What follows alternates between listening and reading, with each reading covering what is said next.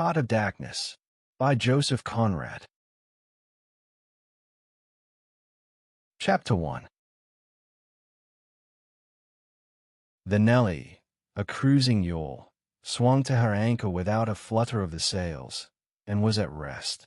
The flood had made, the wind was nearly calm, and being bound down the river, the only thing for it was to come to and wait for the turn of the tide.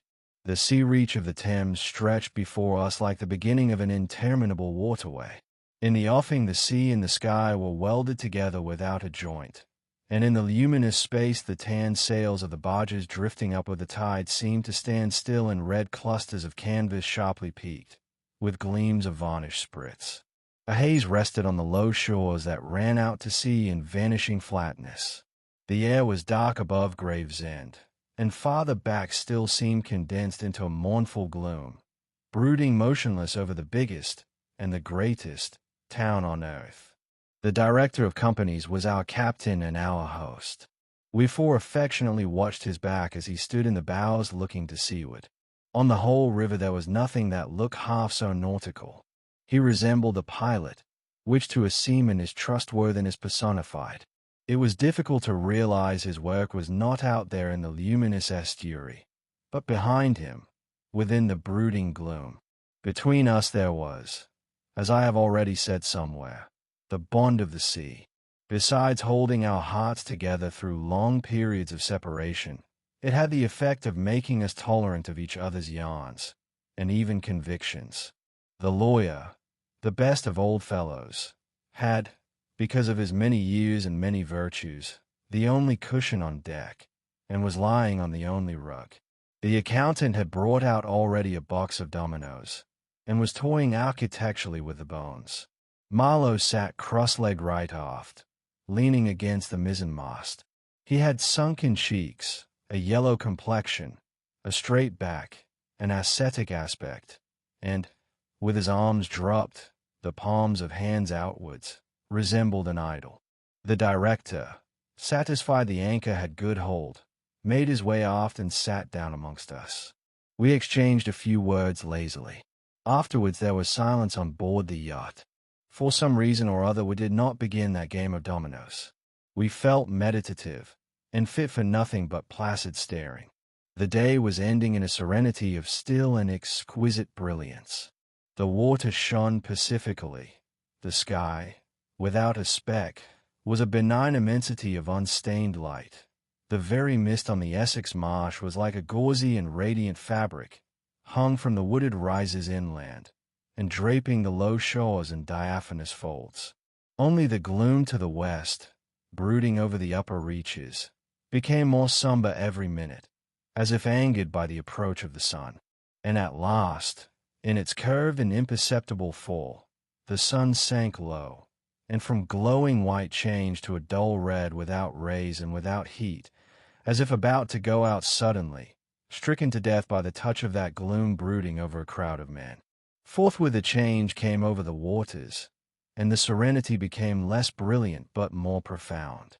The old river in its broad reach rested unruffled at the decline of day, after ages of good service done to the race that peopled its banks, spread out in the tranquil dignity of a waterway leading to the uttermost ends of the earth.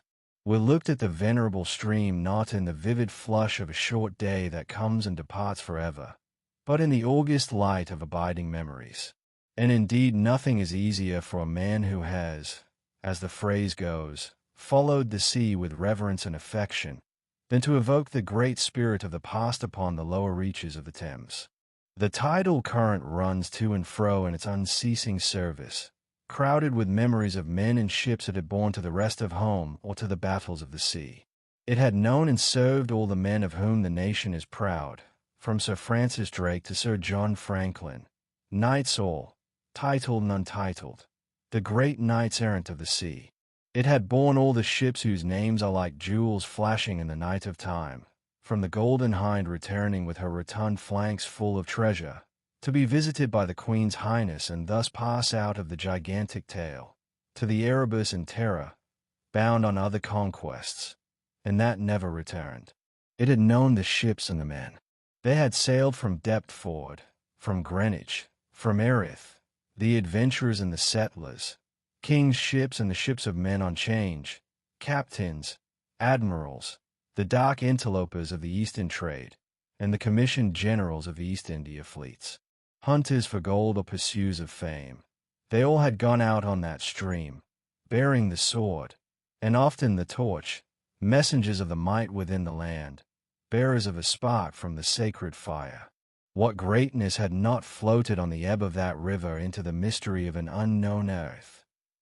The dreams of men, the seed of commonwealths, the germs of empires.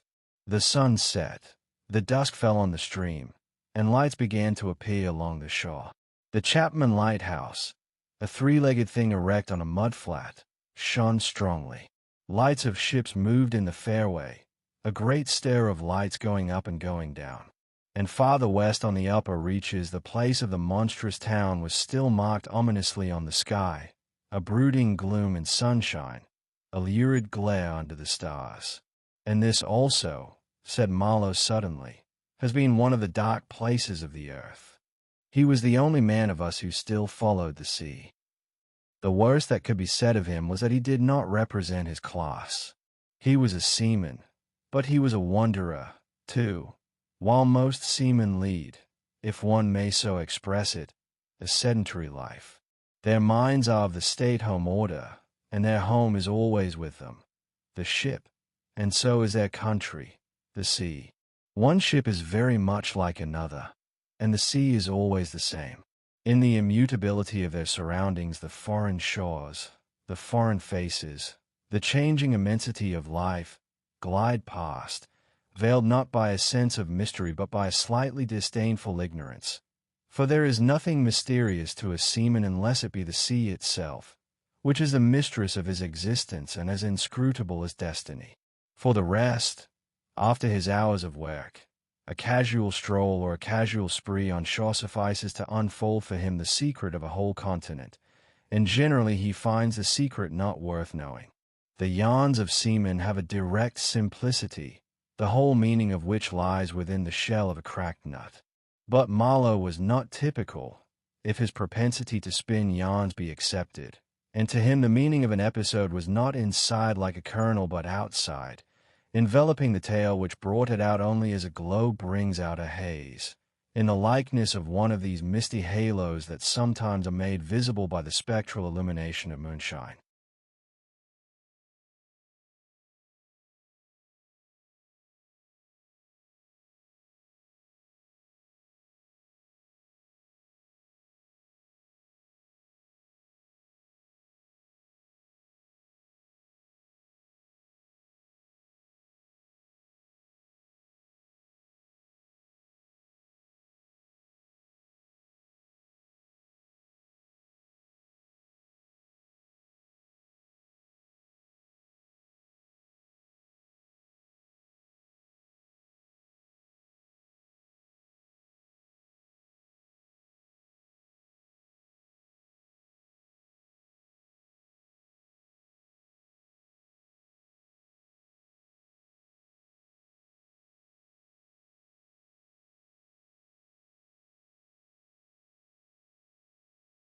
His remark did not seem at all surprising.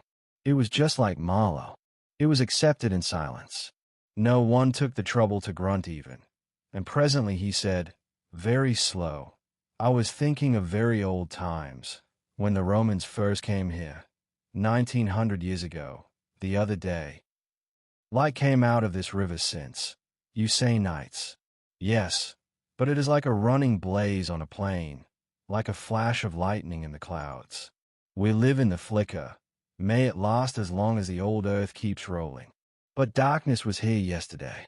Imagine the feelings of a commander of a fine, what do ye call 'em, trireme in the Mediterranean, ordered suddenly to the north, run overland across the Gauls in a hurry, put in charge of one of these craft the legionaries, a wonderful lot of handymen there must have been, too, used to build, apparently by the hundred, in a month or two, if we may believe what we read. Imagine him here, the very end of the world, a sea the color of lead, a sky the color of smoke, a kind of ship about as rigid as a concertina, and going up this river with stores, orders, or what you like. Sandbanks, marshes, forests, savages, precious little to eat fit for a civilized man. Nothing but Thames water to drink. No Falernian wine here. No going ashore. Here and there a military camp lost in a wilderness, like a needle in a bundle of hay. Cold, fog, tempest, disease, exile, and death. Death skulking in the air, in the water, in the bush. They must have been dying like flies here. Oh, yes, he did it. Did it very well, too, no doubt, and without thinking much about it either, except afterwards to brag of what he had gone through in his time. Perhaps they were men enough to face the darkness, and perhaps he was cheered by keeping his eye on a chance of promotion to the fleet at Ravenna by and by, if he had good friends in Rome and survived the awful climate. I'll think of a decent young citizen in a toga, perhaps too much dice, you know, coming out here in the train of some prefect, or tax-gatherer, or trader even, to mend his fortunes. Land in a swamp, march through the woods, and in some inland post feel the savagery, the utter savagery, had closed round him, all that mysterious life of the wilderness that stays in the forest, in the jungles, in the hearts of wild men. There's no initiation either into such mysteries. He has to live in the midst of the incomprehensible, which is also detestable. And it has a fascination, too, that goes to work upon him. The fascination of the abomination. You know, imagine the growing regrets, the longing to escape, the powerless disgust, the surrender, the hate. He paused. Mind, he began again, lifting one arm from the elbow, the palm of the hand outwards, so that, with his legs folded before him, he had the pose of a Buddha preaching in European clothes and without a lotus flower. Mind, none of us would feel exactly like this. What saves us is efficiency, the devotion to efficiency. But these chaps were not much account, really. They were no colonists. Their administration was merely a squeeze, and nothing more, I suspect. They were conquerors, and for that you want only brute force. Nothing to boast of, when you have it, since your strength is just an accident arising from the weakness of others.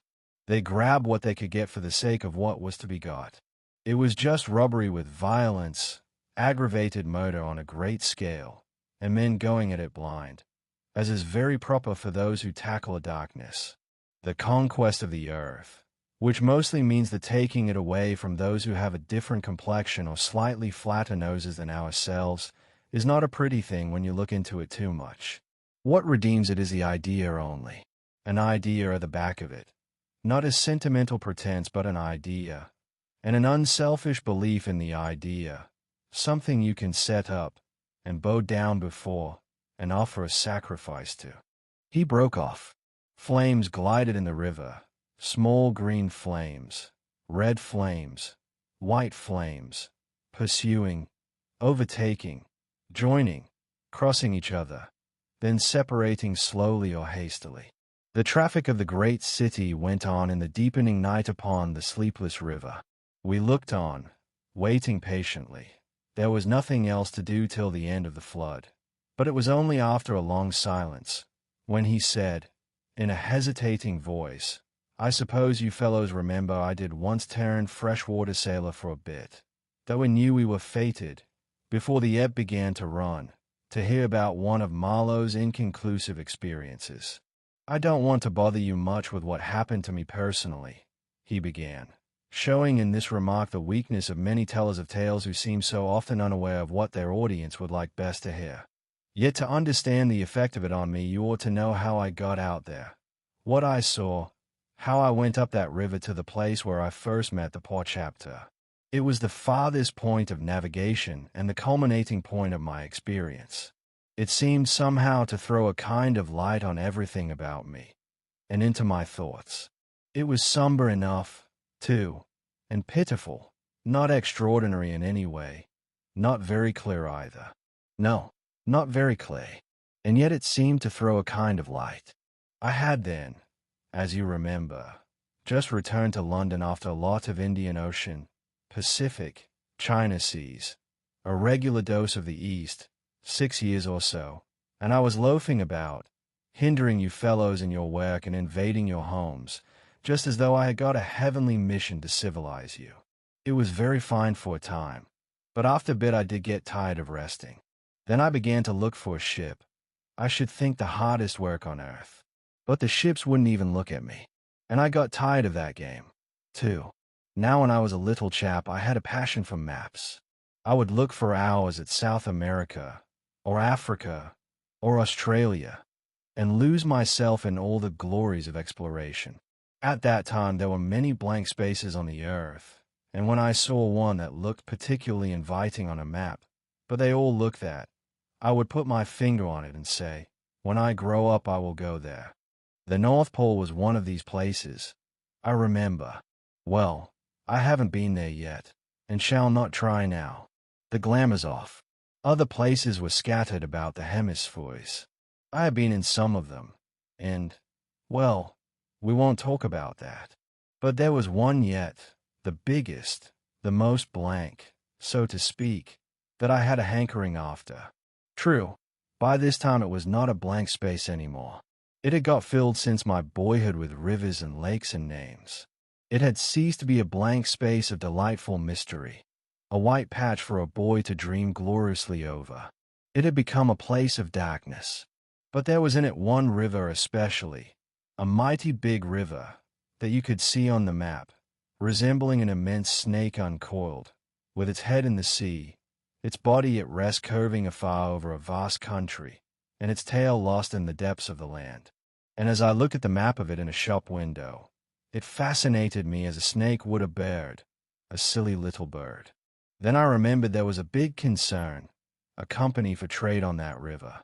Dash it all, I thought to myself, they can't trade without using some kind of craft on that lot of fresh water. Steamboats. Why shouldn't I try to get charge of one? I went on along Fleet Street, but could not shake off the idea. The snake had charmed me. You understand it was a continental concern, that trading society. But I have a lot of relations living on the continent, because it's cheap and not so nasty as it looks, they say.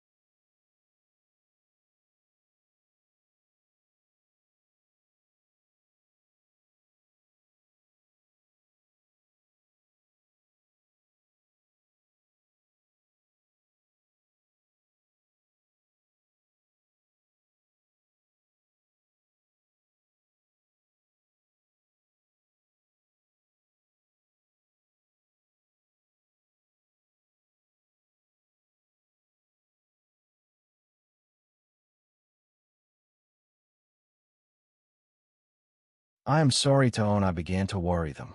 This was already a fresh departure for me. I was not used to get things that way. You know, I always went my own road and on my own legs where I had a mind to go. I wouldn't have believed it of myself. But, then, you see, I felt somehow I must get there by hook or by crook.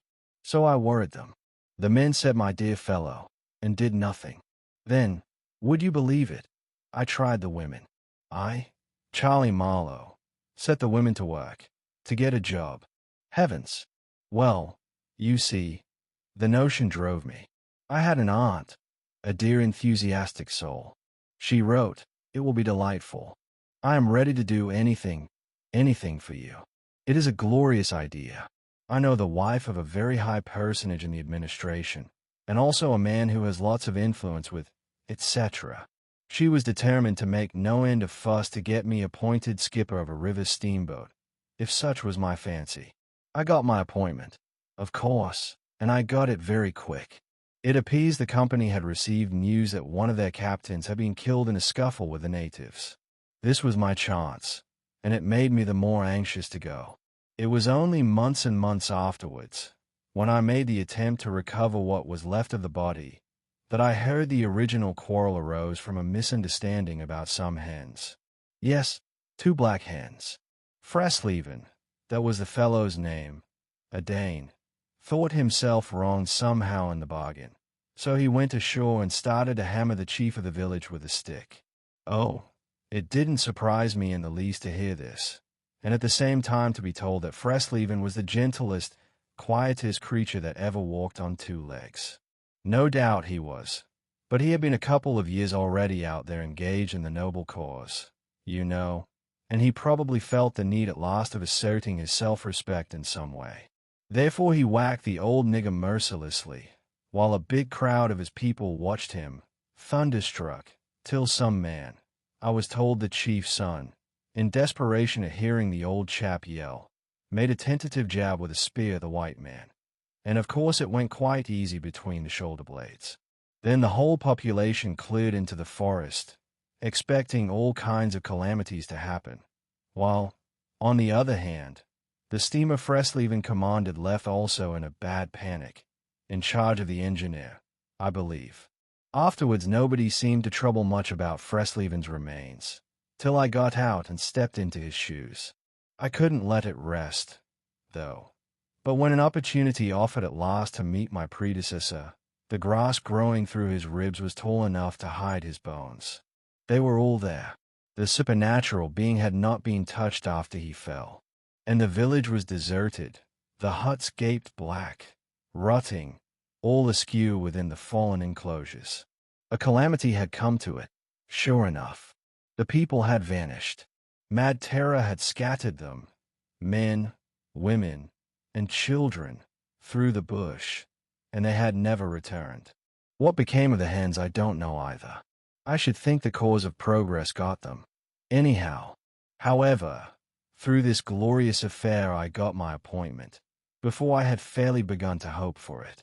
I flew around like mad to get ready, and before 48 hours I was crossing the channel to show myself to my employers, and sign the contract. In a very few hours I arrived in a city that always makes me think of a whited sepulchre. Prejudice, no doubt. I had no difficulty in finding the company's offices. It was the biggest thing in the town, and everybody I met was full of it. They were going to run an overseas empire, and make no end of coin by trade. A narrow and deserted street in deep shadow, high houses, innumerable windows with Venetian blinds, a dead silence, grass sprouting between the stones, imposing carriage archways right and left, immense double doors standing ponderously ajar. I slipped through one of these cracks, went up a swept and ungarnished staircase, as arid as a desert, and opened the first door I came to. 2 women, one fat and the other slim, sat on straw-bottomed chairs, knitting black wool. The slim one got up and walked straight at me, still knitting with downcast eyes, and only just as I began to think of getting out of her way, as you would for a somnambulist, stood still, and looked up. Her dress was as plain as an umbrella cover, and she turned round without a word and preceded me into a waiting room. I gave my name, and looked about. Deal table in the middle, plain chairs all round the walls, on one end a large shining map, marked with all the colors of a rainbow. There was a vast amount of red, good to see at any time, because one knows that some real work is done in there, a juice of a lot of blue, a little green, smears of orange, and, on the East Coast, a purple patch, to show where the jolly pioneers of progress drink the jolly lager bay. However, I wasn't going into any of these. I was going into the yellow, dead in the center, and the river was there, fascinating, deadly, like a snake. Off, a door opened, a white-haired secretarial head, but wearing a compassionate expression, appeared, and a skinny forefinger beckoned me into the sanctuary. Its light was dim, and a heavy writing desk squatted in the middle. From behind that structure came out an impression of pale plumpness in a frock coat. The great man himself. He was 5'6", I should judge, and had his grip on the handle end of ever so many millions. He shook hands. I fancy, murmured vaguely, was satisfied with my French. Bon voyage. In about 4 to 5 seconds I found myself again in the waiting room with a compassionate secretary, who, full of desolation and sympathy, made me sign some document. I believe I undertook amongst other things not to disclose any trade secrets. Well, I'm not going to. I began to feel slightly uneasy. You know I am not used to such ceremonies, and there was something ominous in the atmosphere. It was just as though I had been let into some conspiracy. I don't know. Something not quite right. And I was glad to get out. In the outer room, the two women knitted black wool feverishly. People were arriving, and the younger one was walking back and forth introducing them. The old one sat on her chair. Her flat cloth slippers were propped up on a foot warmer, and a cat reposed on her lap. She wore a starched white affair on her head, had a wart on one cheek, and silver-rimmed spectacles hung on the tip of her nose. She glanced at me above the glasses. The swift and indifferent placidity of that look troubled me. Two youths with foolish and cheery countenances were being piloted over, and she threw at them the same quick glance of unconcerned wisdom. She seemed to know all about them and about me, too. An eerie feeling came over me. She seemed uncanny and fateful. Often far away there I thought of these two, guarding the door of darkness, knitting black wool as for a warm pall, one introducing continuously to the unknown, the other scrutinizing the cheery and foolish faces with unconcerned old eyes. Ave, old knitter of black wool, more cheery te salutant. Not many of those she looked at ever saw her again, not half, by a long way.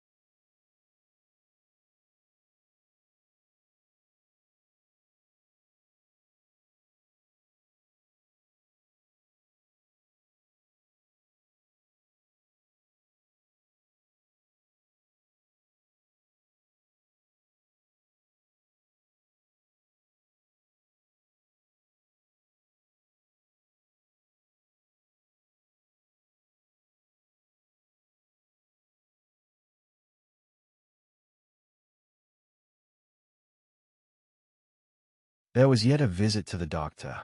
A simple formality, assured me the secretary, with an air of taking an immense part in all my sorrows.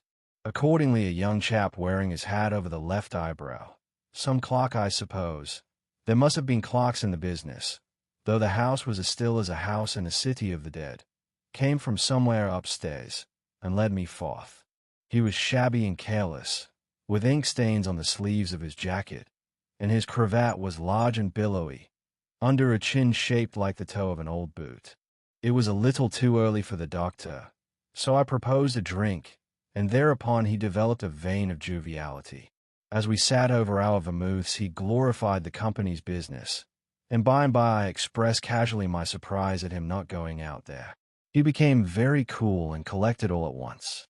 "I'm not such a fool as I look," quoth Plato to his disciples. He said sententiously, emptied his glass with great resolution, and we rose. The old doctor felt my pulse, evidently thinking of something else the while. Good for there," he mumbled, and then with a certain eagerness asked me whether I would let him measure my head. Rather surprised, I said yes, when he produced a thing like calipers and got the dimensions back and front in every way, taking notes carefully. He was an unshaven little man in a threadbare coat like a gabardine, with his feet in slippers, and I thought him a harmless fool. "I always ask leave, in the interests of science, to measure the crania of those going out there," he said. "And when they come back, too." I asked. "Oh, I never see them," he remarked. "And, moreover, the changes take place inside, you know." He smiled, as if at some quiet joke. "So you are going out there?" Famous. Interesting, too. He gave me a searching glance and made another note. Ever any madness in your family? He asked, in a matter-of-fact tone. I felt very annoyed. Is that question in the interests of science, too? It would be, he said, without taking notice of my irritation. Interesting for science to watch the mental changes of individuals, on the spot. But, are you an alienist? I interrupted. Every doctor should be. A little, answered that original, imperturbably. I have a little theory which you messes who go out there must help me to prove. This is my share in the advantages my country shall reap from the possession of such a magnificent dependency. The mere wealth I leave to others. Pardon my questions, but you are the first Englishman coming under my observation. I hastened to assure him I was not in the least typical. If I were, said I wouldn't be talking like this with you. What you say is rather profound, and probably erroneous, he said, with a laugh. Avoid irritation more than exposure to the sun. Adieu. How do you English say? Goodbye. Ah, goodbye. Adieu. In the tropics one must before everything keep calm. He lifted a warning forefinger. Do calm, do calm. One thing more remained to do. Say goodbye to my excellent aunt. I found her triumphant.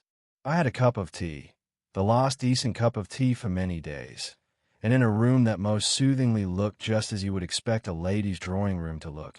We had a long quiet chat by the fireside. In the course of these confidences it became quite plain to me I had been represented to the wife of the high dignitary, and goodness knows to how many more people besides, as an exceptional and gifted creature, a piece of good fortune for the company, a man you don't get hold of every day. Good heavens! And I was going to take charge of a 2.5-penny river steamboat with a penny whistle attached. It appeared, however, I was also one of the workers, with a capital, you know, something like an emissary of light, something like a lower sort of apostle.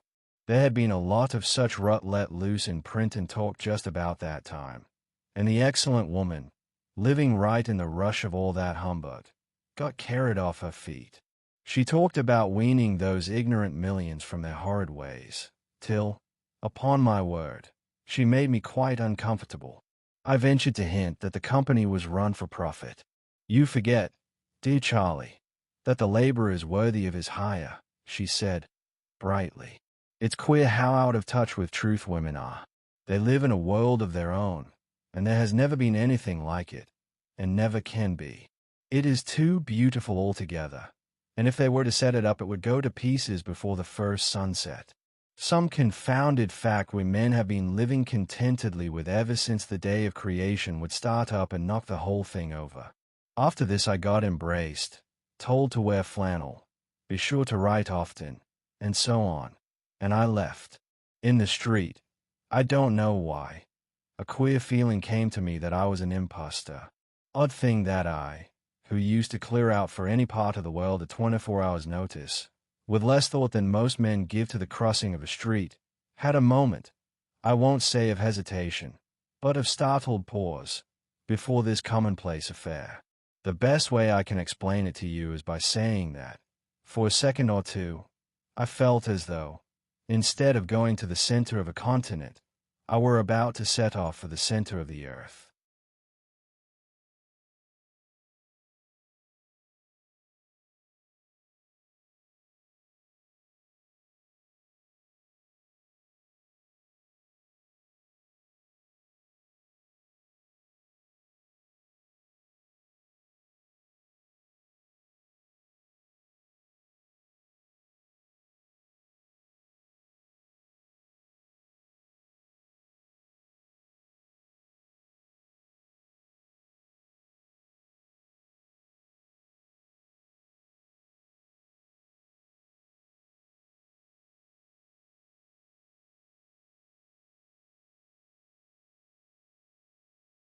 I left in a French steamer, and she called in every blamed port they have out there, for, as far as I could see, the sole purpose of landing soldiers and custom house officers.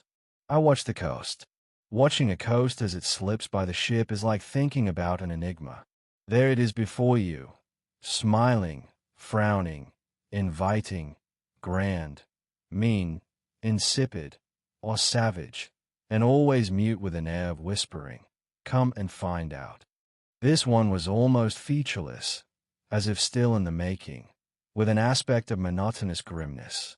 The edge of a colossal jungle, so dark green as to be almost black, fringed with white surf, ran straight, like a ruled line, far, far away along a blue sea whose glitter was blurred by creeping mist. The sun was fierce. The land seemed to glisten and drip with steam. Here and there grayish-whitish specks showed up clustered inside the white surf, with a flag flying above them perhaps. Settlements some centuries old, and still no bigger than pinheads on the untouched expanse of their background. We pounded along, stopped, landed soldiers, went on, landed custom-house clocks to Levi toll in what looked like a godforsaken wilderness, with a tin shed and a flagpole lost in it, landed more soldiers, to take care of the custom-house clocks, presumably. Some, I heard, got drowned in the surf, but whether they did or not, nobody seemed particularly to care. They were just flung out there, and on we went. Every day the coast looked the same, as though we had not moved. But we passed various places, trading places, with names like Grand Bass Sam, Little Popo, names that seemed to belong to some sordid farce acted in front of a sinister backcloth. The idleness of a passenger, my isolation amongst all these men with whom I had no point of contact, the oily and languid sea, the uniform somberness of the coast, seemed to keep me away from the truth of things, within the toil of a mournful and senseless delusion. The voice of the surf heard now and then was a positive pleasure, like the speech of a brother. It was something natural, that had its reason, that had a meaning. Now and then a boat from the shore gave one a momentary contact with reality. It was paddled by black fellows. You could see from afar the white of their eyeballs glistening. They shouted, sang. Their bodies streamed with perspiration. They had faces like grotesque masks, these chaps, but they had bone, muscle, a wild vitality, an intense energy of movement that was as natural and true as the surf along their coast. They wanted no excuse for being there. They were a great comfort to look at. For a time I would feel I belonged still to a world of straightforward facts, but the feeling would not last long. Something would turn up to scare it away. Once, I remember, we came upon a man-o-war anchored off the coast. There wasn't even a shed there, and she was shelling the bush. It appears the French had one of their wars going on thereabouts. Her ensign dropped limp like a rag. The muzzles of the long 6-inch guns stuck out all over the low hull. The greasy, slimy swell swung her up lazily and let her down, swaying her thin mass. In the empty immensity of earth, sky, and water, there she was, incomprehensible, firing into a continent. Pop would go one of the 6-inch guns. A small flame would dart and vanish. A little white smoke would disappear. A tiny projectile would give a feeble screech, and nothing happened. Nothing could happen. There was a touch of insanity in the proceeding, a sense of lugubrious drollery in the sight, and it was not dissipated by somebody on board assuring me earnestly there was a camp of natives. He called them enemies, hidden out of sight somewhere. We gave her letters. I heard the men in that lonely ship were dying of fever at the rate of 3 a day, and went on. We called at some more places with farcical names, where the merry dance of death and trade goes on in a still and earthy atmosphere as of an overheated catacomb, all along the formless coast bordered by dangerous surf, as if nature herself had tried to ward off intruders. In and out of rivers, streams of death and life, whose banks were rutting into mud, whose waters, thickened into slime, invaded the contorted mangroves that seemed to writhe at us in the extremity of an impotent despair. Nowhere did we stop long enough to get a particularized impression, but the general sense of vague and oppressive wonder grew upon me. It was like a weary pilgrimage amongst hints for nightmares. It was upward of 30 days before I saw the mouth of the big river. We anchored off the seat of the government. But my work would not begin till some 200 miles farther on. So as soon as I could, I made a start for a place 30 miles higher up. I had my passage on a little sea-going steamer. Her captain was a Swede, and knowing me for a seaman, invited me on the bridge. He was a young man, lean, fair, and morose, with lanky hair and a shuffling gait. As we left the miserable little wharf, he tossed his head contemptuously at the shore. "Been living there?" he asked. I said, "Yes." "Fine lot these government chaps, are they not?" he went on, speaking English with great precision and considerable bitterness. "It is funny what some people will do for a few francs a month. I wonder what becomes of that kind when it goes up country." I said to him I expected to see that soon. "So?" he exclaimed. He shuffled athwart, keeping one eye ahead vigilantly. "Don't be too sure," he continued. "The other day I took up a man who hanged himself on the road. He was a Swede, too." "Hanged himself? Why, in God's name?" I cried. He kept on looking out watchfully. "Who knows? The sun too much for him, or the country perhaps." At last we opened a reach. A rocky cliff appeared, mounds of turned-up earth by the shore, houses on a hill, others with iron roofs, amongst a waste of excavations, or hanging to the declivity. A continuous noise of the rapids above hovered over this scene of inhabited devastation. A lot of people, mostly black and naked, moved about like ants. A jetty projected into the river. A blinding sunlight drowned all this at times in a sudden recrudescence of glare. "There's your company station," said the Swede, pointing to 3 wooden barrack-like structures on the rocky slope. "I will send your things up." 4 boxes, did you say? "So. Fee well." I came upon a boiler wallowing in the grass, then found a path leading up the hill. It turned aside for the boulders, and also for an undersized railway truck lying there on its back with its wheels in the air. One was off. The thing looked as dead as the carcass of some animal. I came upon more pieces of decaying machinery, a stack of rusty rails. To the left a clump of trees made a shady spot, where dark things seemed to stir feebly. I blinked. The path was steep. A horn tooted to the right, and I saw the black people run. A heavy and dull detonation shook the ground. A puff of smoke came out of the cliff, and that was all. No change appeared on the face of the rock. They were building a railway.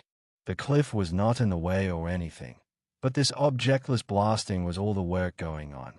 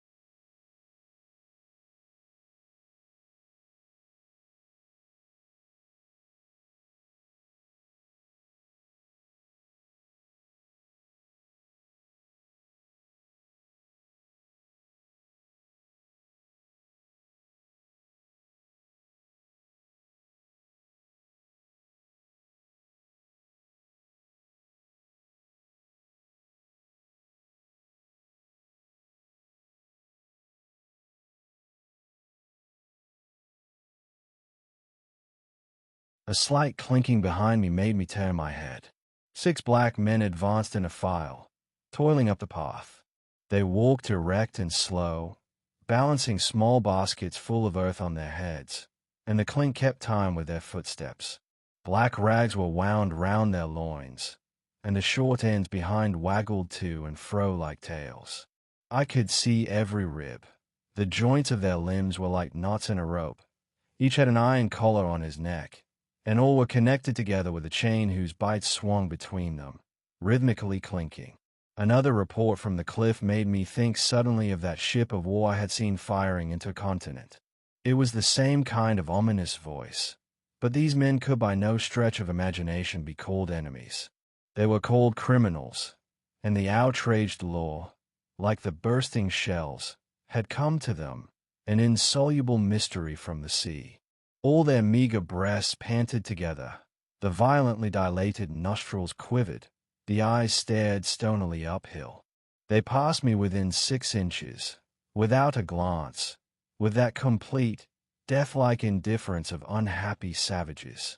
Behind this raw matter one of the reclaimed, the product of the new forces at work, strolled despondently, carrying a rifle by its middle. He had a uniform jacket with one button off, and seeing a white man on the path, hoisted his weapon to his shoulder with alacrity. This was simple prudence, white men being so much alike at a distance that he could not tell who I might be. He was speedily reassured, and with a large, white, rascally grin, and a glance at his charge, seemed to take me into partnership in his exalted trust. After all, I also was a part of the great cause of these high and just proceedings. Instead of going up, I turned and descended to the left. My idea was to let that chain gang get out of sight before I climbed the hill. You know I am not particularly tender. I've had to strike and to fend off. I've had to resist and to attack sometimes. That's only one way of resisting, without counting the exact cost, according to the demands of such sort of life as I had blundered into. I've seen the devil of violence, and the devil of greed, and the devil of hot desire.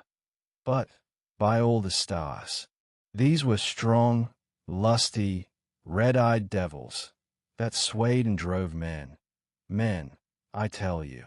But as I stood on this hillside, I foresaw that in the blinding sunshine of that land I would become acquainted with a flabby, pretending, weak-eyed devil of a rapacious and pitiless folly. How insidious he could be, too, I was only to find out several months later and 1,000 miles farther. For a moment I stood appalled, as though by a warning. Finally I descended the hill, obliquely, towards the trees I had seen.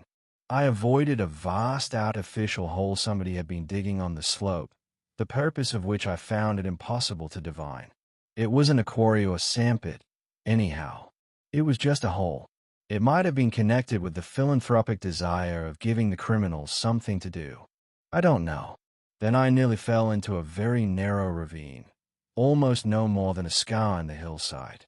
I discovered that a lot of imported drainage pipes for the settlement had been tumbled in there. There wasn't one that was not broken. It was a wanton smash-up. At last I got under the trees.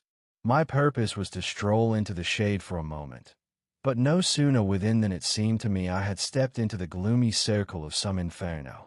The rapids were near, and an uninterrupted, uniform, headlong, rushing noise filled the mournful stillness of the grove, where not a breath stirred, not a leaf moved, with a mysterious sound, as though the tearing pace of the launched earth had suddenly become audible.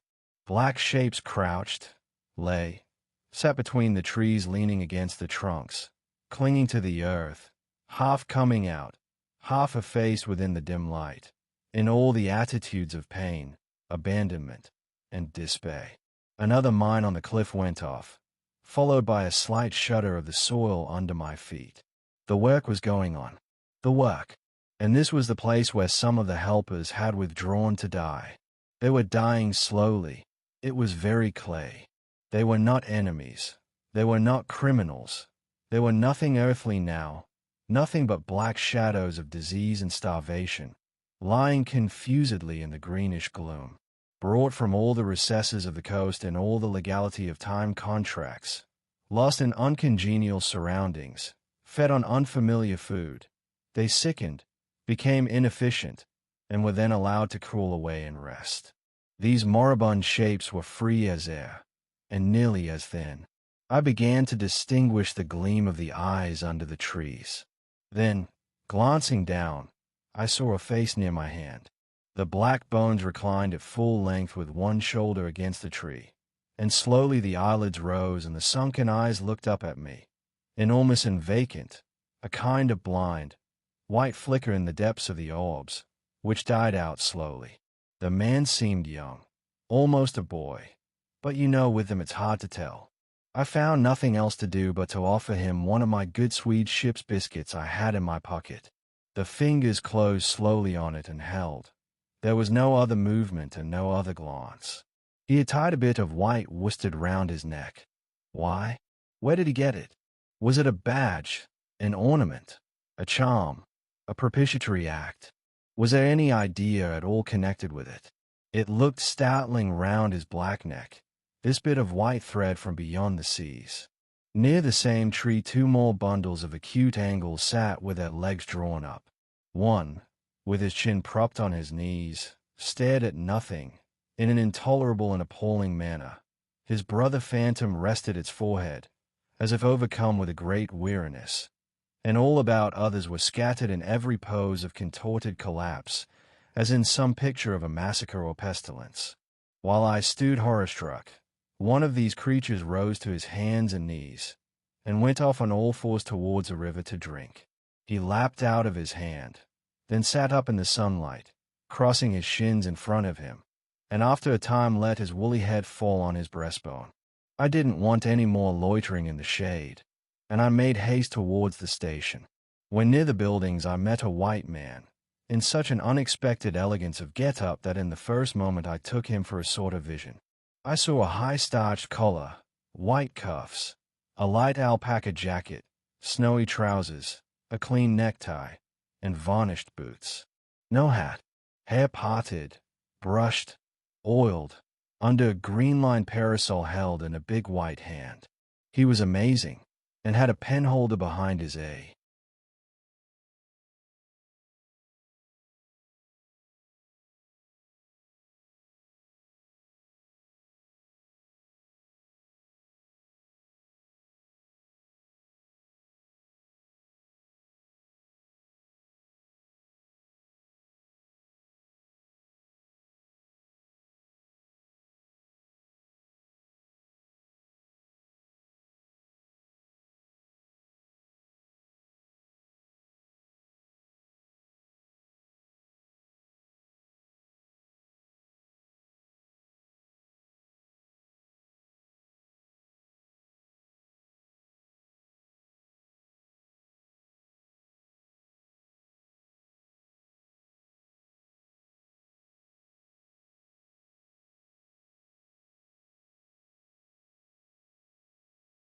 I shook hands with this miracle, and I learned he was the company's chief accountant, and that all the bookkeeping was done at this station.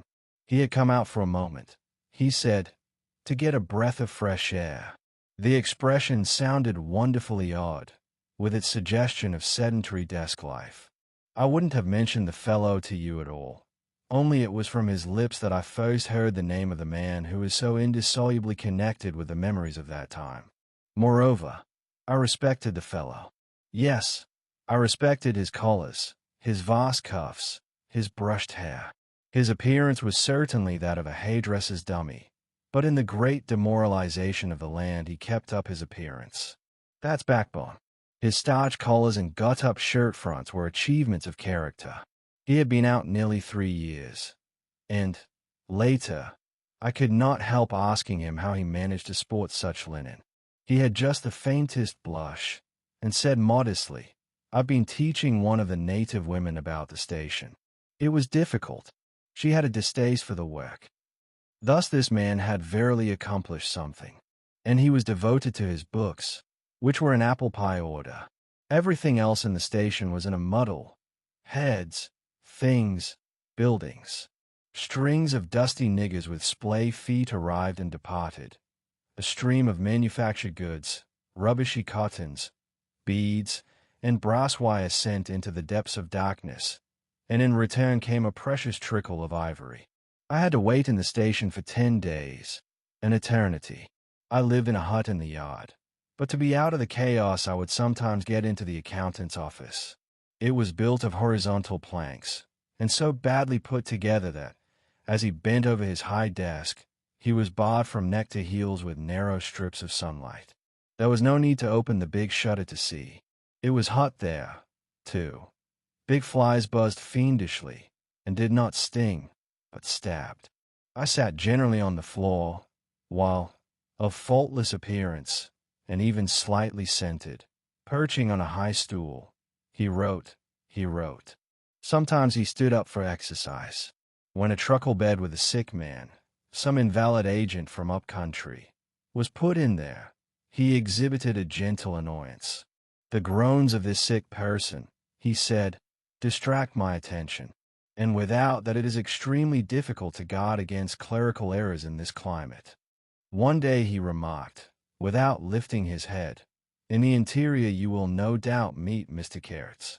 On my asking who Mr. Kurtz was, he said he was a first-class agent, and seeing my disappointment at this information, he added slowly, laying down his pen, he is a very remarkable person. Further questions elicited from him that Mr. Kurtz was at present in charge of a trading post, a very important one, in the true ivory country, at the very bottom of there. Sends in as much ivory as all the others put together. He began to write again. The sick man was too ill to groan. The flies buzzed in a great peace.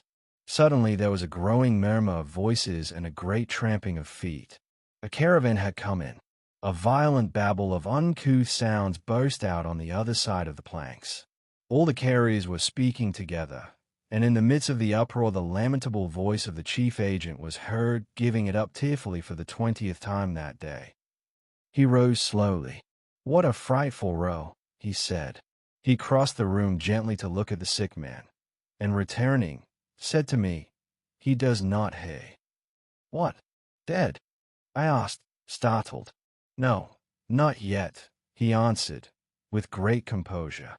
Then, alluding with a toss of the head to the tumult in the station yard, "When one has got to make correct entries, one comes to hate those savages, hate them to the death." He remained thoughtful for a moment.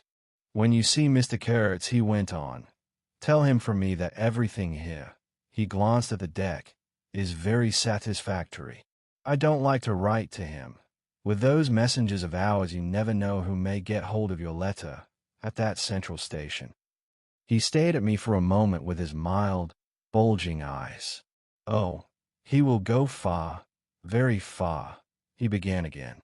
"He will be a somebody in the administration before long. They, above, the council in Europe, you know, mean him to be." He turned to his work. The noise outside had ceased, and presently in going out I stopped at the door. In the steady buzz of flies the homeward-bound agent was lying finished and insensible. The other, bent over his books, was making correct entries of perfectly correct transactions, and 50 feet below the doorstep I could see the still treetops of the Grove of Death. Next day I left that station at last, with a caravan of 60 men, for a 200-mile tramp.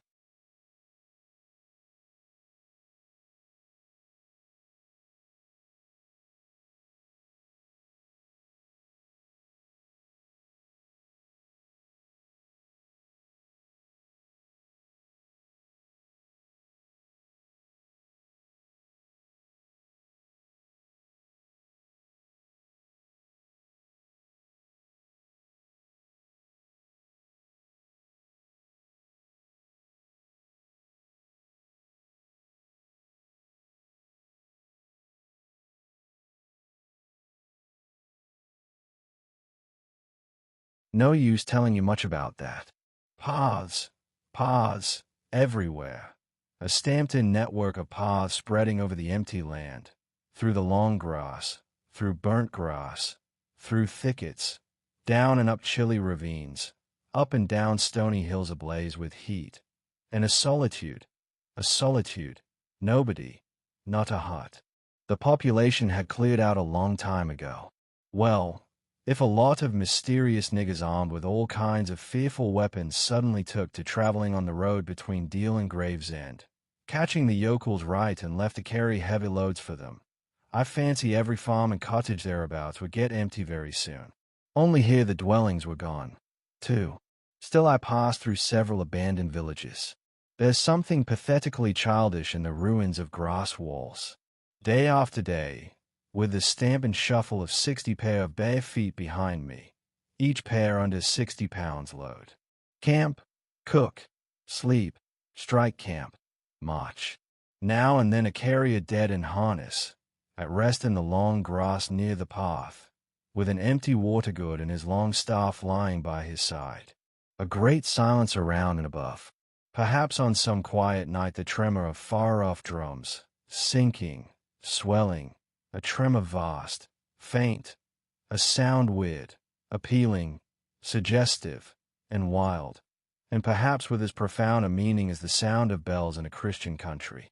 Once a white man in an unbuttoned uniform, camping on the path with an armed escort of Lanks Zanzibaris, very hospitable and festive, not to say drunk, was looking after the upkeep of the road, he declared. Can't say I saw any road or any upkeep, unless the body of a middle-aged Negro, with a bullet hole in the forehead, upon which I absolutely stumbled 3 miles farther on, may be considered as a permanent improvement. I had a white companion, too, not a bad chap, but rather too fleshy and with the exasperating habit of fainting on the hot hillsides, miles away from the least bit of shade and water. Annoying, you know, to hold your own coat like a parasol over a man's head while he is coming to. I couldn't help asking him once what he meant by coming there at all. To make money, of course. What do you think? He said, scornfully. Then he got fever and had to be carried in a hammock slung under a pole. As he weighed 16 stone, I had no end of rows with the carriers. They jibbed, ran away, sneaked off with their loads in the night. Quite a mutiny. So, one evening, I made a speech in English with gestures, not one of which was lost to the 60 pairs of eyes before me, and the next morning I started the hammock off in front all right. An hour afterwards I came upon the whole concern wrecked in a bush. Man, hammock, groans, blankets, horrors. The heavy pole had skinned his poor nose. He was very anxious for me to kill somebody, but there wasn't the shadow of a carrier near. I remembered the old doctor. It would be interesting for science to watch the mental changes of individuals on the spot. I felt I was becoming scientifically interesting. However, all that is to no purpose. On the 15th day I came in sight of the big river again, and hobbled into the central station. It was on a backwater surrounded by scrub and forest, with a pretty border of smelly mud on one side, and on the 3 others enclosed by a crazy fence of rushes. A neglected gap was all the gate it had, and the first glance of the place was enough to let you see the flabby devil was running that show. White men with long staves in their hands appeared languidly from amongst the buildings, strolling up to take a look at me, and then retired out of sight somewhere. One of them, a stout, excitable chap with black mustaches, informed me with great volubility and many digressions, as soon as I told him who I was, that my steamer was at the bottom of the river. I was thunderstruck. What? How? Why? Oh, it was all right. The manager himself was there. All quite correct. Everybody had behaved splendidly. Splendidly. You must, he said in agitation, go and see the general manager at once. He is waiting. I did not see the real significance of that wreck at once. I fancy I see it now, but I am not sure. Not at all. Certainly the affair was too stupid, when I think of it, to be altogether natural.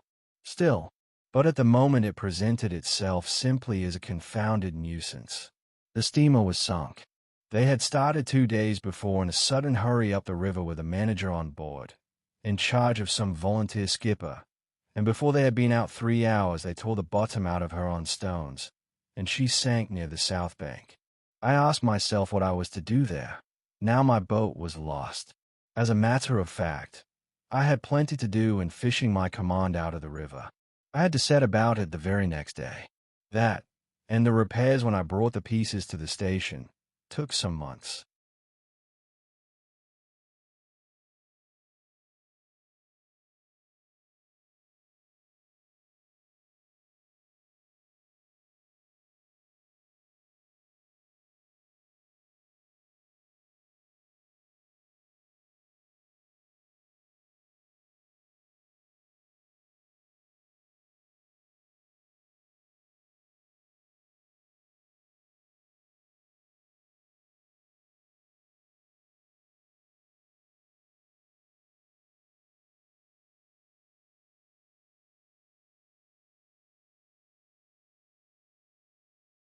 My first interview with the manager was curious. He did not ask me to sit down after my 20-mile walk that morning. He was commonplace in complexion, in features, in manners, and in voice. He was of middle size and of ordinary build. His eyes, of the usual blue, were perhaps remarkably cold, and he certainly could make his glance fall on one as trenchant and heavy as an axe. But even at these times the rest of his person seemed to disclaim the intention. Otherwise there was only an indefinable, faint expression of his lips, something stealthy, a smile.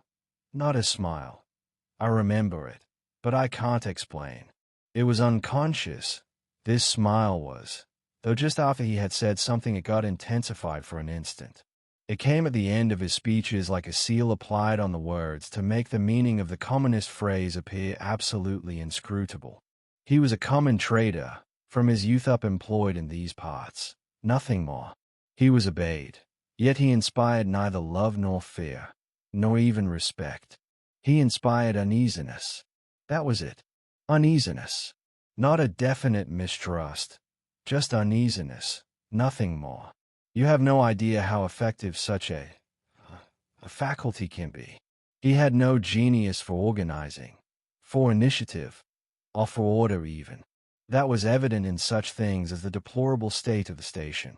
He had no learning, and no intelligence. His position had come to him. Why? Perhaps because he was never ill. He had served 3 terms of 3 years out there. Because triumphant health in the general rout of constitutions is a kind of power in itself. When he went home on leave he rioted on a large scale, pompously. Jack ashore, with a difference, in externals only. This one could gather from his casual talk. He originated nothing. He could keep the routine going. That's all. But he was great. He was great by this little thing that it was impossible to tell what could control such a man. He never gave that secret away. Perhaps there was nothing within him. Such a suspicion made one pause, for out there were no external checks. Once when various tropical diseases had laid low almost every agent in the station, he was heard to say, "Men who come out here should have no entrails." He sealed the utterance with that smile of his, as though it had been a door opening into a darkness he had in his keeping. You fancied you had seen things, but the seal was on. When annoyed at mealtimes by the constant quarrels of the white men about precedence, he ordered an immense round table to be made, for which a special house had to be built. This was the station's mess room. Where he sat was the first place. The rest were nowhere. One felt this to be his unalterable conviction. He was neither civil nor uncivil. He was quiet. He allowed his boy, an overfed young Negro from the coast, to treat the white men, under his very eyes, with provoking insolence. He began to speak as soon as he saw me. I had been very long on the road. He could not wait. Had to start without me. The upriver stations had to be relieved.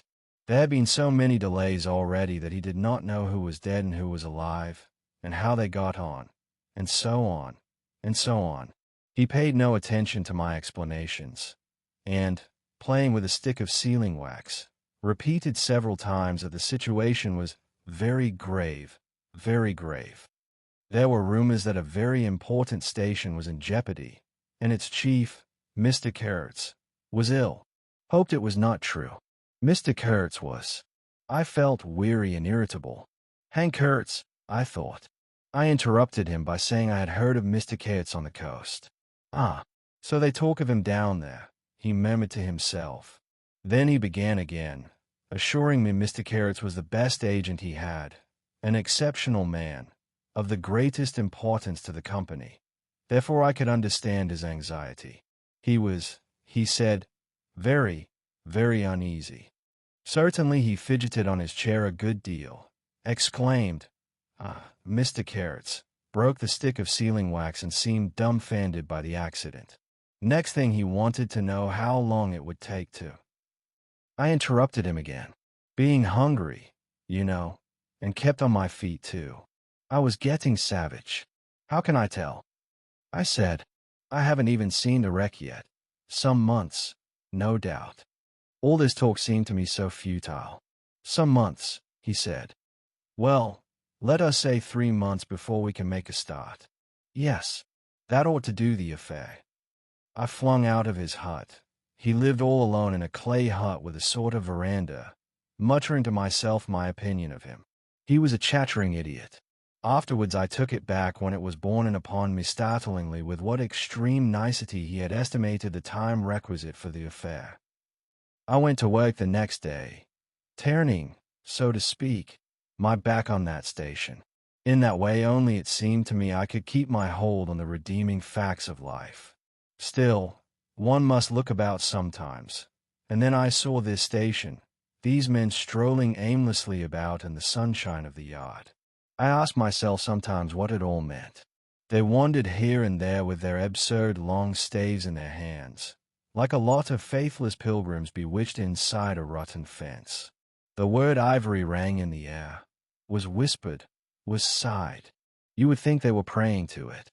A taint of imbecile rapacity blew through it all, like a whiff from some copse. By Jove, I've never seen anything so unreal in my life. And outside, the silent wilderness surrounding this cleared speck on the earth struck me as something great and invincible, like evil or truth, waiting patiently for the passing away of this fantastic invasion. Oh, these months. Well, never mind. Various things happened. One evening a grass shed full of calico, cotton prints, beads, and I don't know what else, burst into a blaze so suddenly that you would have thought the earth had opened to let an avenging fire consume all that trash. I was smoking my pipe quietly by my dismantled steamer, and saw them all cutting capers in the light, with their arms lifted high, when the stout man with mustaches came tearing down to the river, a tin pail in his hand, assured me that everybody was behaving splendidly, dipped about a quart of water and tore back again. I noticed there was a hole in the bottom of his pail.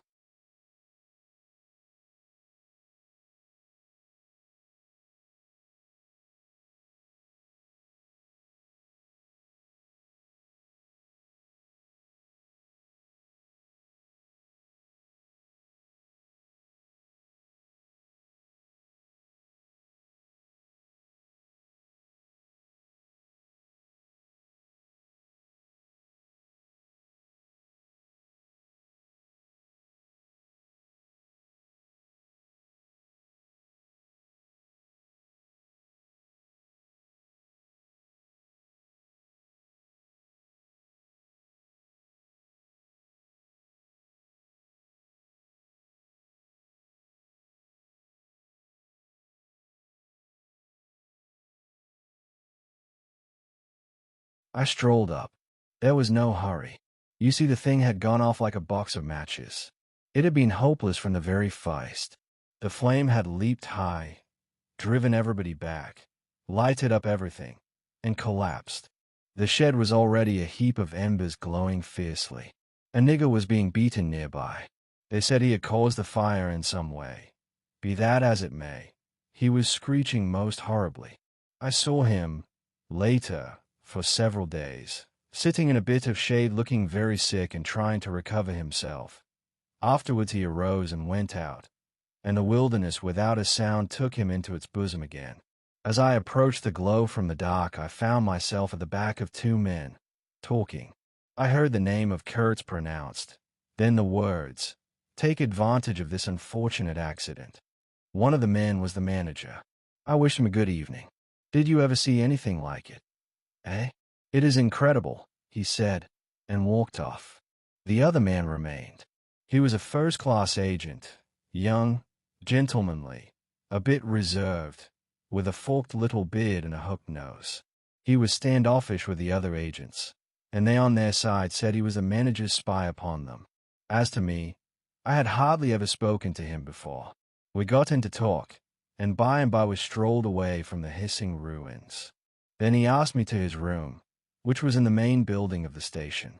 He struck a match, and I perceived that this young aristocrat had not only a silver-mounted dressing case but also a whole candle all to himself.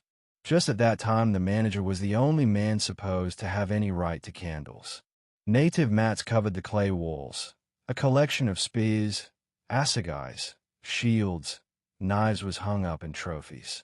The business entrusted to this fellow was the making of bricks, so I had been informed. But there wasn't a fragment of a brick anywhere in the station, and he had been there more than a year, waiting. It seems he could not make bricks without something. I don't know what. Straw maybe. Anyway, it could not be found there, and as it was not likely to be sent from Europe, it did not appear clear to me what he was waiting for. An act of special creation, perhaps. However, they were all waiting, all the 16 or 20 pilgrims of them, for something, and upon my word it did not seem an uncongenial occupation, from the way they took it, though the only thing that ever came to them was disease, as far as I could see. They beguiled the time by backbiting and intriguing against each other in a foolish kind of way. There was an air of plotting about that station, but nothing came of it, of course.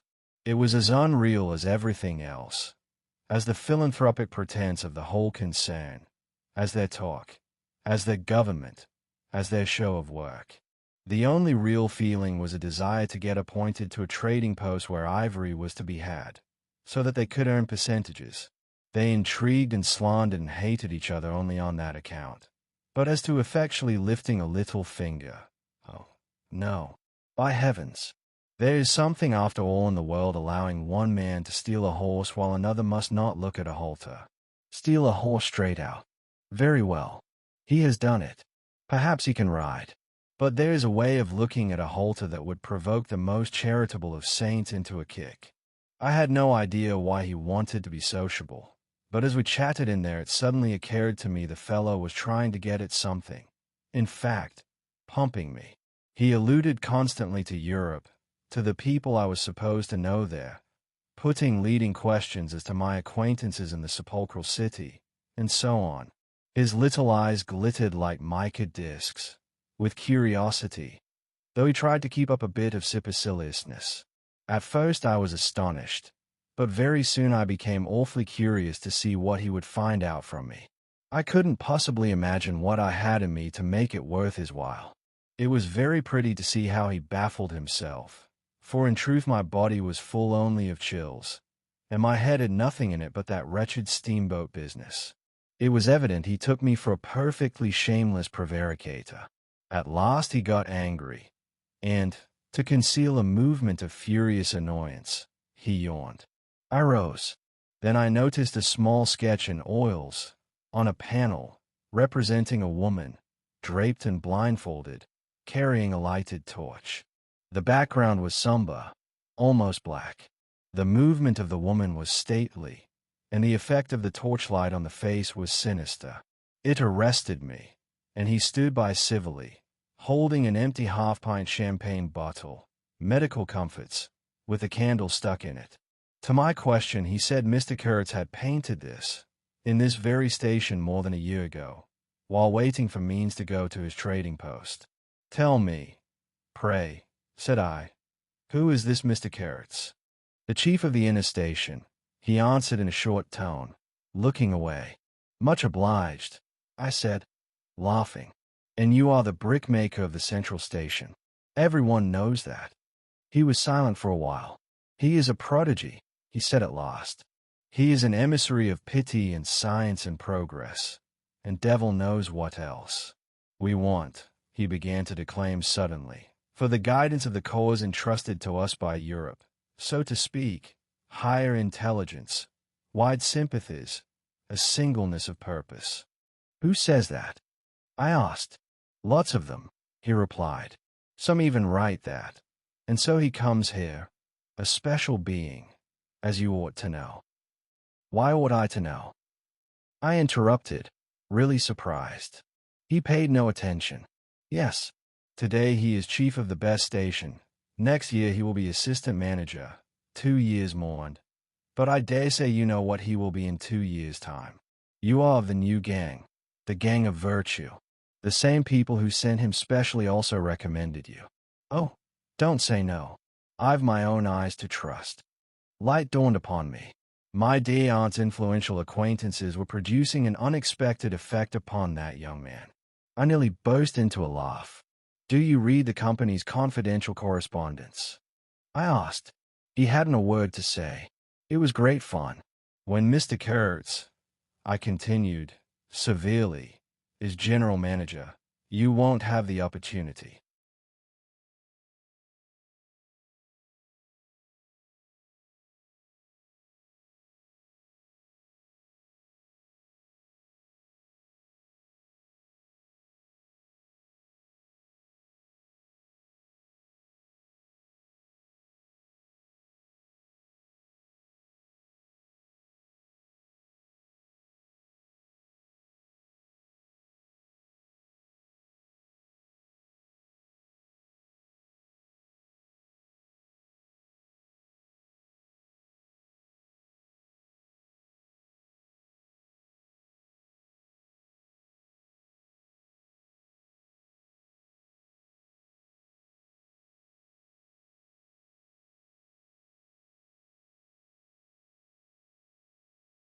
He blew the candle out suddenly, and we went outside.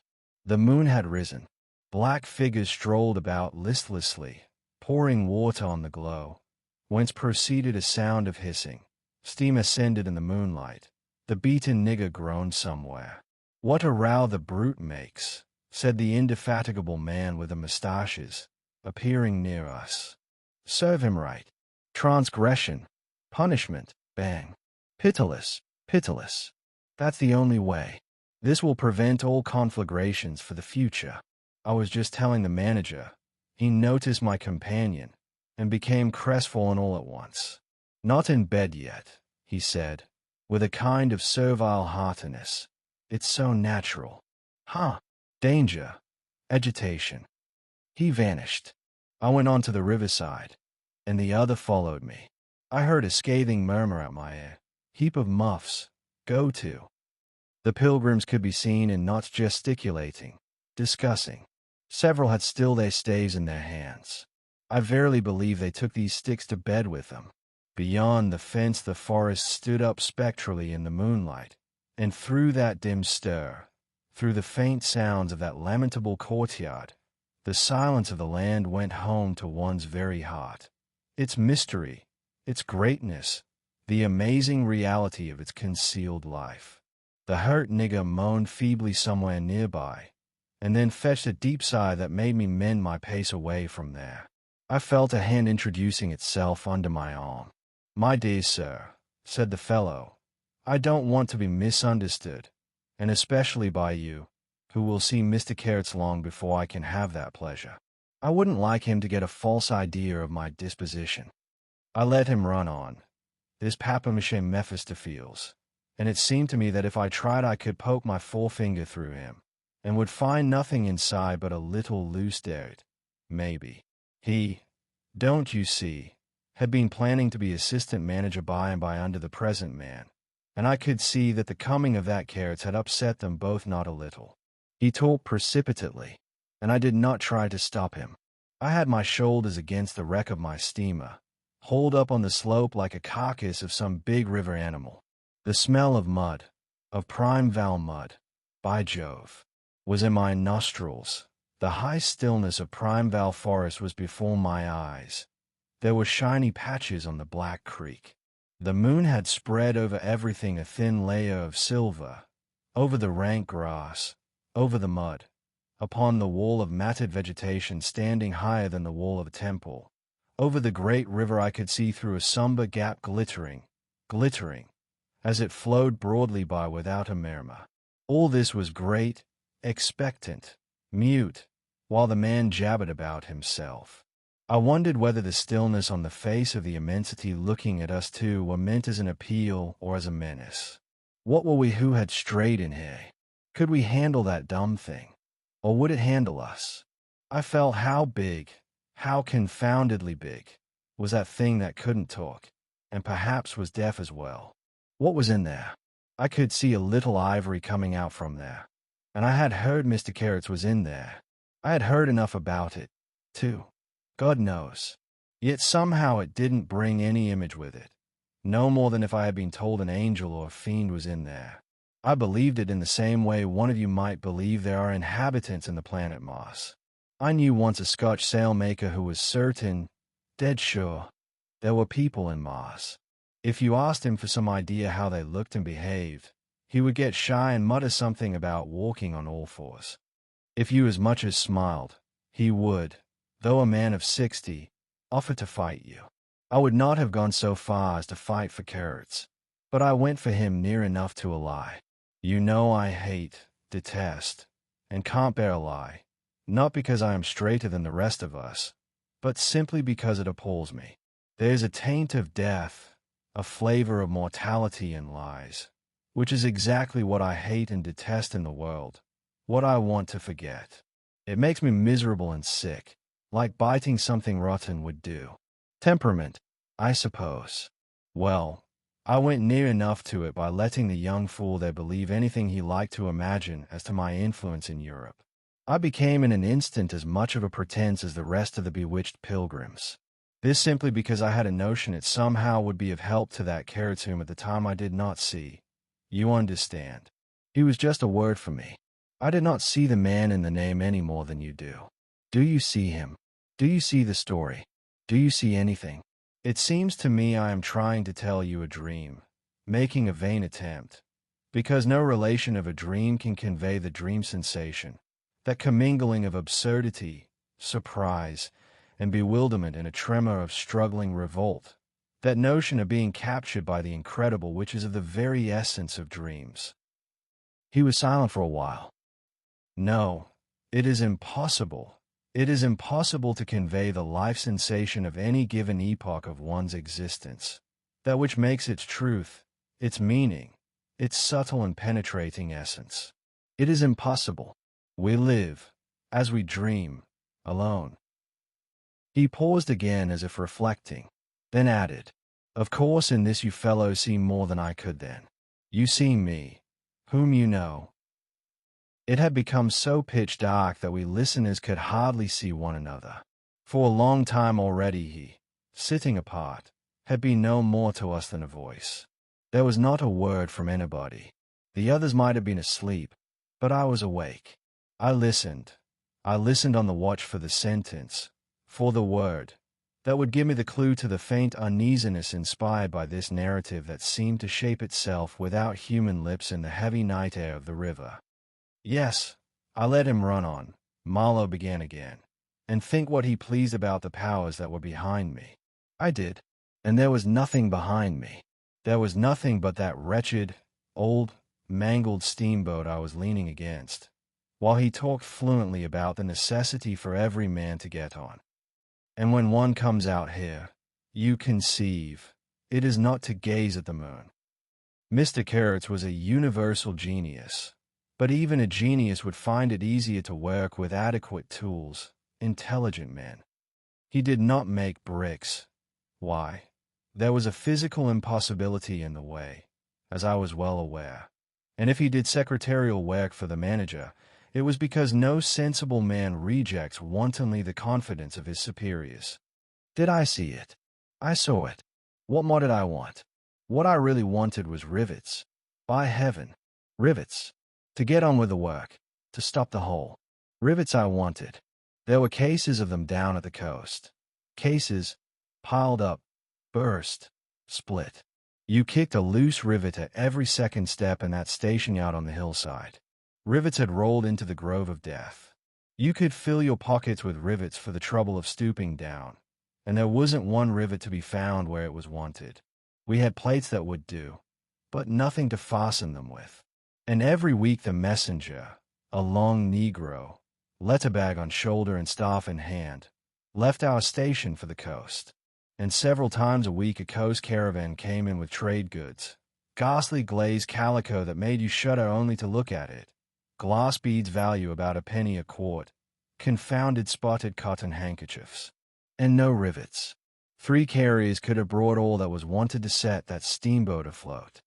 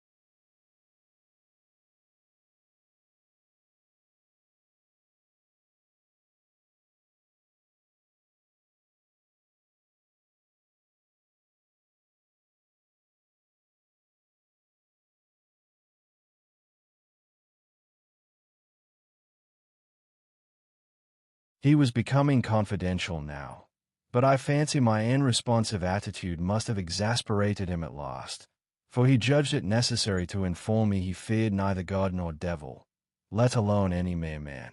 I said I could see that very well, but what I wanted was a certain quantity of rivets, and rivets were what really Mr. Kurtz wanted, if he had only known it. Now letters went to the coast every week. "My dear sir," he cried, "I write from dictation." I demanded rivets. There was a way, for an intelligent man. He changed his manner, became very cold, and suddenly began to talk about a hippopotamus. Wondered whether sleeping on board the steamer. I stuck to my salvage night and day. I wasn't disturbed. There was an old hippo that had the bad habit of getting out on the bank and roaming at night over the station grounds. The pilgrims used to turn out in a body and empty every rifle they could lay hands on at him. Some even had sat up o' nights for him. All this energy was wasted, though. "That animal has a charmed life," he said. "But you can say this only of brutes in this country.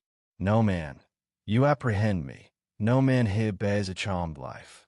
He stood there for a moment in the moonlight with his delicate hooked nose set a little askew, and his mica eyes glittering without a wink. Then, with a curt good night, he strode off. I could see he was disturbed and considerably puzzled, which made me feel more hopeful than I had been for days. It was a great comfort to turn from that chap to my influential friend, the battered, twisted, ruined, tin-pot steamboat. I clambered on board. She rang under my feet like an empty Huntley and Palmer biscuit tin kicked along a gutter. She was nothing so solid in make, and rather less pretty in shape, but I had expended enough hard work on her to make me love her. No influential friend would have served me better. She had given me a chance to come out a bit, to find out what I could do. No, I don't like work. I had rather laze about and think of all the fine things that can be done. I don't like work. No man does. But I like what is in the work, the chance to find yourself. Your own reality. For yourself, not for others. What no other man can ever know. They can only see the mere show, and never can tell what it really means. I was not surprised to see somebody sitting aft, on the deck, with his legs dangling over the mud. You see, I rather chummed with the few mechanics that were in that station, whom the other pilgrims naturally despised, on account of their imperfect manners, I suppose. This was the foreman, a boilermaker by trade, a good worker. He was a lank, bony, yellow-faced man, with big intense eyes. His aspect was worried, and his head was as bald as the palm of my hand, but his hair in falling seemed to have stuck to his chin, and had prospered in the new locality, for his beard hung down to his waist. He was a widower with 6 young children. He had left them in charge of a sister of his to come out there, and the passion of his life was pigeon flying. He was an enthusiast and a connoisseur. He would rave about pigeons. After work hours he used sometimes to come over from his hut for a talk about his children and his pigeons. At wake, when he had to crawl in the mud under the bottom of the steamboat, he would tie up that beard of his in a kind of white serviette he brought for the purpose. It had loops to go over his ears. In the evening he could be seen squatted on the bank rinsing that wrapper in the creek with great care, then spreading it solemnly on a bush to dry. I slapped him on the back and shouted, "We shall have rivets." He scrambled to his feet exclaiming, "No, rivets," as though he couldn't believe his ears. Then in a low voice, hey. I don't know why we behaved like lunatics. I put my finger to the side of my nose and nodded mysteriously. "Good for you," he cried, snapped his fingers above his head, lifting one foot. I tried a jig. We capered on the iron deck. A frightful clatter came out of that hulk, and the virgin forest on the other bank of the creek sent it back in a thundering roll upon the sleeping station. It must have made some of the pilgrims sit up in their hovels. A dark figure obscured the lighted doorway of the manager's hut, vanished. Then, a second or so after, the doorway itself vanished, too. We stopped, and the silence driven away by the stamping of our feet flowed back again from the recesses of the land. The great wall of vegetation, an exuberant and entangled mass of trunks, branches, leaves, boughs, festoons, motionless in the moonlight, was like a rioting invasion of soundless life, a rolling wave of plants, piled up, crested, ready to topple over the creek, to sweep every little man of us out of his little existence. And it moved not. A deadened burst of mighty splashes and snorts reached us from afar, as though an ichthyosaurus had been taking a bath of glitter in the great river. "After all," said the Boilermaker in a reasonable tone, "why shouldn't we get the rivets? Why not, indeed? I did not know of any reason why we shouldn't. They'll come in 3 weeks," I said confidently. But they didn't. Instead of rivets there came an invasion, an infliction, a visitation. It came in sections during the next 3 weeks, each section headed by a donkey carrying a white man in new clothes and tan shoes, bowing from that elevation right and left to the impressed pilgrims. A quarrelsome band of footsore-sulking niggers trod on the heels of the donkey. A lot of tents, camp stools, tin boxes, white cases, brown bales would be shot down in the courtyard, and the air of mystery would deepen a little over the muddle of the station. 5 such installments came, with their absurd air of disorderly flight with a loot of innumerable outfit shops and provision stores, that, one would think, they were lugging, after a raid, into the wilderness for equitable division. It was an inextricable mess of things decent in themselves, but that human folly made look like the spoils of thieving. This devoted band called itself the El Dorado Exploring Expedition, and I believe they were sworn to secrecy. Their talk, however, was the talk of sordid buccaneers. It was reckless without hardihood, greedy without audacity, and cruel without courage.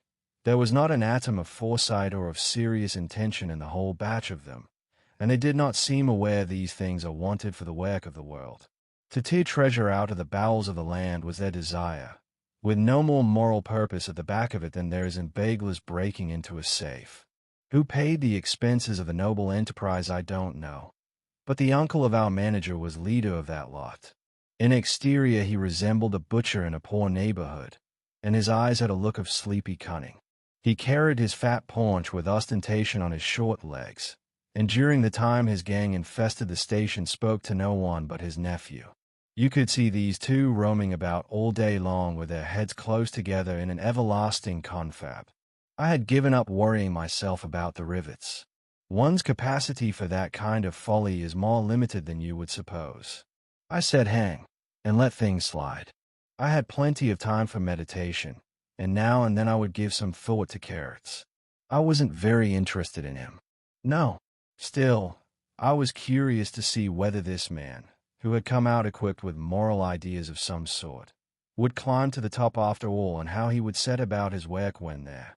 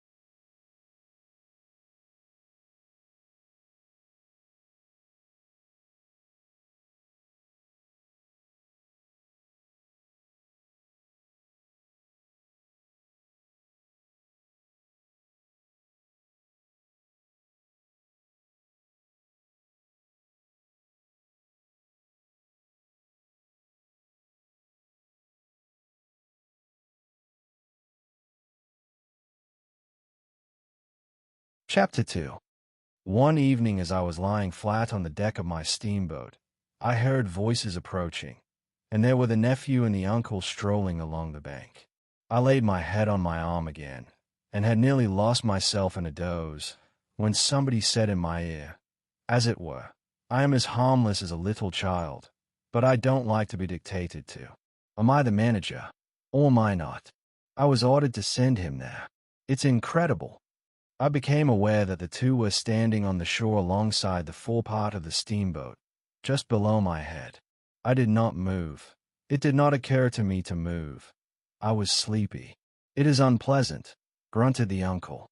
"He has asked the administration to be sent there," said the other, with the idea of showing what he could do, and I was instructed accordingly. Look at the influence that man must have. Is it not frightful? They both agreed it was frightful, then made several bizarre remarks. Make rain in fine weather. One man. The council. By the nose. Bits of absurd sentences that got the better of my drowsiness, so that I had pretty near the whole of my wits about me when the uncle said, "The climate may do away with this difficulty for you." "Is he alone there?" "Yes," answered the manager. "He sent his assistant down the river with a note to me in these terms: 'Clear this poor devil out of the country, and don't bother sending more of that sort.' I had rather be alone than have the kind of men you can dispose of with me." It was more than a year ago. Can you imagine such impudence? "Anything since then?" asked the other hoarsely. "Ivory," jerked the nephew. "Lots of it. Prime sort. Lots. Most annoying. From him." "And with that?" questioned the heavy rumble. "Invoice," was the reply, fired out, so to speak. Then silence. They had been talking about Kurtz. I was broad awake by this time, but, lying perfectly at ease, remained still, having no inducement to change my position. "How did that ivory come all this way?" growled the elder man, who seemed very vexed. The other explained that it had come with a fleet of canoes in charge of an English half-caste clerk Kurtz had with him. That Kurtz had apparently intended to return himself, the station being by that time bare of goods and stores, but after coming 300 miles, had suddenly decided to go back, which he started to do alone in a small dugout with 4 paddlers, leaving the half-caste to continue down the river with the ivory. The two fellows there seemed astounded at anybody attempting such a thing. They were at a loss for an adequate motive. As to me, I seemed to see Kurtz for the first time. It was a distinct glimpse. The dugout, full paddling savages, and the lone white man turning his back suddenly on the headquarters, on relief, on thoughts of home, perhaps, setting his face towards the depths of the wilderness, towards his empty and desolate station. I did not know the motive. Perhaps he was just simply a fine fellow who stuck to his work for its own sake. His name, you understand, had not been pronounced once. He was that man. The half-caste, who, as far as I could see, had conducted a difficult trip with great prudence and pluck, was invariably alluded to as that scoundrel. The scoundrel had reported that the man had been very ill, had recovered imperfectly. The two below me moved away then a few paces, and strolled back and forth at some little distance. I heard, "Military post, doctor, 200 miles, quite alone now, unavoidable delays, 9 months, no news, strange rumors." They approached again, just as the manager was saying, "No one, as far as I know, unless a species of wandering trader, a pestilential fellow, snapping ivory from the natives." Who was it they were talking about now? I gathered in snatches that this was some man supposed to be in Kurtz's district, and of whom the manager did not approve. "We will not be free from unfair competition till one of these fellows is hanged for an example," he said. "Certainly," grunted the other. "Get him hanged. Why not? Anything can be done in this country. That's what I say. Nobody here, you understand, here, can endanger your position. And why? You stand the climate. You outlast them all. The danger is in Europe. But there before I left I took care to. They moved off and whispered. Then their voices rose again. The extraordinary series of delays is not my fault. I did my best." The fat man sighed. "Very sad. And the pestiferous absurdity of his talk," continued the other. "He bothered me enough when he was here. Each station should be like a beacon on the road towards better things. A center for trade, of course, but also for humanizing, improving, instructing. Conceive you, that ass. And he wants to be manager. No, it's—" He got choked by excessive indignation, and I lifted my head the least bit. I was surprised to see how near they were. Right under me. I could have spat upon their hats. They were looking on the ground, absorbed in thought. The manager was switching his leg with a slender twig. His sagacious relative lifted his head. "You have been well since you came out this time?" he asked. The other gave a start. "Who? I? Oh, like a charm. Like a charm. But the rest? Oh, my goodness. All sick. They die so quick, too, that I haven't the time to send them out of the country. It's incredible." Just so," grunted the uncle. "Ah, my boy, trust to this. I say, trust to this."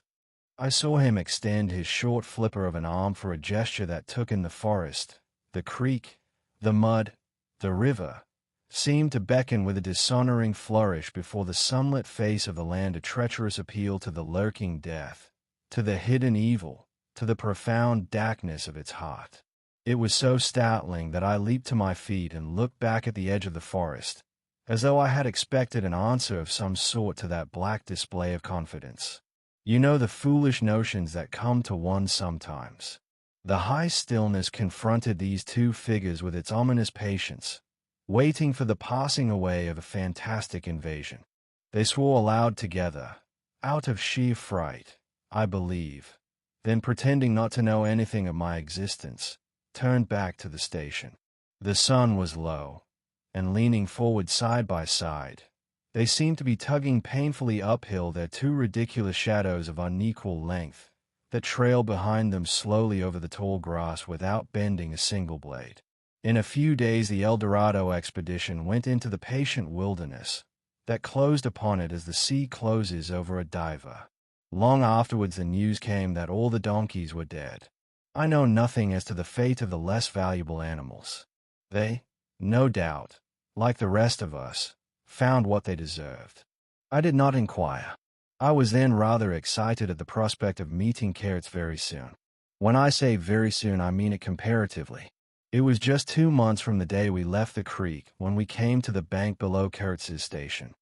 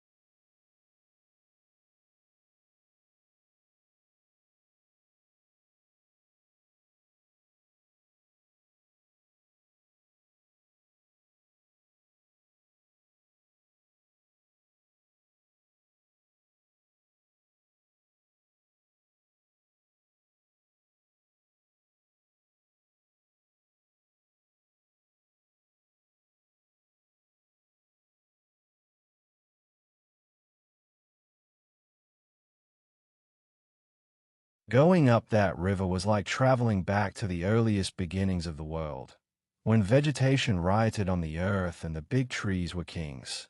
An empty stream, a great silence, an impenetrable forest. The air was warm, thick, heavy, sluggish. There was no joy in the brilliance of sunshine. The long stretches of the waterway ran on, deserted, into the gloom of overshadowed distances. On silvery sandbanks, hippos and alligators sunned themselves side by side. The broadening waters flowed through a mob of wooded islands. You lost your way on that river as you would in a desert, and butted all day long against shoals, trying to find the channel, till you thought yourself bewitched and cut off forever from everything you had known once, somewhere, far away, in another existence perhaps. There were moments when one's past came back to one, as it will sometimes when you have not a moment to spare for yourself. But it came in the shape of an unrestful and noisy dream, remembered with wonder amongst the overwhelming realities of this strange world of plants, and water, and silence. And this stillness of life did not in the least resemble a peace.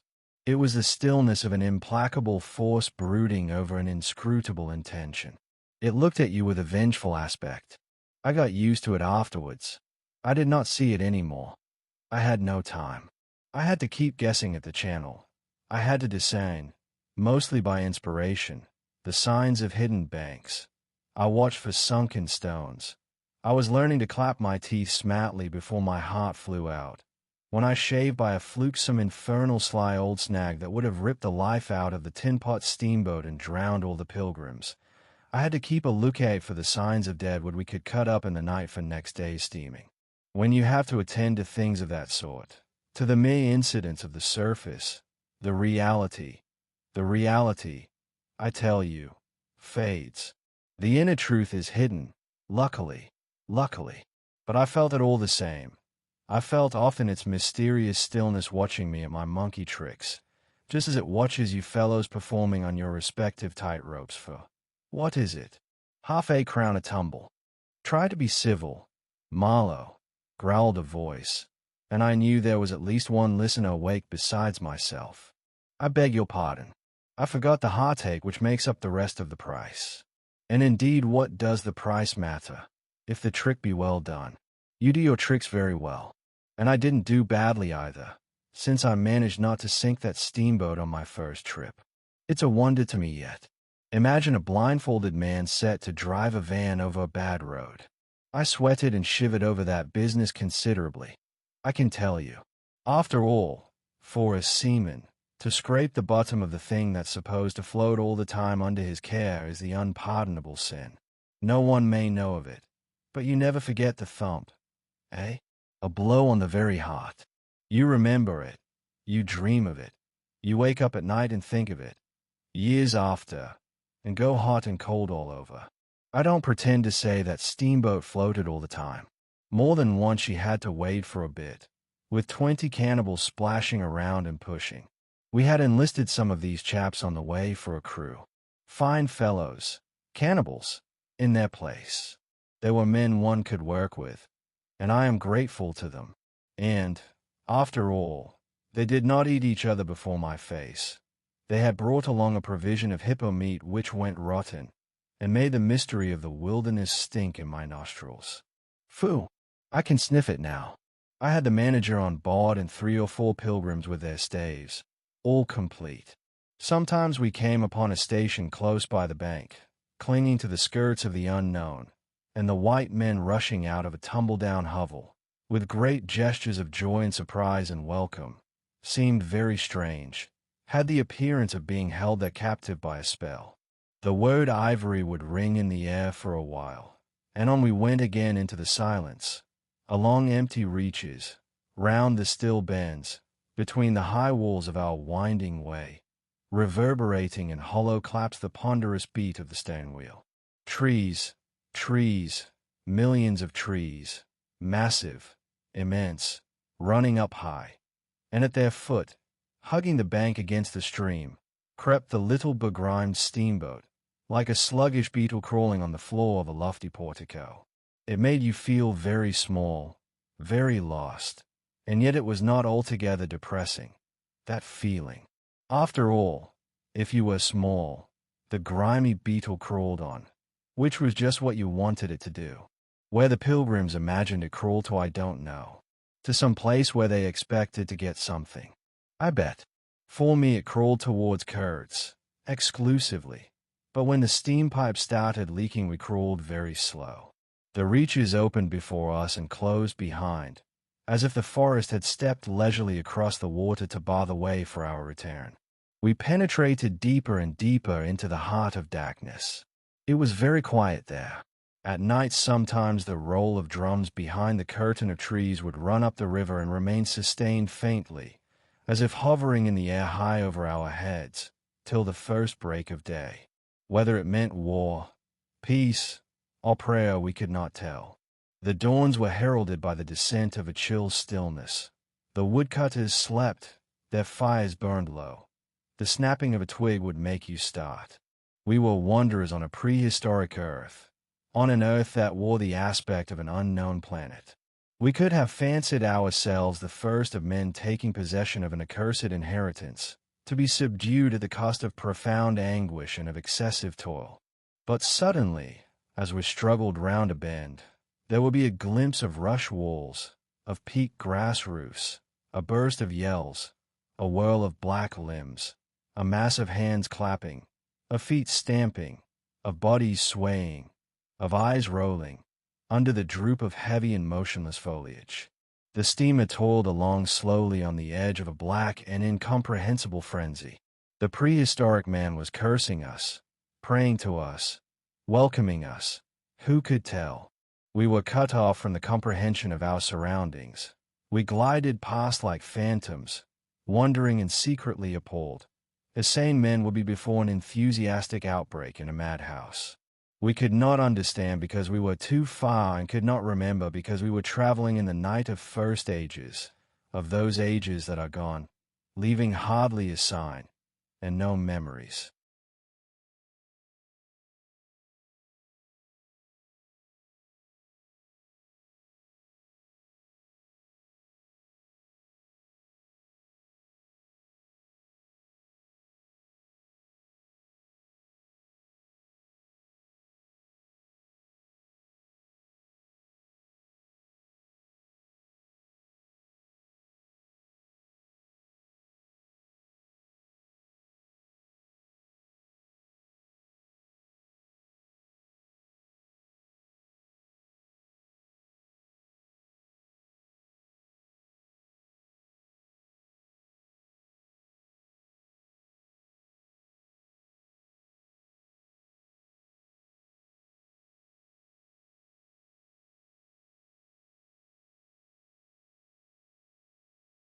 The earth seemed unearthly.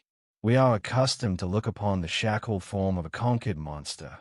But there you could look at a thing monstrous and free.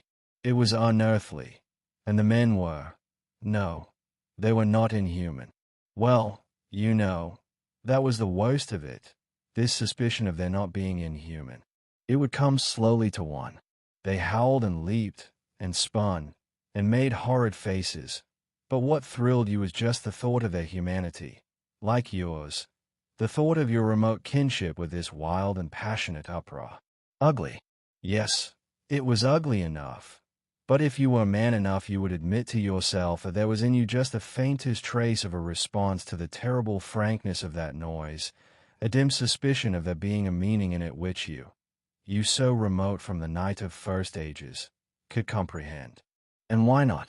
The mind of man is capable of anything, because everything is in it, all the past as well as all the future. What was there after all? Joy, fear, sorrow, devotion, valor, rage, who can tell? But truth stripped of its cloak of time. Let the fool gape and shudder, the man knows, and can look on without a wink. But he must at least be as much of a man as these on the shore. He must meet that truth with his own true stuff, with his own inborn strength. Principles won't do. Acquisitions, clothes, pretty rags that would fly off at the first good shake. No, you want a deliberate belief. An appeal to me in this fiendish row. Is there? Very well. I hear, I admit, but I have a voice, too, and for good or evil mine is the speech that cannot be silenced. Of course, a fool, what with sheer fright and fine sentiments, is always safe. Who's that grunting? You wonder I didn't go ashore for a howl and a dance. Well, no, I didn't. Fine sentiments, you say? Fine sentiments. Be hanged. I had no time. I had to mess about with white lead and strips of woolen blanket helping to put bandages on those leaky steam pipes. I tell you, I had to watch the steering and circumvent those snags, and get the tin pot along by hook or by crook. There was surface truth enough in these things to save a wiser man. And between whiles I had to look after the savage who was fireman. He was an improved specimen. He could fire up a vertical boiler.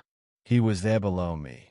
And, upon my word, to look at him was as edifying as seeing a dog in a parody of breeches and a feather hat, walking on his hind legs. A few months of training had done for that really fine chapter. He squinted at the steam gauge and at the water gauge with an evident effort of intrepidity, and he had filed teeth, too, the poor devil, and the wool of his pate shaved into queer patterns, and 3 ornamental scars on each of his cheeks. He ought to have been clapping his hands and stamping his feet on the bank, instead of which he was hard at work, a thrall to strange witchcraft, full of improving knowledge. He was useful because he had been instructed, and what he knew was this: that should the water in that transparent thing disappear, the evil spirit inside the boiler would get angry through the greatness of his thirst and take a terrible vengeance. So he sweated and fired up and watched the glass fearfully, with an impromptu charm, made of rags, tied to his arm, and a piece of polished bone, as big as a watch, stuck flatways through his lower lip. While the wooded banks slipped past us slowly, the short noise was left behind, the interminable miles of silence, and we crept on, towards Kurtz. But the snags were thick, the water was treacherous and shallow, the boiler seemed indeed to have a sulky devil in it, and thus neither that fireman nor I had any time to peer into our creepy thoughts. Some 50 miles below the inner station we came upon a hut of reeds, an inclined and melancholy pole, with the unrecognizable tatters of what had been a flag of some sort flying from it, and a neatly stacked woodpile. This was unexpected. We came to the bank, and on the stack of firewood found a flat piece of board with some faded pencil writing on it. When deciphered, it said, "Wood for you. Hurry up. Approach cautiously." There was a signature, but it was illegible, not Kurtz, a much longer word. Hurry up. Where? Up the river. Approach cautiously. We had not done so, but the warning could not have been meant for the place where it could be only found after approach. Something was wrong above. But what, and how much? That was the question. We commented adversely upon the imbecility of that telegraphic style. The bush around said nothing, and would not let us look very far, either. A torn curtain of red twill hung in the doorway of the hut, and flapped sadly in our faces. The dwelling was dismantled, but we could see a white man had lived there not very long ago. There remained a rude table, a plank on 2 posts, a heap of rubbish reposed in a dark corner, and by the door I picked up a book. It had lost its covers, and the pages had been thumbed into a state of extremely dirty softness, but the back had been lovingly stitched afresh with white cotton thread, which looked clean yet. It was an extraordinary find. Its title was An Inquiry into Some Points of Seamanship, by a man Tosun, some such name, master in His Majesty's Navy. The matter looked dreary reading enough, with illustrative diagrams and repulsive tables of figures, and the copy was 60 years old. I handled this amazing antiquity with the greatest possible tenderness, lest it should dissolve in my hands. Within, Tosun or Toza was inquiring earnestly into the breaking strain of ship's chains and tackle, and other such matters. Not a very enthralling book, but at the first glance you could see there a singleness of intention, an honest concern for the right way of going to work, which made these humble pages, thought out so many years ago, luminous with another than a professional light. The simple old sailor, with his talk of chains and purchases, made me forget the jungle and the pilgrims in a delicious sensation of having come upon something unmistakably real. Such a book being there was wonderful enough, but still more astounding were the notes penciled in the margin, and plainly referring to the text. I couldn't believe my eyes. They were in cipher. Yes, it looked like cipher. Fancy a man lugging with him a book of that description into this nowhere and studying it, and making notes, in cipher at that. It was an extravagant mystery. I had been dimly aware for some time of a worrying noise, and when I lifted my eyes I saw the woodpile was gone, and the manager, aided by all the pilgrims, was shouting at me from the riverside. I slipped the book into my pocket. I assure you to leave off reading was like tearing myself away from the shelter of an old and solid friendship. I started the lame engine ahead. It must be this miserable trader, this intruder, exclaimed the manager, looking back malevolently at the place we had left. He must be English, I said. It will not save him from getting into trouble if he is not careful, muttered the manager darkly. I observed with assumed innocence that no man was safe from trouble in this world.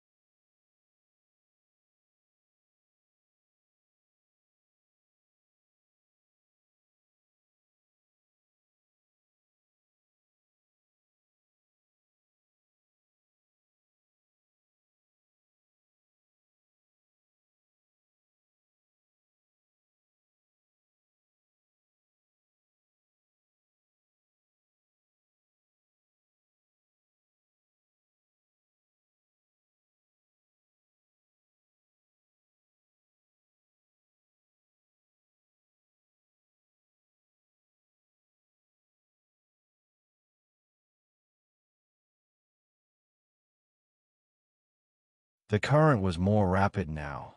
The steamer seemed at her last gasp.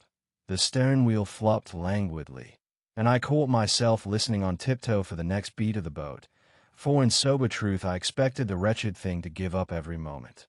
It was like watching the last flickers of a life. But still we crawled. Sometimes I would pick out a tree a little way ahead to measure our progress towards Kurtz by, but I lost it invariably before we got abreast. To keep the eye so long on one thing was too much for human patience. The manager displayed a beautiful resignation. I fretted and fumed and took to arguing with myself whether or no I would talk openly with Kurtz. But before I could come to any conclusion, it occurred to me that my speech or my silence, indeed any action of mine, would be a mere futility. What did it matter what anyone knew or ignored? What did it matter who was manager? One gets sometimes such a flash of insight. The essentials of this affair lay deep under the surface, beyond my reach and beyond my power of meddling. Towards the evening of the second day, we judged ourselves about 8 miles from Kurtz's station. I wanted to push on, but the manager looked grave and told me the navigation up there was so dangerous that it would be advisable, the sun being very low already, to wait where we were till next morning. Moreover, he pointed out that if the warning to approach cautiously were to be followed, we must approach in daylight, not at dusk or in the dark. This was sensible enough. 8 miles meant nearly 3 hours steaming for us, and I could also see suspicious ripples at the upper end of the reach. Nevertheless, I was annoyed beyond expression at the delay, and most unreasonably, too, since one night more could not matter much after so many months. As we had plenty of wood, and caution was the word, I brought up in the middle of the stream. The reach was narrow, straight, with high sides like a railway cutting. The dusk came gliding into it long before the sun had set. The current ran smooth and swift, but a dumb immobility sat on the banks. The living trees, lashed together by the creepers and every living bush of the undergrowth, might have been changed into stone, even to the slenderest twig, to the lightest leaf. It was not sleep. It seemed unnatural, like a state of trance. Not the faintest sound of any kind could be heard. You looked on amazed, and began to suspect yourself of being deaf. Then the night came suddenly, and struck you blind as well. About 3 in the morning some large fish leaped, and the loud splash made me jump as though a gun had been fired. When the sun rose there was a white fog, very warm and clammy, and more blinding than the night. It did not shift or drive. It was just there, standing all round you like something solid.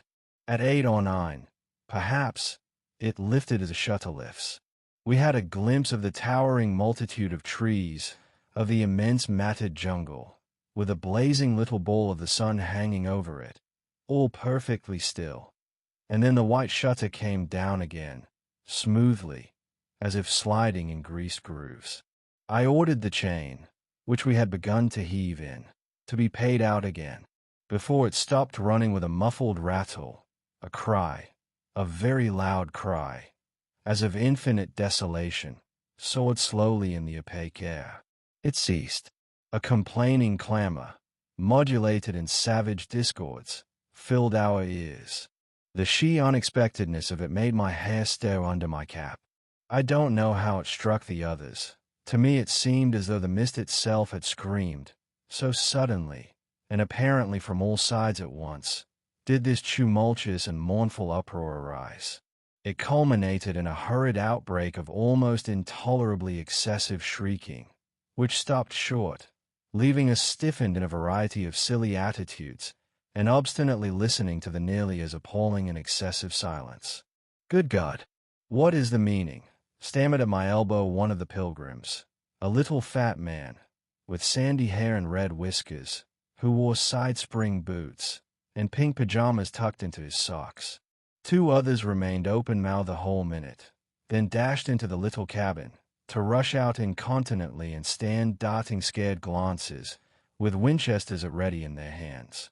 What we could see was just the steamer we were on, her outlines blurred as though she had been on the point of dissolving, and a misty strip of water, perhaps 2 feet broad, around her, and that was all.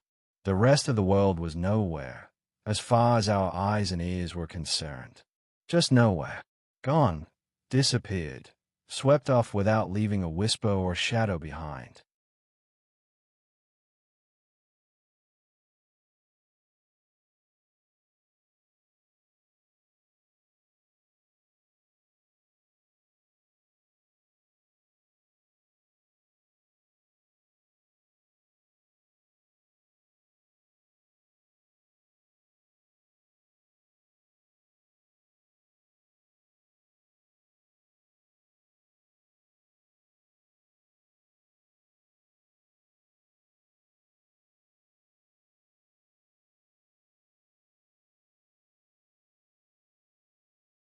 I went forward, and ordered the chain to be hauled in short, so as to be ready to trip the anchor and move the steamboat at once if necessary. "Will they attack?" whispered an awed voice. "We will be all butchered in this fog," murmured another. The faces twitched with a strain, the hands trembled slightly, the eyes forgot to wink. It was very curious to see the contrast of expressions of the white men and of the black fellows of our crew, who were as much strangers to that part of the river as we, though their homes were only 800 miles away.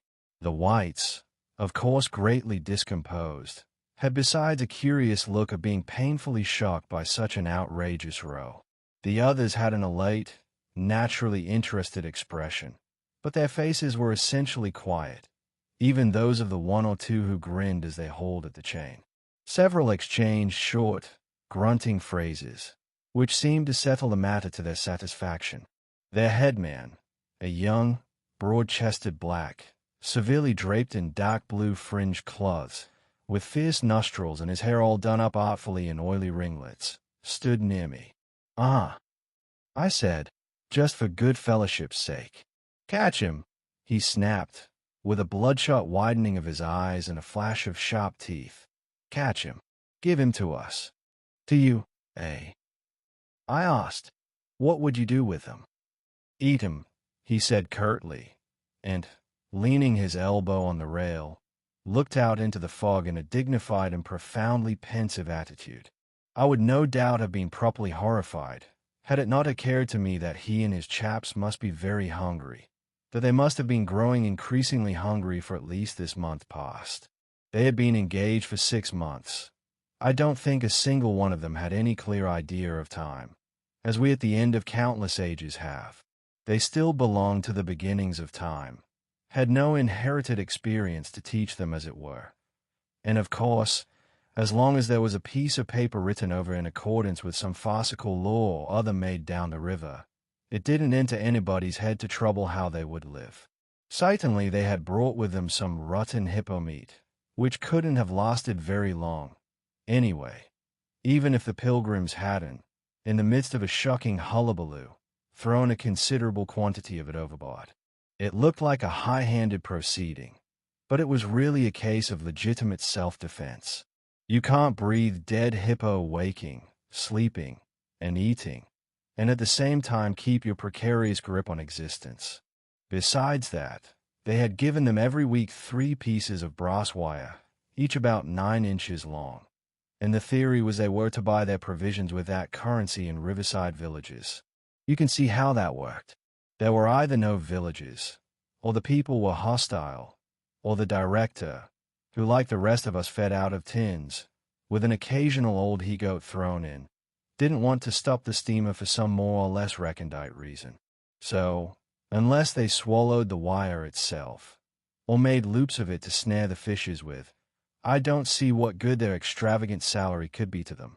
I must say it was paid with a regularity worthy of a large and honorable trading company. For the rest, the only thing to eat, though it didn't look eatable in the least, I saw in their possession was a few lumps of some stuff like half-cooked dough, of a dirty lavender color, they kept wrapped in leaves, and now and then swallowed a piece of, but so small that it seemed done more for the looks of the thing than for any serious purpose of sustenance. Why in the name of all the gnawing devils of hunger they didn't go for us? They were 30 to 5, and have a good tuck-in for once, amazes me now when I think of it. They were big, powerful men, with not much capacity to weigh the consequences, with courage, with strength, even yet, though their skins were no longer glossy and their muscles no longer hard. And I saw that something restraining, one of those human secrets that baffle probability, had come into play there. I looked at them with a swift quickening of interest, not because it occurred to me I might be eaten by them before very long, though I own to you that just then I perceived, in a new light, as it were, how unwholesome the pilgrims looked, and I hoped, yes, I positively hoped, that my aspect was not so, what shall I say, so unappetizing, a touch of fantastic vanity which fitted well with a dream sensation that pervaded all my days at that time. Perhaps I had a little fever, too. One can't live with one's finger everlastingly on one's pulse.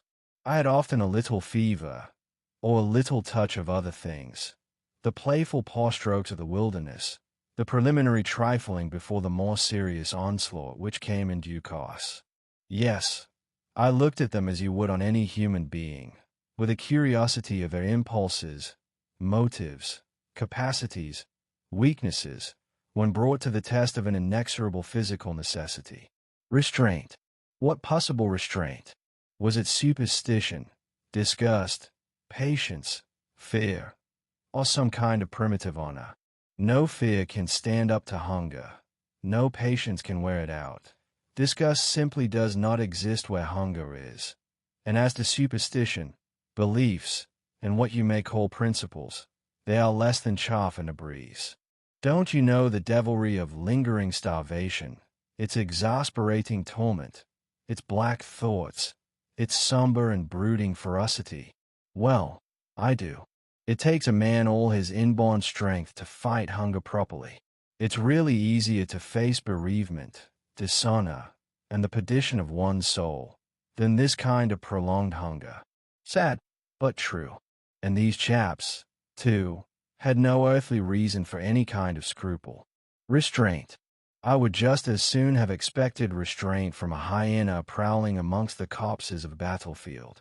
But there was the fact facing me, the fact dazzling, to be seen, like the foam on the depths of the sea, like a ripple on an unfathomable enigma, a mystery greater, when I thought of it, than the curious, inexplicable note of desperate grief in this savage clamor that had swept by us on the river bank, behind the blind whiteness of the fog.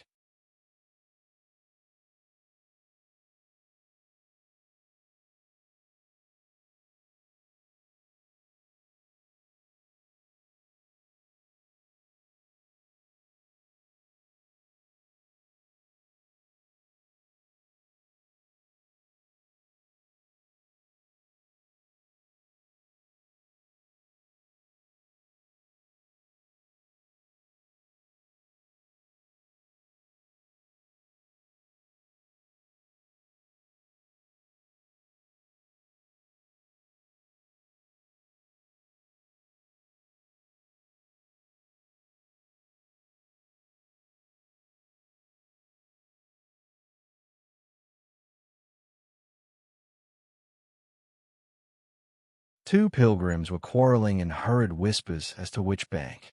Left. No, no. How can you? Right, right, of course. It is very serious, said the manager's voice behind me. I would be desolated if anything should happen to Mr. Kurtz before we came up.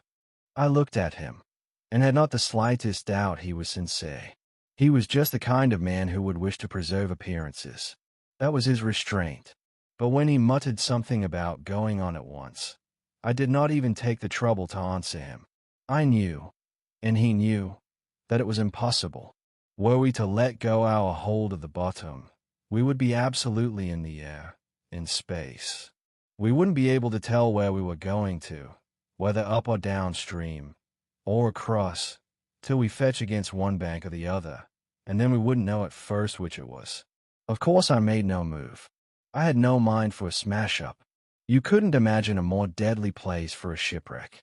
Whether we're drowned at once or not, we were sure to perish speedily in one way or another. I authorize you to take all the risks, he said, after a short silence. I refuse to take any, I said shortly. which was just the answer he expected, though its tone might have surprised him. "Well, I must defer to your judgment. You are captain," he said with mock civility. I turned my shoulder to him in sign of my appreciation and looked into the fog. How long would it last? It was the most hopeless lookout. The approach to this Kurtz grubbing for ivory in the wretched bush was beset by as many dangers as though he had been an enchanted princess sleeping in a fabulous castle. "Will they attack, do you think?" asked the manager, in a confidential tone. I did not think they would attack, for several obvious reasons. The thick fog was one. If they left the bank in their canoes, they would get lost in it, as we would be if we attempted to move. Still, I had also judged the jungle of both banks quite impenetrable, and yet eyes were in it, eyes that had seen us. The riverside bushes were certainly very thick, but the undergrowth behind was evidently penetrable. However, during the short lift I had seen no canoes anywhere in the reach, certainly not abreast of the steamer. But what made the idea of attack inconceivable to me was the nature of the noise, of the cries we had heard. They had not the fierce character boding immediate hostile intention. Unexpected, wild, and violent as they had been, they had given me an irresistible impression of sorrow. The glimpse of the steamboat had for some reason filled those savages with unrestrained grief. The danger, if any, I expounded, was from our proximity to a great human passion let loose. Even extreme grief may ultimately vent itself in violence, but more generally takes the form of apathy. You should have seen the pilgrims stay. They had no heart to grin, or even to revile me. But I believe they thought me gone mad, with fright, maybe. I delivered a regular lecture. "My dear boys, it was no good bothering. Keep a lookout." Well, you may guess I watched the fog for the signs of lifting as a cat watches a mouse. But for anything else our eyes were of no more use to us than if we had been buried miles deep in a heap of cotton wool. It felt like it, too. Choking, warm, stifling. Besides, all I said, though it sounded extravagant, was absolutely true to fact. What we afterward alluded to as an attack was really an attempt at repulse. The action was very far from being aggressive. It was not even defensive, in the usual sense.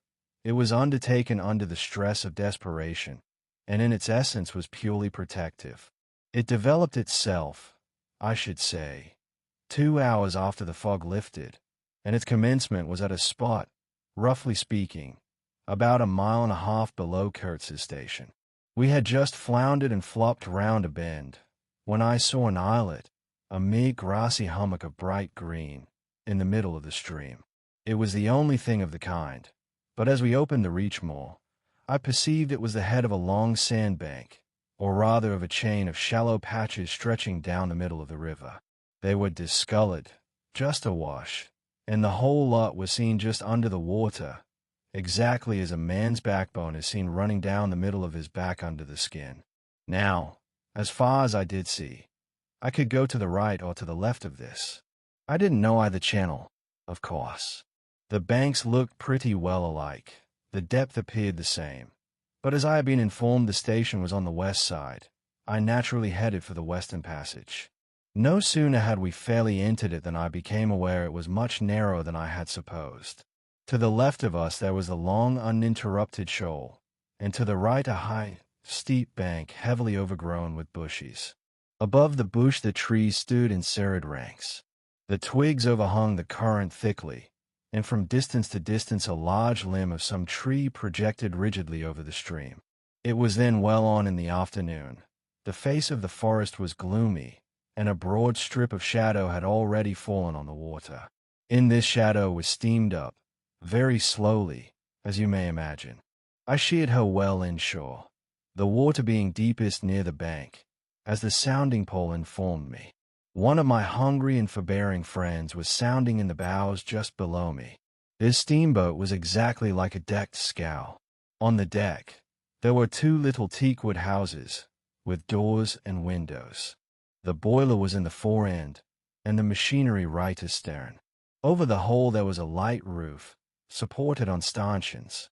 The funnel projected through that roof, and in front of the funnel a small cabin built of light plank served for a pilot house. It contained a couch, 2 camp stools, a loaded Martina Henry leaning in one corner, a tiny table, and the steering wheel. It had a wide door in front and a broad shutter at each side. All these were always thrown open, of course. I spent my days perched up there on the extreme forend of that roof, before the door. At night I slept, or tried to, on the couch. An athletic black belonging to some coast tribe and educated by my poor predecessor was the helmsman. He sported a pair of brass earrings, wore a blue cloth wrapper from the waist to the ankles, and thought all the world of himself. He was the most unstable kind of fool I had ever seen. He steered with no end of a swagger while you were by. But if he lost sight of you, he became instantly the prey of an abject funk, and would let that cripple of a steamboat get the upper hand of him in a minute.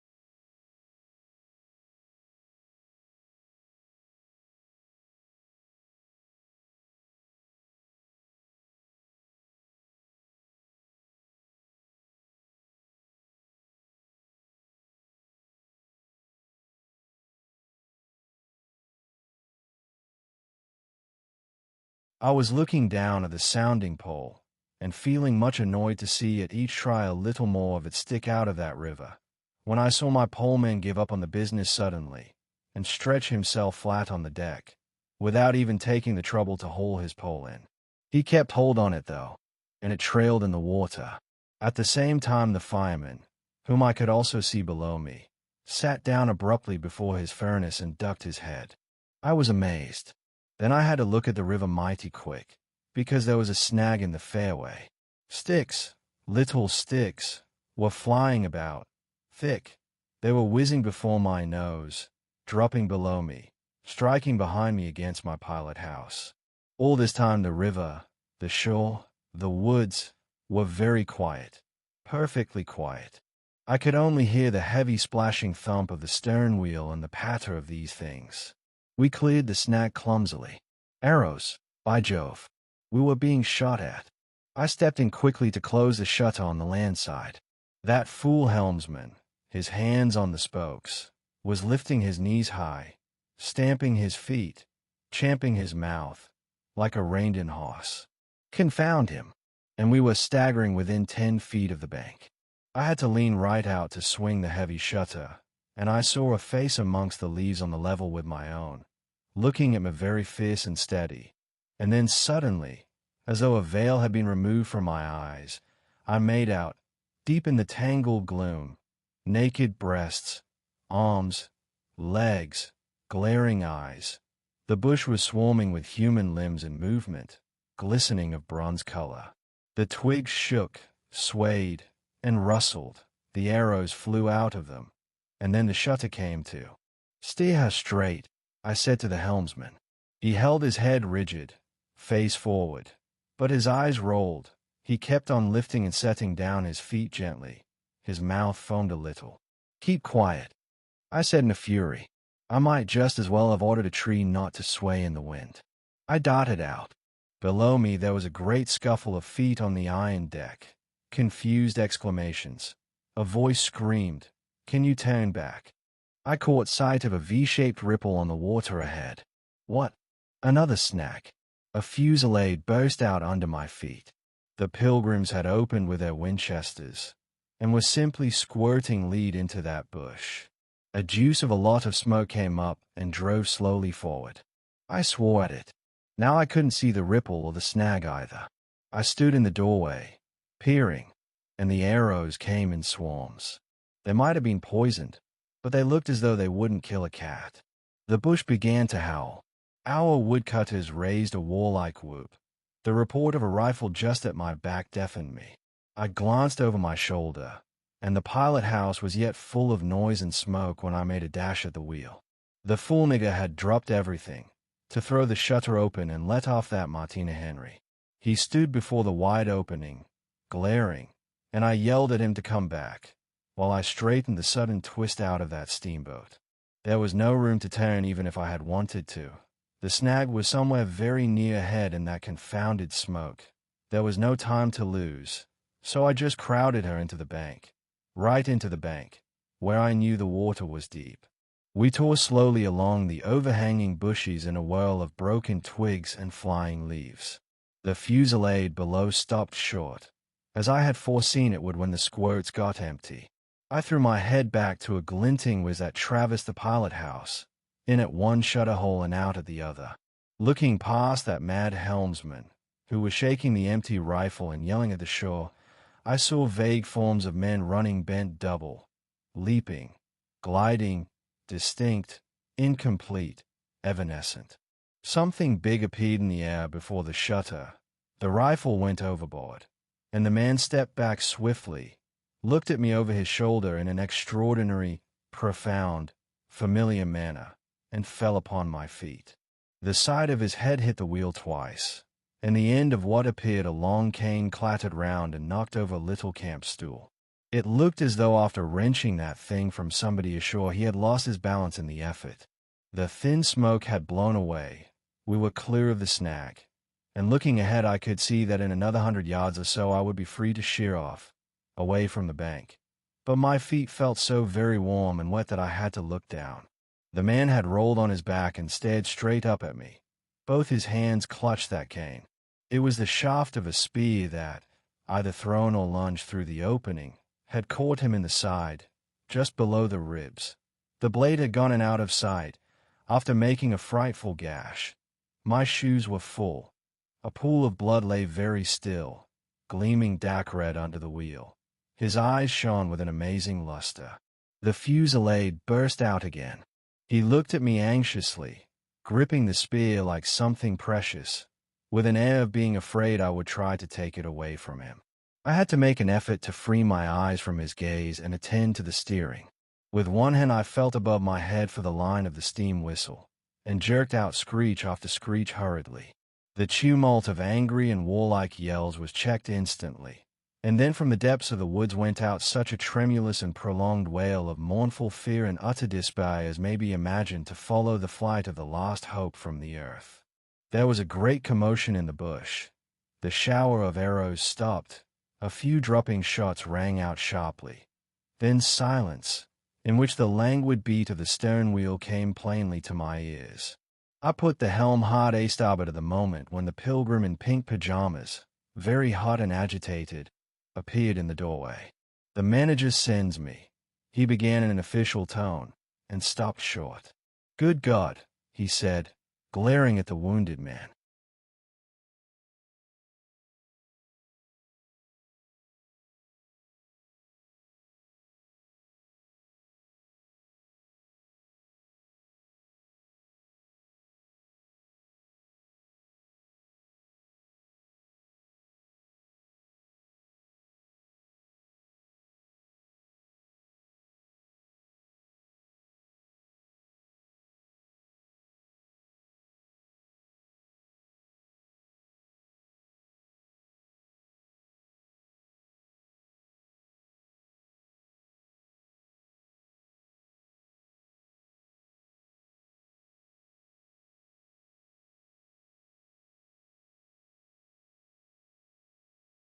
We two whites stood over him, and his lustrous and inquiring glance enveloped us both.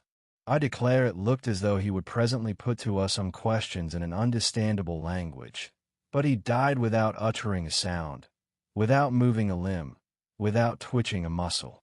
Only in the very last moment, as though in response to some sign we could not see, to some whisper we could not hear, he frowned heavily, and that frown gave to his black death mask an inconceivably somber, brooding, and menacing expression. The luster of inquiring glance faded swiftly into vacant glassiness. "Can you stay?" I asked the agent eagerly. He looked very dubious, but I made a grab at his arm, and he understood at once I meant him to steer whether or no. To tell you the truth, I was morbidly anxious to change my shoes and socks. "He is dead," murmured the fellow, immensely impressed. "No doubt about it," said I, tugging like mad at the shoelaces. "And by the way, I suppose Mr. Kurtz is dead as well by this time." For the moment that was a dominant thought. There was a sense of extreme disappointment, as though I had found out I had been striving after something altogether without a substance. I couldn't have been more disgusted if I had traveled all this way for the sole purpose of talking with Mr. Kurtz. Talking with. I flung one shoe overboard, and became aware that that was exactly what I had been looking forward to, a talk with Kurtz. I made the strange discovery that I had never imagined him as doing, you know, but as discoursing. I didn't say to myself, "Now I will never see him," or "Now I will never shake him by the hand," but "Now I will never hear him." The man presented himself as a voice. Not, of course, that I did not connect him with some sort of action. Hadn't I been told in all the tones of jealousy and admiration that he had collected, bartered, swindled, or stolen more ivory than all the other agents together? That was not the point. The point was in his being a gifted creature, and that of all his gifts the one that stood out preeminently, that carried with it a sense of real presence, was his ability to talk, his words, the gift of expression, the bewildering, the illuminating, the most exalted and the most contemptible, the pulsating stream of light, or the deceitful flow from the heart of an impenetrable darkness. The other shoe went flying unto the devil god of that river. I thought, by Jove, it's all over. We are too late. He has vanished. The gift has vanished, by means of some spear, arrow, or club. I will never hear that chap speak after all, and my sorrow had a startling extravagance of emotion, even such as I had noticed in the howling sorrow of these savages in the bush. I couldn't have felt more of lonely desolation somehow, had I been robbed of a belief I had missed my destiny in life. "Why do you sigh in this beastly way?" Somebody. Absurd. Well, absurd. Good Lord. Mustn't a man ever? Here, give me some tobacco. There was a pause of profound stillness. Then a match flared, and Marlow's lean face appeared, worn, hollow, with downward folds and dropped eyelids, with an aspect of concentrated attention, and as he took vigorous draws at his pipe, it seemed to retreat and advance out of the night in the regular flicker of tiny flame. The match went out. "Absurd," he cried. "This is the worst of trying to tell. Here you all are, each moored with two good addresses, like a hulk with two anchors, a butcher round one corner, a policeman round another, excellent appetites, and temperature normal. You here, normal from year's end to year's end. And you say, absurd. Absurd be exploded. Absurd. My dear boys, what can you expect from a man who out of sheer nervousness had just flung overboard a pair of new shoes? Now I think of it, it is amazing I did not shed tears. I am, upon the whole, proud of my fortitude. I was cut to the quick at the idea of having lost the inestimable privilege of listening to the gifted Kurtz. Of course I was wrong. The privilege was waiting for me. Oh, yes, I heard more than enough. And I was right, too. A voice. He was very little more than a voice. And I heard him, it, this voice, other voices. All of them were so little more than voices, and the memory of that time itself lingers around me, impalpable, like a dying vibration of one immense jabber, silly, atrocious, sordid, savage, or simply mean, without any kind of sense. Voices, voices, even the girl herself, now. He was silent for a long time.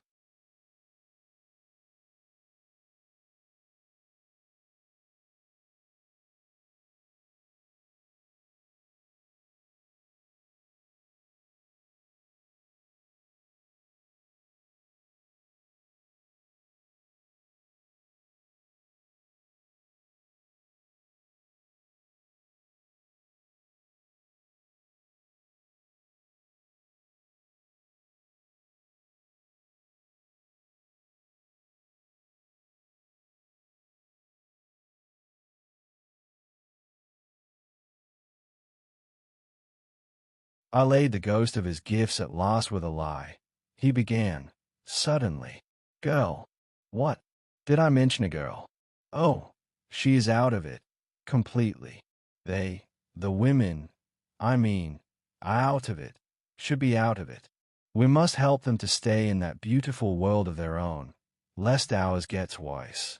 Oh, she had to be out of it. You should have heard the disinterred body of Mr. Kurtz saying, "My intended." You would have perceived directly then how completely she was out of it. And the lofty frontal bone of Mr. Kurtz.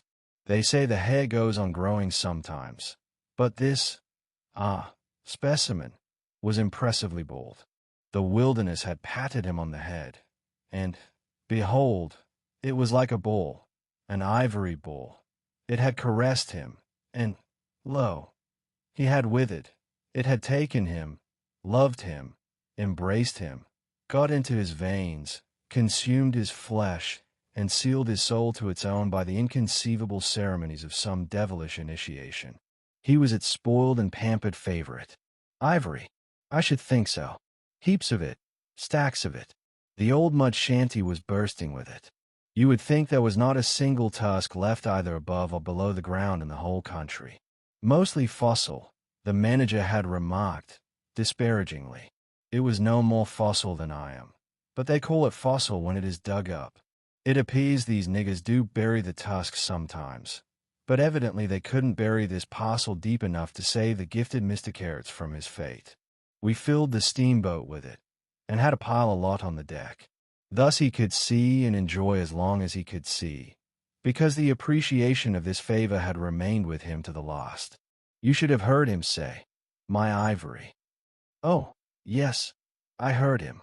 My intended, my ivory, my station, my river, my everything belonged to him. It made me hold my breath in expectation of hearing the wilderness burst into a prodigious peal of laughter that would shake the fixed stars in their places. Everything belonged to him. But that was a trifle. The thing was to know what he belonged to. How many powers of darkness claimed him for their own? That was a reflection that made you creepy all over. It was impossible. It was not good for one either. Trying to imagine. He had taken a high seat amongst the devils of the land. I mean literally. You can't understand. How could you, with solid pavement under your feet, surrounded by kind neighbors ready to cheer you or to fall on you, stepping delicately between the butcher and the policeman, in the holy terror of scandal and gallows and lunatic asylums, how can you imagine what particular region of the first ages a man's untrammeled feet may take him into by the way of solitude? Utter solitude without a policeman, by the way of silence, utter silence, where no warning voice of a kind neighbor can be heard. Whispering of public opinion. These little things make all the great difference. When they are gone, you must fall back upon your own innate strength, upon your own capacity for faithfulness. Of course, you may be too much of a fool to go wrong, too dull even to know you are being assaulted by the powers of darkness. I take it, no fool ever made a bargain for his soul with the devil. The fool is too much of a fool, or the devil too much of a devil, I don't know which. Or you may be such a thunderingly exalted creature as to be altogether deaf and blind to anything but heavenly sights and sounds. Then the earth for you is only a standing place, and whether to be like this is your loss or your gain I won't pretend to say. But most of us are neither one nor the other. The earth for us is a place to live in, where we must put up with sights, with sounds, with smells, too. By Jove. Breathe dead hippo, so to speak, and not be contaminated. And there, don't you see, your strength comes in, the faith in your ability for the digging of unostentatious holes to bury the stuff in, your power of devotion, not to yourself, but to an obscure, back-breaking business. And that's difficult enough. Mind, I'm not trying to excuse or even explain. I'm trying to account to myself for Mr. Kurtz, for the shade of Mr. Kurtz. This initiated wraith from the back of nowhere honored me with its amazing confidence before it vanished altogether. This was because it could speak English to me. The original Kurtz had been educated partly in England, and, as he was good enough to say himself. His sympathies were in the right place. His mother was half English. His father was half French. All Europe contributed to the making of Kurtz. And by I learned that, most appropriately, the International Society for the Suppression of Savage Customs had entrusted him with the making of a report for its future guidance. And he had written it, too. I've seen it. I've read it. It was eloquent, vibrating with eloquence, but too high-strung, I think. 17 pages of close writing he had found time for. But this must have been before his, let us say, nerves went wrong, and caused him to preside at certain midnight dances ending with unspeakable rites, which, as far as I reluctantly gathered from what I heard at various times, were offered up to him. Do you understand? To Mr. Kurtz himself. But it was a beautiful piece of writing. The opening paragraph, however, in the light of later information, strikes me now as ominous. He began with the argument that we whites, from the point of development we had arrived at, must necessarily appeal to them, savages, in the nature of supernatural beings. We approach them with the might of a deity, and so on, and so on. By the simple exercise of our will we can exert a power for good practically unbounded, etc., etc. From that point he saw it and took me with him. The peroration was magnificent, though difficult to remember, you know. It gave me the notion of an exotic immensity ruled by an august benevolence. It made me tingle with enthusiasm. This was the unbounded power of eloquence, of words, of burning noble words. There were no practical hints to interrupt the magic current of phrases, unless a kind of note at the foot of the last page, scrawled evidently much later, in an unsteady hand, may be regarded as the exposition of a method. It was very simple, and at the end of that moving appeal to every altruistic sentiment it blazed at you, luminous and terrifying, like a flash of lightning in a serene sky. Exterminate all the brutes. The curious part was that he had apparently forgotten all about that valuable postscriptum, because, later on, when he in a sense came to himself, he repeatedly entreated me to take good care of my pamphlet, he called it, as it was sure to have in the future a good influence upon his career. I had full information about all these things, and, besides, as it turned out, I was to have the care of his memory. I've done enough for it to give me the indisputable right to lay it, if I choose, for an everlasting rest in the dustbin of progress, amongst all the sweepings and, figuratively speaking, all the dead cats of civilization.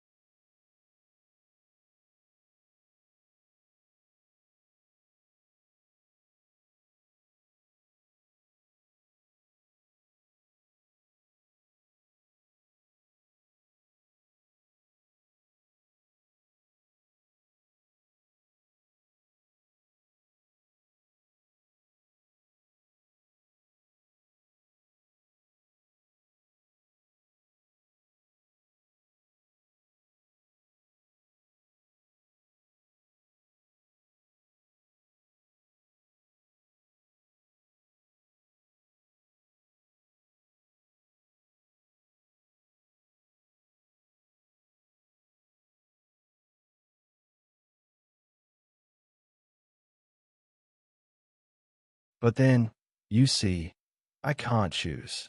He won't be forgotten. Whatever he was not common. He had the power to charm or frighten rudimentary souls into an aggravated witch dance in his honor. He could also fill the small souls of the pilgrims with bitter misgivings. He had one devoted friend at least, and he had conquered one soul in the world that was neither rudimentary nor tainted with self-seeking. No, I can't forget him, though I am not prepared to affirm the fellow was exactly worth a life we lost in getting to him.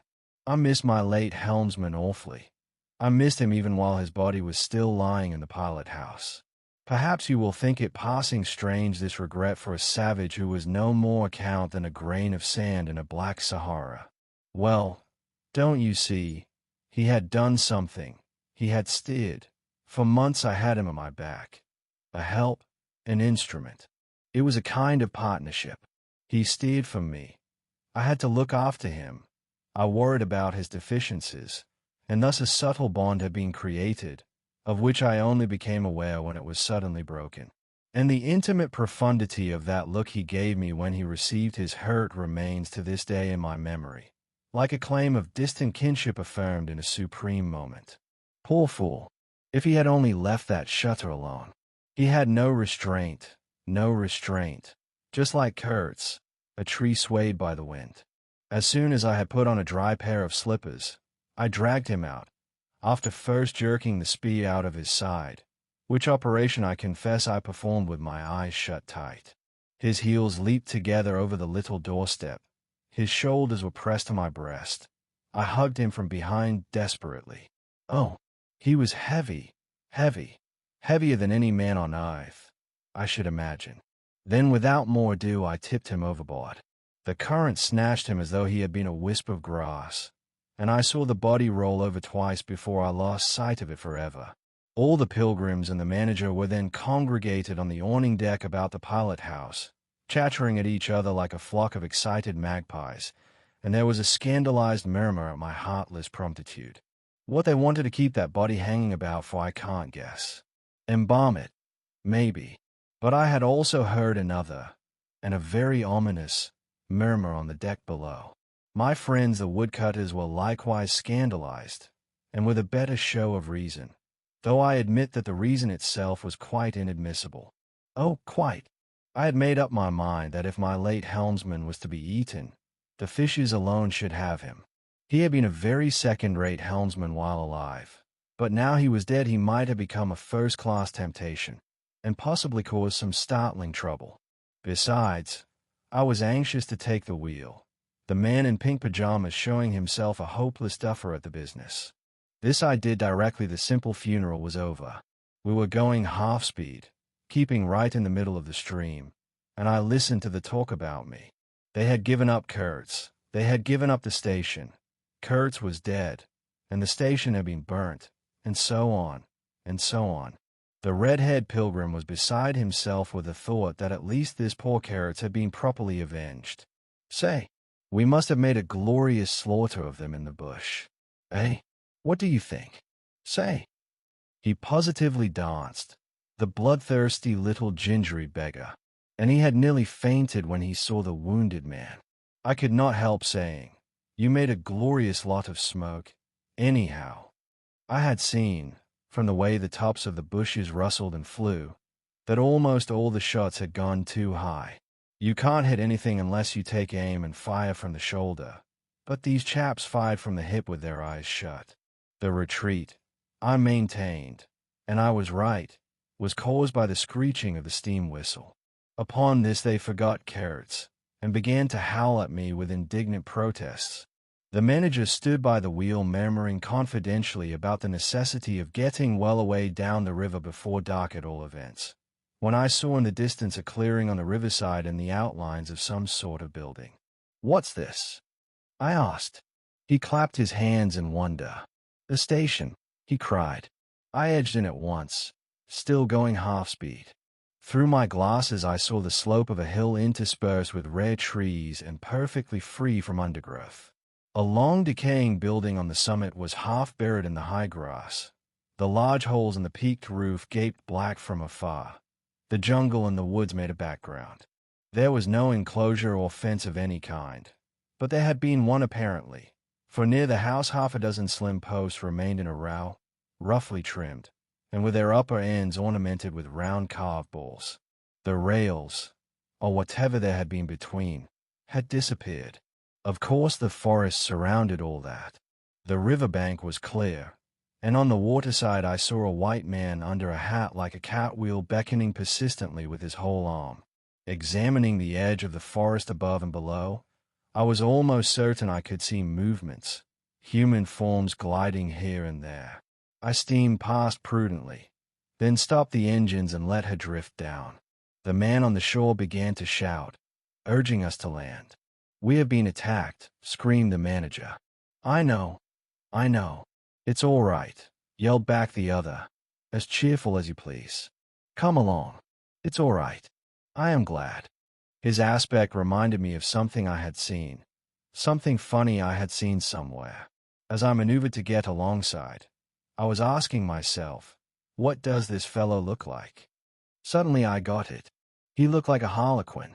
His clothes had been made of some stuff that was brown holland probably, but it was covered with patches all over, with bright patches, blue, red, and yellow, patches on the back, patches on the front, patches on elbows, on knees, colored binding around his jacket, scarlet edging at the bottom of his trousers, and the sunshine made him look extremely gay and wonderfully neat withal, because you could see how beautifully all this patching had been done.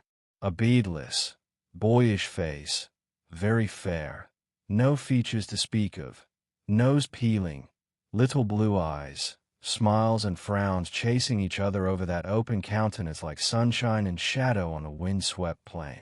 "Look out, Captain," he cried. "There's a snag lodged in here last night." "What? Another snag?" I confess I swore shamefully. I had nearly hauled my cripple to finish off that charming trip. The harlequin on the bank turned his little pug nose up to me. "You English?" he asked, all smiles. "Are you?" I shouted from the wheel. The smiles vanished, and he shook his head as if sorry for my disappointment. Then he brightened up. "Never mind," he cried encouragingly. "Are we in time?" I asked. "He is up there," he replied, with a toss of the head up the hill, and becoming gloomy all of a sudden. His face was like the autumn sky, overcast one moment and bright the next.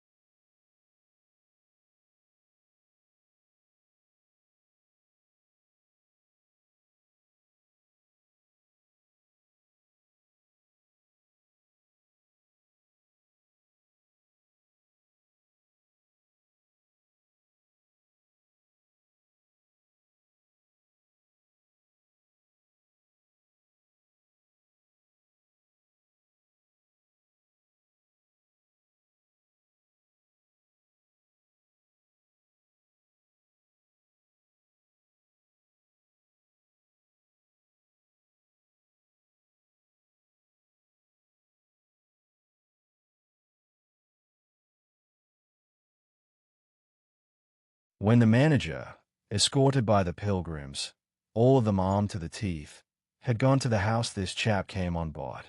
"I say, I don't like this. These natives are in the bush," I said. He assured me earnestly it was all right. "They are simple people," he added. "Well, I am glad you came. It took me all my time to keep them off." "But you said it was all right," I cried. "Oh, they meant no harm," he said, and as I stared he corrected himself. "Not exactly." Then vivaciously, "My faith, your pilot house wants a clean-up." In the next breath he advised me to keep enough steam on the boiler to blow the whistle in case of any trouble. "One good screech will do more for you than all your rifles." "They are simple people," he repeated. He rattled away at such a rate he quite overwhelmed me. He seemed to be trying to make up for lots of silence, and actually hinted, laughing, that such was the case. "Don't you talk with Mr. Kurtz," I said. "You don't talk with that man. You listen to him," he exclaimed with severe exultation. "But now," he waved his arm, and in the twinkling of an eye was in the uttermost depths of despondency. In a moment he came up again with a jump, possessed himself of both my hands, shook them continuously, while he gabbled, "Brother sailor, honor, pleasure, delight, introduce myself. Russian, son of an archpriest. Government of Tambov. What? Tobacco. English tobacco. The excellent English tobacco. Now, that's brotherly. Smoke. Where's a sailor that does not smoke?" The pipes soothed him, and gradually I made out he had run away from school, had gone to sea in a Russian ship, ran away again, served some time in English ships, was now reconciled with the archpriest. He made a point of that. But when one is young, one must see things, gather experience, ideas, enlarge the mind. Hey, I interrupted. You can never tell. Hey, I met Mr. Kurtz, he said, youthfully solemn and reproachful. I held my tongue after that. It appears he had persuaded a Dutch trading house on the coast to fit him out with stores and goods, and had started for the interior with a light heart and no more idea of what would happen to him than a baby. He had been wandering about that river for nearly 2 years alone, cut off from everybody and everything. I'm not so young as I look. I am 25, he said. At first old Van Schuten would tell me to go to the devil, he narrated with keen enjoyment. But I stuck to him, and talked, till at last he got afraid I would talk the hind leg off his favorite dog. So he gave me some cheap things and a few guns, and told me he hoped he would never see my face again. Good old Dutchman, Van Schuten. I've sent him one small lot of ivory a year ago, so that he can't call me a little thief when I get back. I hope he got it. And for the rest, I don't care. I had somewhat stacked for you. That was my old house. Did you see? I gave him Towson's book. He made as though he would kiss me, but restrained himself. The only book I had left, and I thought I had lost it, he said, looking at it ecstatically. So many accidents happen to a man going about alone. You know, canoes get upset sometimes, and sometimes you've got to clear out so quick when the people get angry. He thumbed the pages. You made notes in Russian? I asked. He nodded.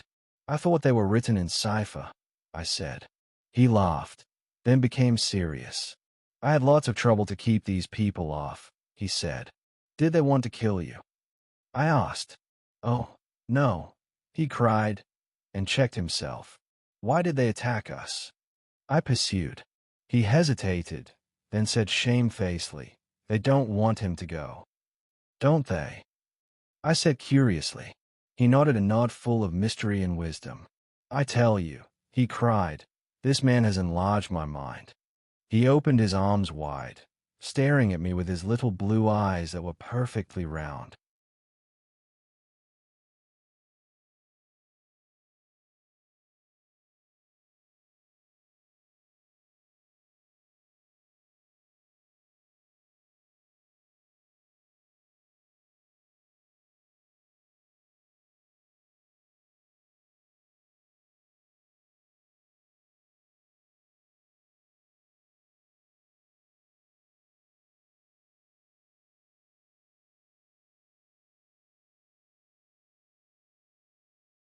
Chapter 3.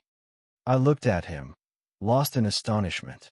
There he was before me, in motley, as though he had absconded from a troupe of mimes, enthusiastic, fabulous. His very existence was improbable, inexplicable, and altogether bewildering. He was an insoluble problem. It was inconceivable how he had existed, how he had succeeded in getting so far, how he had managed to remain. Why he did not instantly dissipate. I went a little farther, he said, then still a little farther, till I had gone so far that I don't know how I'll ever get back. Never mind. Plenty time. I can manage. You take Kurtz away quick. Quick, I tell you. The glamour of youth enveloped his parti-colored rags, his destitution, his loneliness, the essential desolation of his futile wanderings. 4 months. For years, his life hadn't been worth a day's purchase, and there he was gallantly, thoughtlessly alive, to all appearances indestructible solely by the virtue of his few years and of his unreflecting audacity.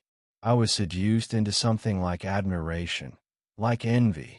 Glamour urged him on. Glamour kept him unscathed. He surely wanted nothing from the wilderness but space to breathe in and to push on through. His need was to exist, and to move onwards at the greatest possible risk, and with a maximum of privation. If the absolutely pure, uncalculating, unpractical spirit of adventure had ever ruled a human being, it ruled this bepatched youth. I almost envied him the possession of this modest and clear flame. It seemed to have consumed all thought of self so completely, that even while he was talking to you, you forgot that it was he, the man before your eyes, who had gone through these things. I did not envy him his devotion to Kurtz, though. He had not meditated over it. It came to him, and he accepted it with a sort of eager fatalism. I must say that to me it appeared about the most dangerous thing in every way he had come upon so far. They had come together unavoidably, like two ships becalmed near each other, and lay rubbing sides at last. I suppose Kurtz wanted an audience, because on a certain occasion, when encamped in the forest, they had talked all night, or more probably Kurtz had talked. We talked of everything, he said, quite transported at the recollection. I forgot there was such a thing as sleep. The night did not seem to last an hour. Everything. Everything. Of love, too. Ah, he talked to you of love. I said, much amused. It isn't what you think, he cried, almost passionately. It was in general. He made me see things. He threw his arms up. We were on deck at the time, and the headman of my woodcutters, lounging nearby, turned upon him his heavy and glittering eyes. I looked around, and I don't know why, but I assure you that never before, did this land, this river, this jungle, the very arch of this blazing sky, appear to me so hopeless and so dark, so impenetrable to human thought, so pitiless to human weakness. And, ever since, you have been with him, of course. I said.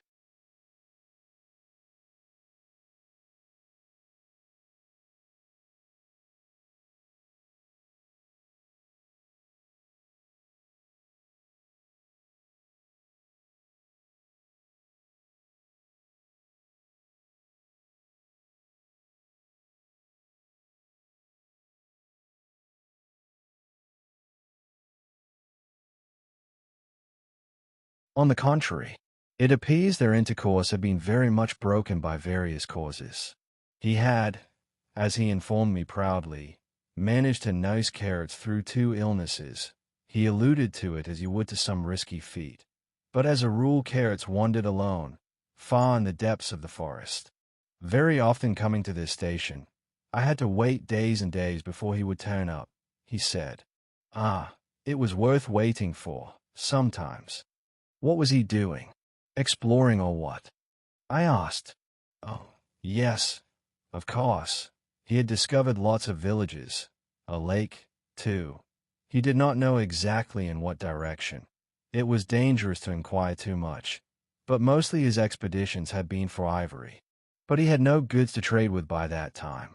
I objected. There's a good lot of cartridges left even yet, he answered, looking away. To speak plainly, he raided the country, I said. He nodded. Not alone, surely. He muttered something about the villages round that lake. Kurtz got the tribe to follow him. Did he? I suggested. He fidgeted a little. They adored him, he said. The tone of these words was so extraordinary that I looked at him searchingly. It was curious to see his mingled eagerness and reluctance to speak of Kurtz. The man filled his life, occupied his thoughts, swayed his emotions. What can you expect? He burst out. He came to them with thunder and lightning, you know, and they had never seen anything like it, and very terrible. He could be very terrible. You can't judge Mr. Kurtz as you would an ordinary man. No. Now, just to give you an idea, I don't mind telling you, he wanted to shoot me, too. One day, but I don't judge him. Shoot you? I cried. What for? Well, I had a small lot of ivory the chief of that village near my house gave me. You see, I used to shoot game for them. Well, he wanted it, and wouldn't hear reason. He declared he would shoot me unless I gave him the ivory and then cleared out of the country, because he could do so, and had a fancy for it, and there was nothing on earth to prevent him killing whom he jolly well pleased. And it was true, too. I gave him the ivory. What did I care? But I didn't clear out. No. I couldn't leave him. I had to be careful, of course, till we got friendly again for a time. He had his second illness then. Afterwards I had to keep out of the way, but I didn't mind. He was living for the most part in those villages on the lake. When he came down to the river, sometimes he would take to me, and sometimes it was better for me to be careful. This man suffered too much. He hated all this, and somehow he couldn't get away. When I had a chance, I begged him to try and leave while there was time. I offered to go back with him, and he would say yes, and then he would remain, go off on another ivory hunt, disappear for weeks, forget himself amongst these people, forget himself, you know. Why? He's mad, I said. He protested indignantly. Mr. Kurtz couldn't be mad. If I had heard him talk, only 2 days ago, I wouldn't dare hint at such a thing. I had taken up my binoculars while we talked, and was looking at the shore, sweeping the limit of the forest at each side and at the back of the house. The consciousness of there being people in that bush, so silent, so quiet, as silent and quiet as the ruined house on the hill, made me uneasy. There was no sign on the face of nature of this amazing tale that was not so much told as suggested to me in desolate exclamations, completed by shrugs, in interrupted phrases, in hints ending in deep sighs. The woods were unmoved, like a mask, heavy, like the closed door of a prison. They looked with their air of hidden knowledge, of patient expectation, of unapproachable silence. The Russian was explaining to me that it was only lately that Mr. Kurtz had come down to the river, bringing along with him all the fighting men of that lake tribe. He had been absent for several months, getting himself adored, I suppose, and had come down unexpectedly, with the intention to all appearance of making a raid either across the river or downstream. Evidently the appetite for more ivory had got the better of the, what shall I say, less material aspirations. However, he had got much worse suddenly. I heard he was lying helpless, and so I came up, took my chance, said the Russian. Oh, he is bad, very bad. I directed my glass to the house. There were no signs of life, but there was the ruined roof, the long mud wall peeping above the grass, with 3 little square window holes, no 2 of the same size. All this brought within reach of my hand, as it were. And then I made a brusque movement, and one of the remaining posts of that vanished fence leaped up in the field of my glass. You remember I told you I had been struck at the distance by certain attempts at ornamentation, rather remarkable in the ruinous aspect of the place. Now I had suddenly a nearer view, and its first result was to make me throw my head back as if before a blow. Then I went carefully from post to post with my glass, and I saw my mistake. These round knobs were not ornamental but symbolic.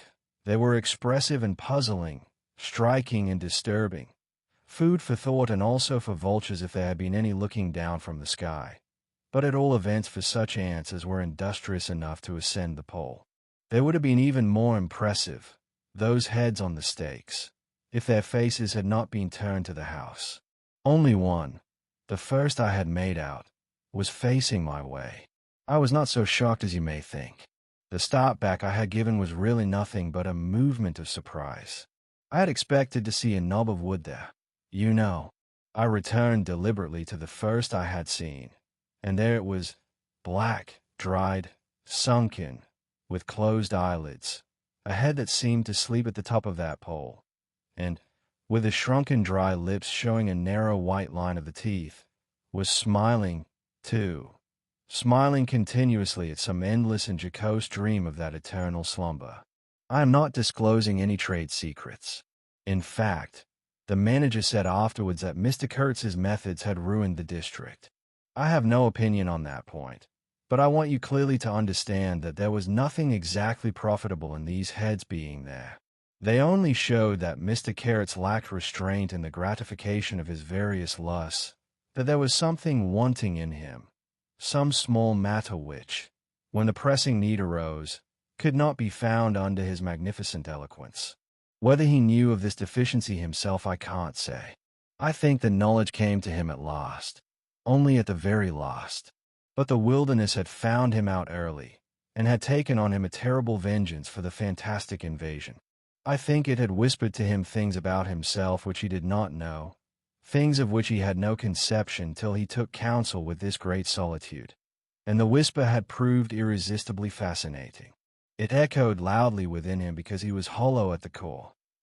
I put down the glass, and the head that had appeared near enough to be spoken to seemed at once to have leaped away from me into inaccessible distance.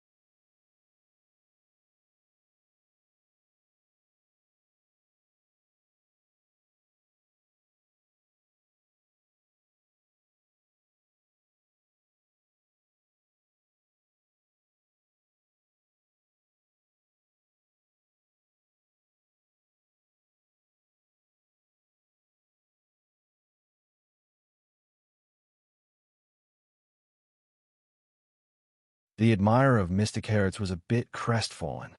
In a hurried, indistinct voice he began to assure me he had not dared to take these, symbols, down. He was not afraid of the natives. They would not stir till Mr. Kurtz gave the word. His ascendancy was extraordinary. The camps of these people surrounded the place, and the chiefs came every day to see him. They would crawl. "I don't want to know anything of the ceremonies used when approaching Mr. Kurtz," I shouted, curious, this feeling that came over me that such details would be more intolerable than those heads drying on the stakes under Mr. Kurtz's windows. After all, that was only a savage sight, while I seemed at one bound to have been transported into some lightless region of subtle horrors, where pure, uncomplicated savagery was a positive relief, being something that had a right to exist, obviously, in the sunshine. The young man looked at me with surprise. I suppose it did not occur to him that Mr. Kurtz was no idol of mine. He forgot I hadn't heard any of these splendid monologues on, what was it? On love, justice, conduct of life, or what not. If it had come to crawling before Mr. Kurtz, he crawled as much as the veriest savage of them all. I had no idea of the conditions. He said, these heads were the heads of rebels. I shocked him excessively by laughing. Rebels? What would be the next definition I was to hear? There had been enemies, criminals, workers, and these were rebels. Those rebellious heads looked very subdued to me on their sticks. "You don't know how such a life tries a man like Kurtz," cried Kurtz's last disciple. "Well, and you?" I said, I'm a simple man. I have no great thoughts. I want nothing from anybody. How can you compare me to?" His feelings were too much for speech, and suddenly he broke down. "I don't understand," he groaned. "I've been doing my best to keep him alive, and that's enough. I had no hand in all this. I have no abilities. There hasn't been a drop of medicine or a mouthful of invalid food for months here." He was shamefully abandoned. A man like this, with such ideas. Shamefully. I haven't slept for the last 10 nights. His voice lost itself in the calm of the evening. The long shadows of the forest had slipped downhill while we talked, had gone far beyond the ruined hovel, beyond the symbolic row of stakes.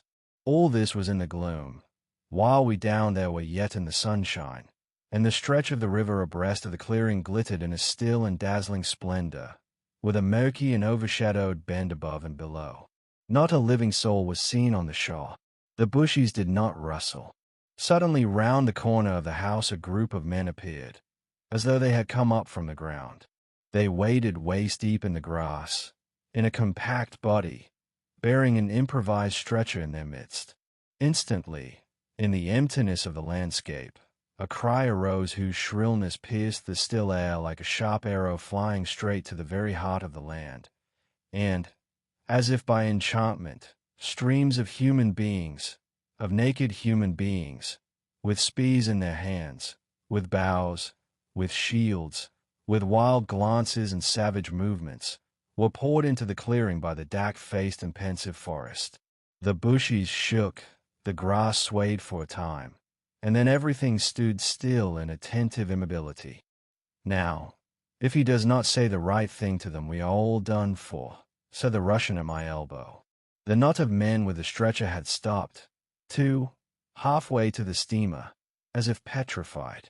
I saw the man on the stretcher sit up, lank and with an uplifted arm, above the shoulders of the bearers.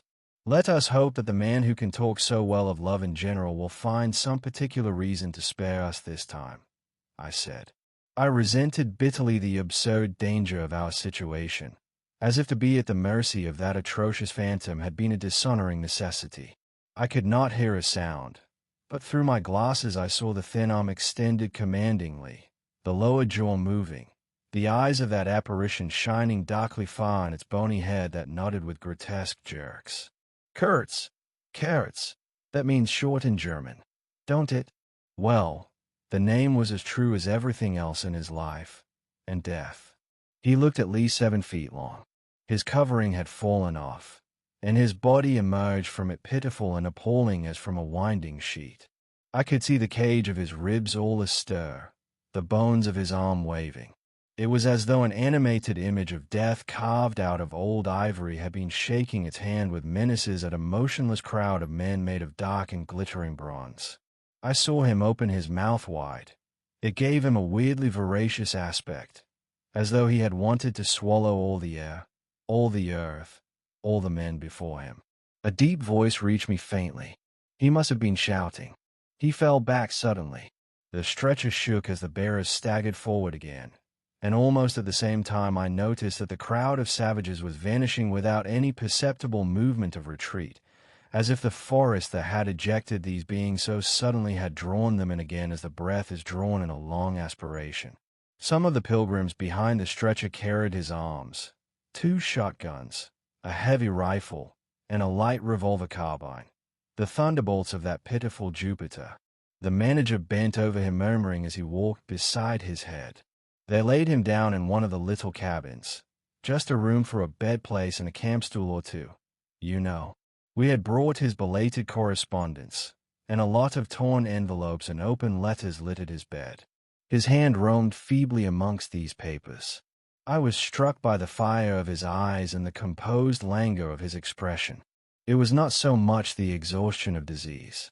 He did not seem in pain. This shadow looked satiated and calm, as though for the moment it had had its fill of all the emotions. He rustled one of the letters, and looking straight in my face said, "I am glad." Somebody had been writing to him about me. These special recommendations were turning up again.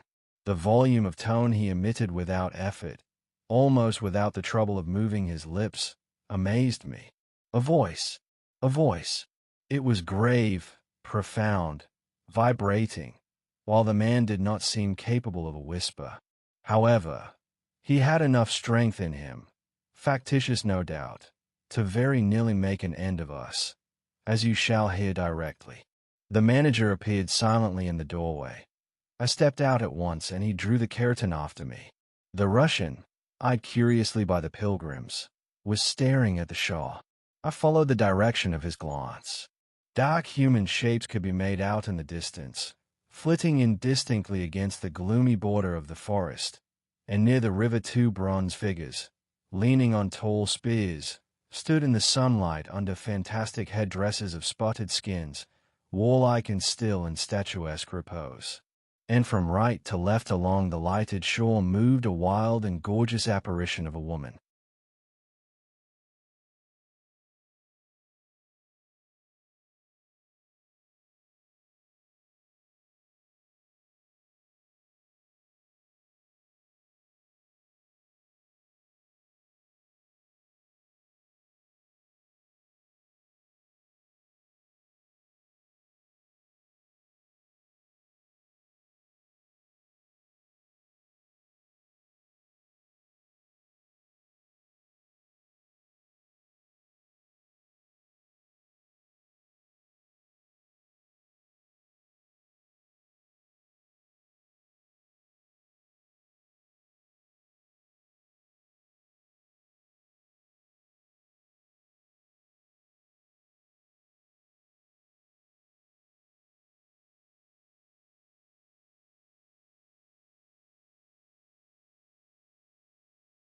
She walked with measured steps, draped in striped and fringed cloths, treading the earth proudly, with a slight jingle and flash of barbarous ornaments.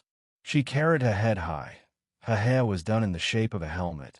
She had brass leggings to the knee, brass wire gauntlets to the elbow, a crimson spot on her tawny cheek, innumerable necklaces of glass beads on her neck, bizarre things, charms, gifts of witchmen, that hung about her, glittered and trembled at every step. She must have had the value of several elephant tusks upon her. She was savage and superb, wild-eyed and magnificent. There was something ominous and stately in her deliberate progress, and in the hush that had fallen suddenly upon the whole sorrowful land, the immense wilderness, the colossal body of the fecund and mysterious life seemed to look at her, pensive, as though it had been looking at the image of its own tenebrous and passionate soul. She came abreast of the steamer, stood still, and faced us. Her long shadow fell to the water's edge. Her face had a tragic and fierce aspect of wild sorrow and of dumb pain mingled with the fear of some struggling, half-shaped resolve. She stood looking at us without a stir, and like the wilderness itself, with an air of brooding over an inscrutable purpose. A whole minute passed, and then she made a step forward. There was a low jingle, a glint of yellow metal, a sway of fringed draperies, and she stopped as if her heart had failed her. The young fellow by my side growled. The pilgrims murmured at my back. She looked at us all as if her life had depended upon the unswerving steadiness of her glance. Suddenly she opened her bared arms and threw them up rigid above her head, as though in an uncontrollable desire to touch the sky, and at the same time the swift shadows darted out on the earth, swept around on the river, gathering the steamer into a shadowy embrace. A formidable silence hung over the scene. She turned away slowly, walked on, following the bank, and passed into the bushes to the left. Once only her eyes gleamed back at us in the dusk of the thickets before she disappeared. "If he had offered to come aboard, I really think I would have tried to shoot her," said the man of patches, nervously. "I have been risking my life every day for the last fortnight to keep her out of the house. She got in one day and kicked up a row about those miserable rags I picked up in the storeroom to mend my clothes with. I wasn't decent. At least it must have been that, for she talked like a fury to Kurtz for an hour, pointing at me now and then. I don't understand the dialect of this tribe. Luckily for me, I fancy Kurtz felt too ill that day to care, or there would have been mischief. I don't understand. No, it's too much for me. Ah, well, it's all over now." At this moment I heard Kurtz's deep voice behind the curtain. "Save me. Save the ivory, you mean. Don't tell me. Save me. Why, I've had to save you. You are interrupting my plans now. Sick. Sick. Not so sick as you would like to believe. Never mind. I'll carry my ideas out yet. I will return. I'll show you what can be done. You with your little peddling notions. You are interfering with me. I will return. I." The manager came out. He did me the honor to take me under the arm and lead me aside. "He is very low, he said. He considered it necessary to sigh, but neglected to be consistently sorrowful. We have done all we could for him, haven't we? But there is no disguising the fact. Mr. Kurtz has done more harm than good to the company. He did not see the time was not ripe for vigorous action. Cautiously, that's my principle. We must be cautious yet. The district is closed to us for a time. Deplorable. Upon the whole, the trade will suffer. I don't deny there is a remarkable quantity of ivory, mostly fossil. We must save it, at all events. But look how precarious the position is. And why? Because the method is unsound." "Do you," said I, looking at the shore, "call it unsound method?" "Without doubt," he exclaimed hotly. "Don't you?" "No method at all," I murmured after a while. "Exactly," he exulted. "I anticipated this. Shows a complete want of judgment. It is my duty to point it out in the proper quarter." "Oh," said I, "that fellow, what's his name, the brickmaker, will make a readable report for you." He appeared confounded for a moment. It seemed to me I had never breathed an atmosphere so vile, and I turned mentally to Kurtz for relief, positively for relief. Nevertheless, I think Mr. Kurtz is a remarkable man, I said with emphasis. He started, dropped on me a heavy glance, said very quietly, he was, and turned his back on me. My hour of favor was over. I found myself lumped along with Kurtz as a partisan of method for which the time was not ripe. I was unsound. But it was something to have at least a choice of nightmares. I had turned to the wilderness really, not to Mr. Kurtz, who, I was ready to admit, was as good as buried. And for a moment it seemed to me as if I also were buried in a vast grave full of unspeakable secrets. I felt an intolerable weight oppressing my breast, the smell of the damp earth, the unseen presence of victorious corruption, the darkness of an impenetrable night. The Russian tapped me on the shoulder. I heard him mumbling and stammering something about brother seamen. Couldn't conceal knowledge of matters that would affect Mr. Kurtz's reputation. I waited. For him, evidently Mr. Kurtz was not in his grave. I suspect that for him Mr. Kurtz was one of the immortals. Well, said I at last, speak out. As it happens, I am Mr. Kurtz's friend, in a way. He stated with a good deal of formality that had we not been of the same profession, he would have kept the matter to himself without regard to consequences. He suspected there was an active ill will towards him on the part of these white men that— You are right, I said, remembering a certain conversation I had overheard. The manager thinks you ought to be hanged. He showed a concern at this intelligence which amused me at first. I had better get out of the way quietly, he said earnestly. I can do no more for Kurtz now, and they would soon find some excuse. What's to stop them? There's a military post 300 miles from here. Well, upon my word, said I, perhaps you had better go if you have any friends amongst the savages nearby. Plenty, he said. They are simple people, and I want nothing, you know. He stood biting his lip. Then, I don't want any harm to happen to these whites here. But of course I was thinking of Mr. Kurtz's reputation. But you are a brother seaman and— All right, said I, after a time. Mr. Kurtz's reputation is safe with me. I did not know how truly I spoke.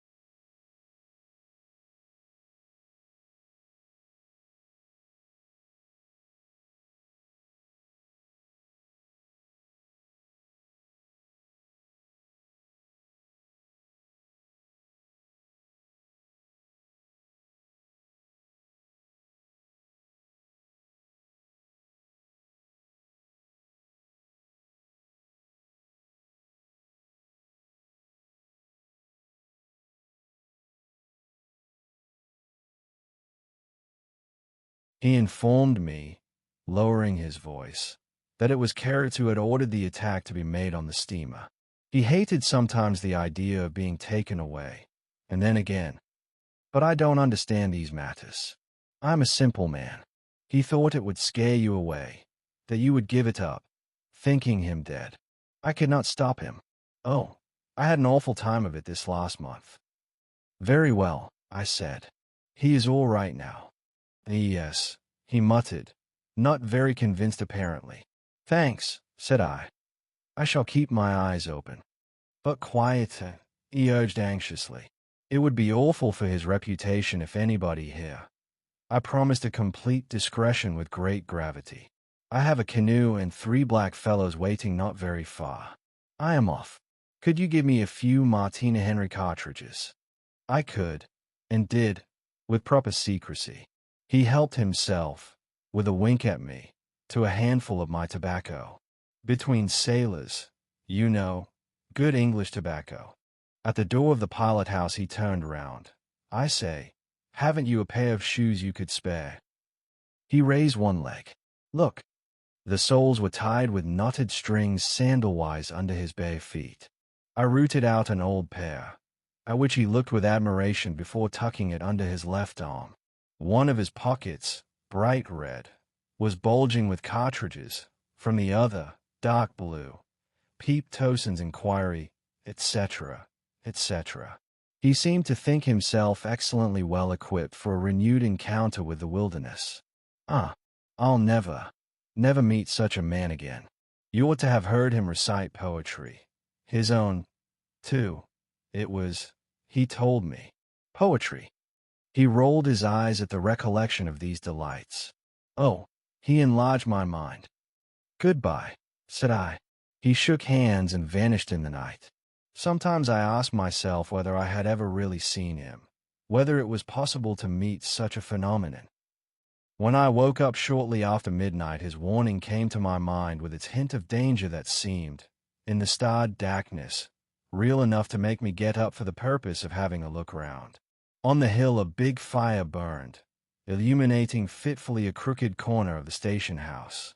One of the agents, with a picket of a few of our blacks, armed for the purpose, was keeping guard over the ivory, but deep within the forest, red gleams that wavered, that seemed to sink and rise from the ground amongst confused columnar shapes of intense blackness, showed the exact position of the camp where Mr. Kurtz's adorers were keeping their uneasy vigil.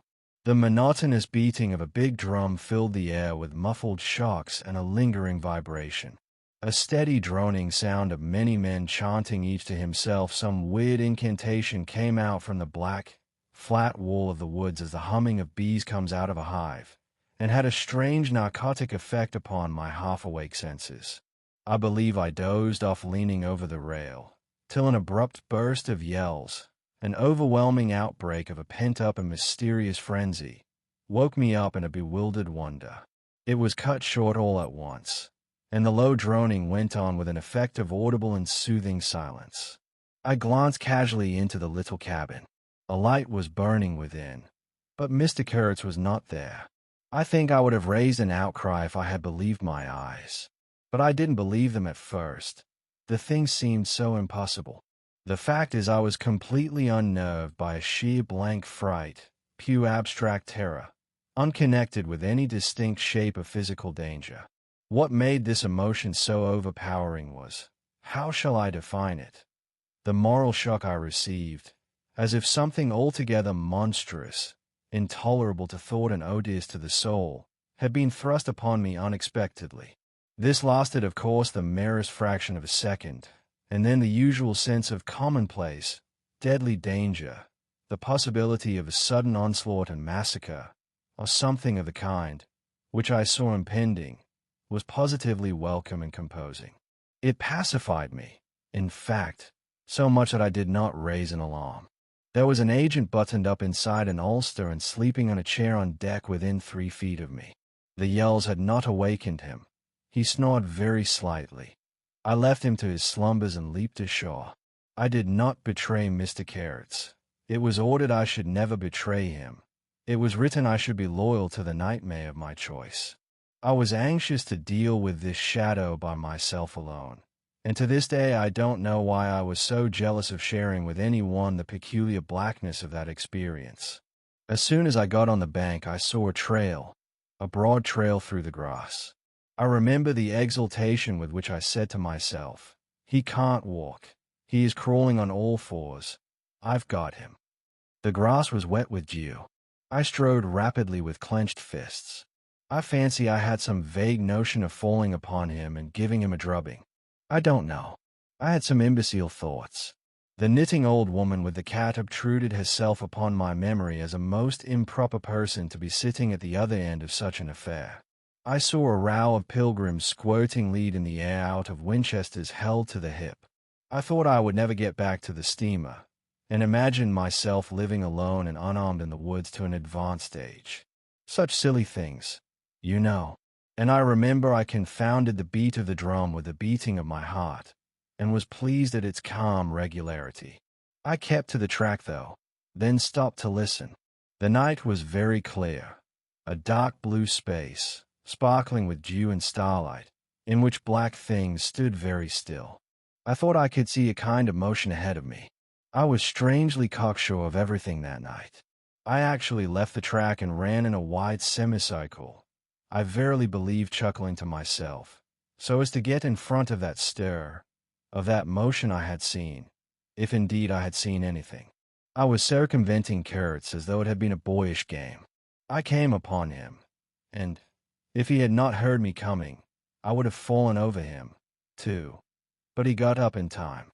He rose, unsteady, long, pale, indistinct, like a vapor exhaled by the earth, and swayed slightly, misty and silent before me, while at my back the fires loomed between the trees, and the murmur of many voices issued from the forest.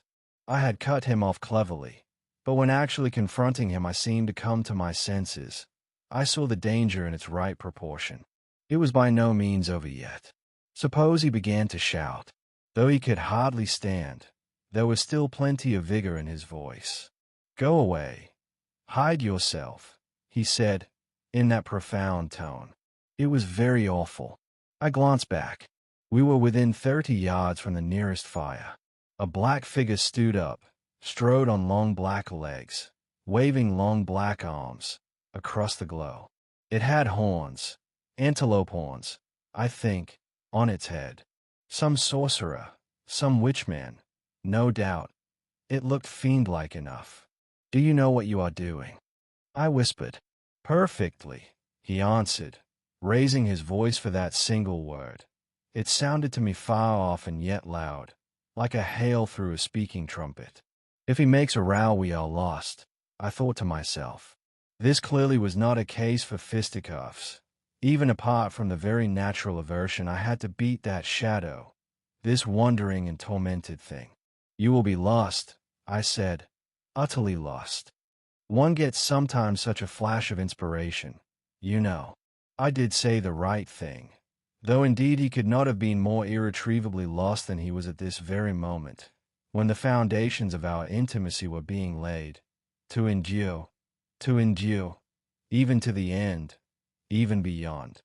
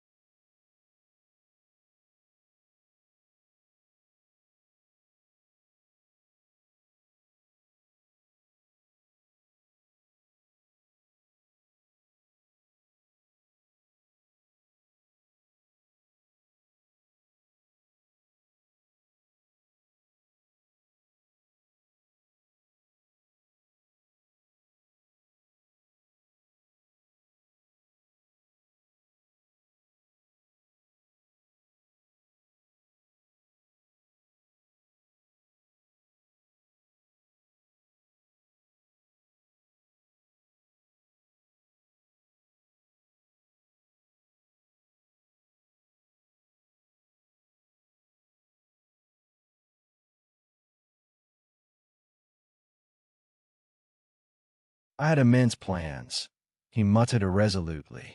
"Yes," said I, "but if you try to shout I'll smash your head with. There was not a stick or a stone near.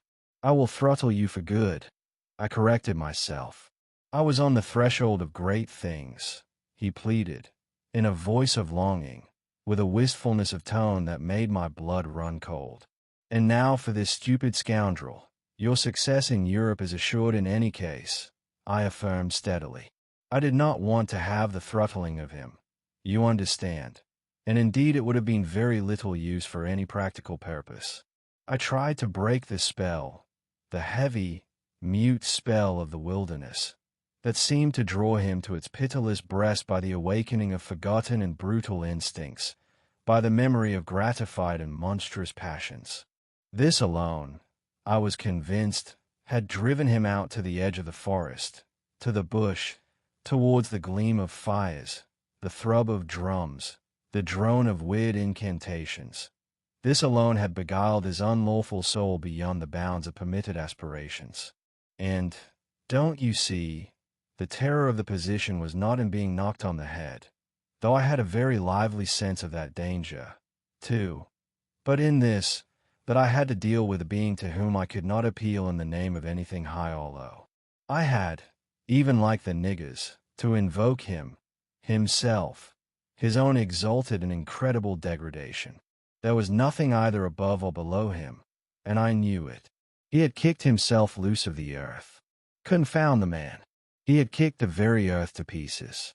He was alone, and I before him did not know whether I stood on the ground or floated in the air. I've been telling you what we said, repeating the phrases we pronounced, but what's the good? They were common everyday words, the familiar, vague sounds exchanged on every waking day of life. But what of that? They had behind them, to my mind, the terrific suggestiveness of words heard in dreams, of phrases spoken in nightmares. Soul. If anybody ever struggled with a soul, I am the man. And I wasn't arguing with a lunatic either. Believe me or not, his intelligence was perfectly clear, concentrated, it is true, upon himself with horrible intensity, yet clear, and therein was my only chance, barring, of course, the killing him there and then, which wasn't so good, on account of unavoidable noise. But his soul was mad. Being alone in the wilderness, it had looked within itself, and, by heavens, I tell you, it had gone mad. I had, for my sins, I suppose, to go through the ordeal of looking into it myself. No eloquence could have been so withering to one's belief in mankind as his final burst of sincerity. He struggled with himself, too. I saw it. I heard it. I saw the inconceivable mystery of a soul that knew no restraint, no faith, and no fear, yet struggling blindly with itself. I kept my head pretty well, but when I had him at last stretched on the couch, I wiped my forehead, while my legs shook under me as though I had carried half a ton on my back down that hill. And yet I had only supported him, his bony arm clasped round my neck, and he was not much heavier than a child. When next day we left at noon, the crowd, of whose presence behind the curtain of trees I had been acutely conscious all the time, flowed out of the woods again, filled the clearing, covered the slope with a mass of naked, breathing, quivering, bronze bodies. I steamed up a bit, then swung downstream, and 2,000 eyes followed the evolutions of the splashing, thumping, fierce river demon beating the water with its terrible tail and breathing black smoke into the air. In front of the first rank, along the river, 3 men, plastered with bright red earth from head to foot, strutted to and fro restlessly. When we came abreast again, they faced the river, stamped their feet, nodded their horned heads, swayed their scarlet bodies. They shook towards the fierce river demon a bunch of black feathers, a mangy skin with a pendant tail, something that looked a dried good. They shouted periodically together strings of amazing words that resembled no sounds of human language, and the deep murmurs of the crowd, interrupted suddenly, were like the responses of some satanic litany. We had carried Kurtz into the pilot house. There was more air there. Lying on the couch, he stared through the open shutter. There was an eddy in the mass of human bodies, and the woman with helmeted head and tawny cheeks rushed out to the very brink of the stream. She put out her hands, shouted something, and all that wild mob took up the shout in a roaring chorus of articulated, rapid, breathless utterance. "Do you understand this?" I asked. He kept on looking out past me with fiery, longing eyes, with a mingled expression of wistfulness and hate. He made no answer, but I saw a smile of indefinable meaning, appear on his colorless lips that a moment after twitched convulsively. "Do I not?" he said slowly, gasping, as if the words had been torn out of him by a supernatural power. I pulled the string of the whistle, and I did this because I saw the pilgrims on deck getting out their rifles with an air of anticipating a jolly lark. At the sudden screech, there was a movement of abject terror through that wedged mass of bodies. Don't you frighten them away," cried someone on deck disconsolately. I pulled the string time after time. They broke and ran. They leaped, they crouched, they swerved, they dodged the flying terror of the sound. The 3 red chaps had fallen flat, face down on the shore, as though they had been shot dead. Only the barbarous and superb woman did not so much as flinch, and stretched tragically her bare arms after us over the somber and glittering river. And then that imbecile crowd down on the deck started their little fun, and I could see nothing more for smoke. The brown current ran swiftly out of the heart of darkness, bearing us down towards the sea with twice the speed of our upward progress. And Kurtz's life was running swiftly, too, ebbing out of his heart into the sea of inexorable time.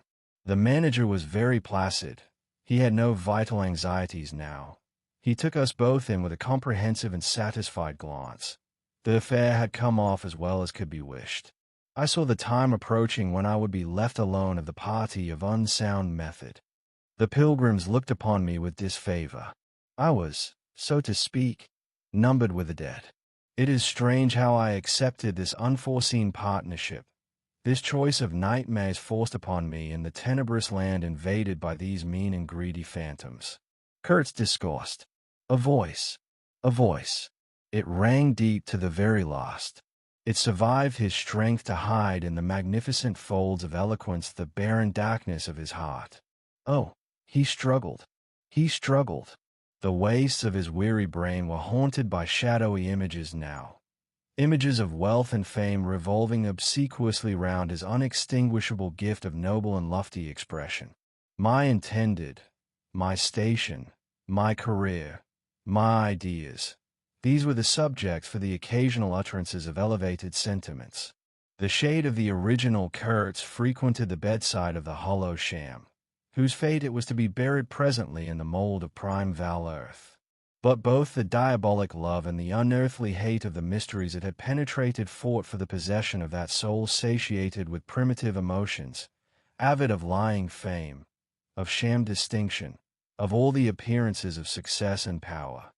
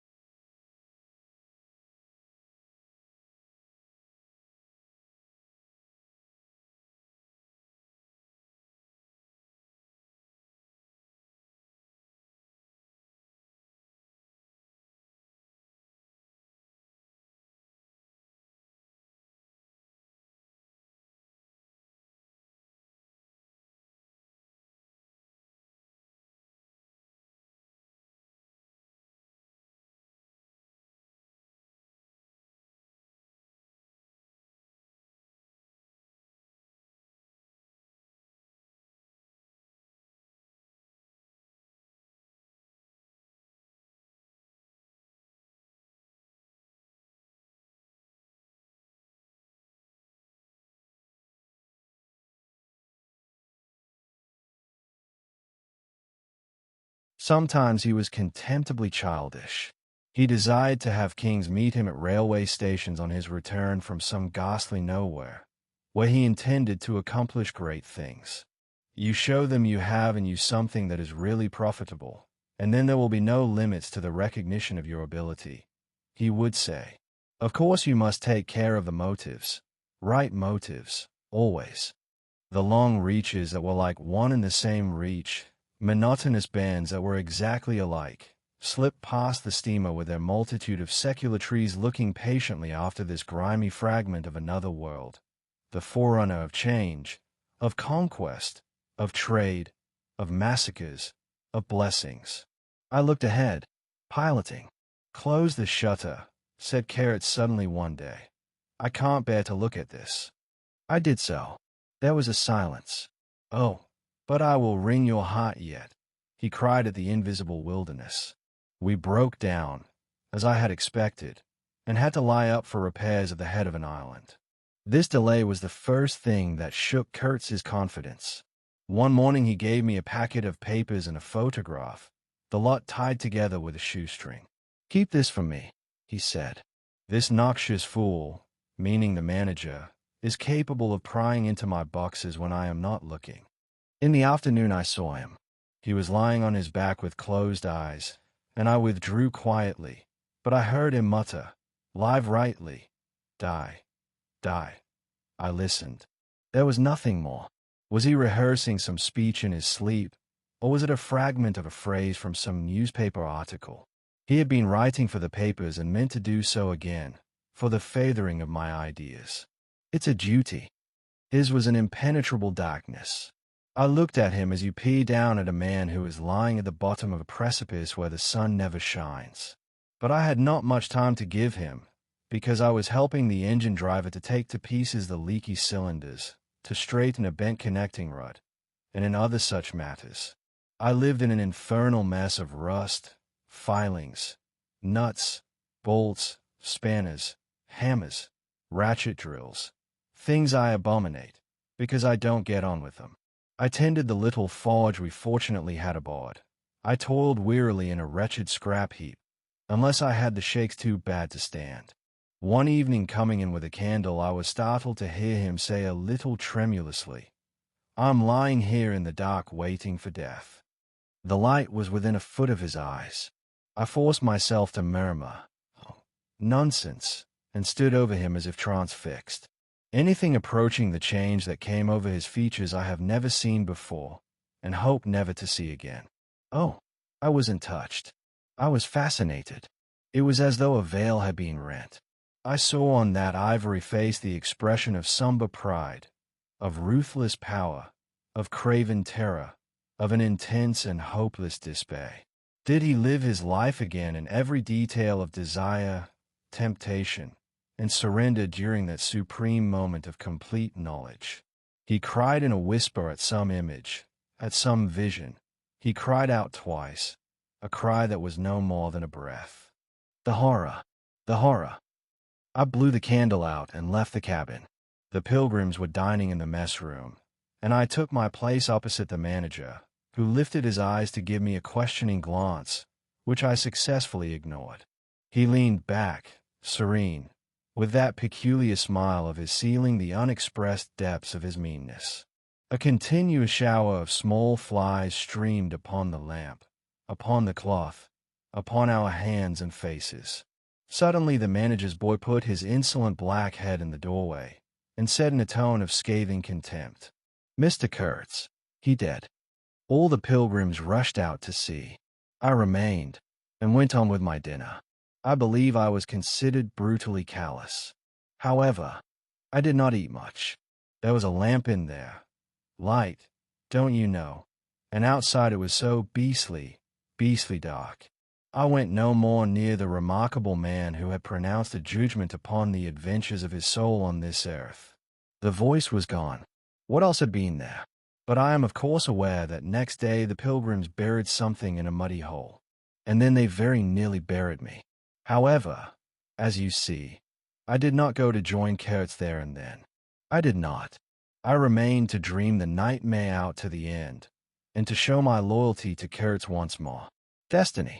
My destiny. Droll thing life is, that mysterious arrangement of merciless logic for a futile purpose. The most you can hope from it is some knowledge of yourself, that comes too late, a crop of unextinguishable regrets.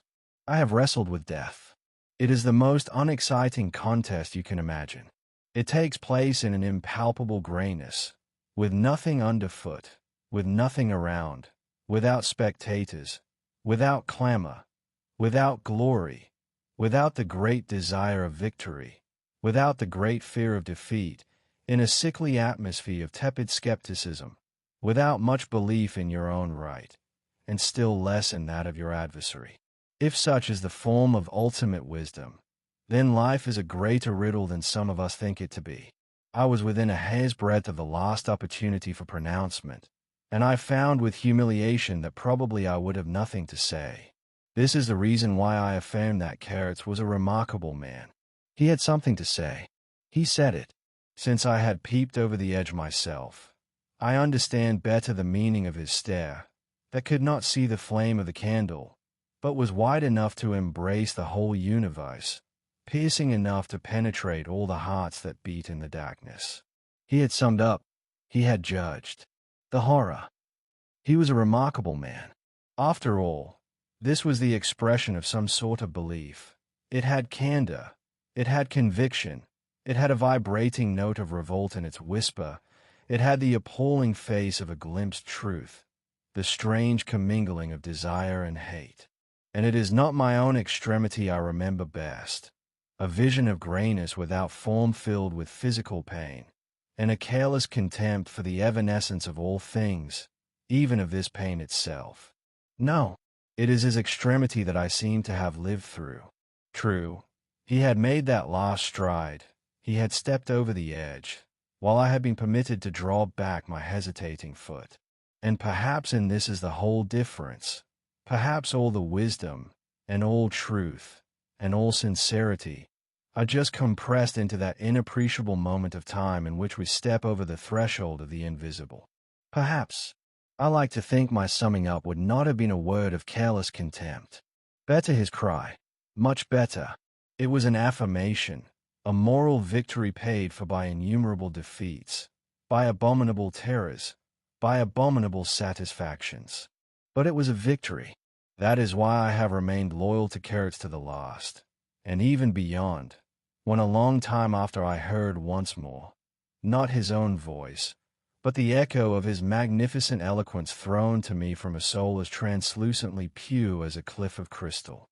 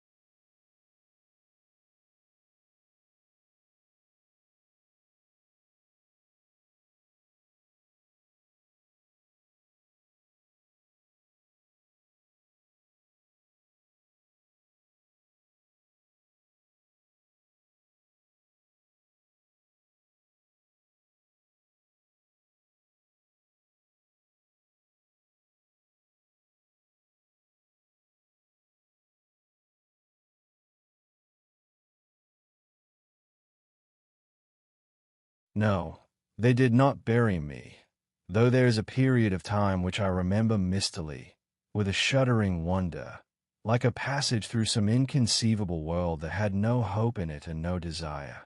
I found myself back in the sepulchral city, resenting the sight of people hurrying through the streets to filch a little money from each other, to devour their infamous cookery, to gulp their unwholesome beer, to dream their insignificant and silly dreams. They trespassed upon my thoughts. They were intruders whose knowledge of life was to me an irritating pretense, because I felt so sure they could not possibly know the things I knew. Their bearing, which was simply the bearing of commonplace individuals going about their business in the assurance of perfect safety, was offensive to me like the outrageous flauntings of folly in the face of a danger it is unable to comprehend. I had no particular desire to enlighten them, but I had some difficulty in restraining myself from laughing in their faces so full of stupid importance. I dare say I was not very well at that time. I tottered about the streets. There were various affairs to settle, grinning bitterly at perfectly respectable persons. I admit my behavior was inexcusable, but then my temperature was seldom normal in these days. My dear aunt's endeavors to nurse up my strength seemed altogether beside the mark. It was not my strength that wanted nursing. It was my imagination that wanted soothing. I kept the bundle of papers given me by Kurtz, not knowing exactly what to do with it. His mother had died lately, watched over, as I was told, by his intended. A clean-shaved man, with an official manner and wearing gold-rimmed spectacles, called on me one day and made inquiries, at first circuitous, afterwards suavely pressing, about what he was pleased to denominate certain documents. I was not surprised, because I had had 2 rows with a manager on the subject out there. I had refused to give up the smallest scrap out of that package, and I took the same attitude with the spectacled man. He became darkly menacing at last, and with much heat argued that the company had the right to every bit of information about its territories. And said he, Mr. Kurtz's knowledge of unexplored regions must have been necessarily extensive and peculiar, owing to his great abilities and to the deplorable circumstances in which he had been placed. Therefore, I assured him Mr. Kurtz's knowledge, however extensive, did not bear upon the problems of commerce or administration. He invoked then the name of science. It would be an incalculable loss if, etc., etc. I offered him the report on the suppression of savage customs, with the postscriptum torn off. He took it up eagerly, but ended by sniffing at it with an air of contempt. "This is not what we had a right to expect," he remarked. "Expect nothing else," I said. "There are only private letters." He withdrew upon some threat of legal proceedings, and I saw him no more. But another fellow, calling himself Kurtz's cousin, appeared 2 days later, and was anxious to hear all the details about his dear relative's last moments. Incidentally, he gave me to understand that Kurtz had been essentially a great musician. There was the making of an immense success, said the man, who was an organist, I believe, with lank gray hair flowing over a greasy coat collar. I had no reason to doubt his statement, and to this day I am unable to say what was Kurtz's profession, whether he ever had any, which was the greatest of his talents.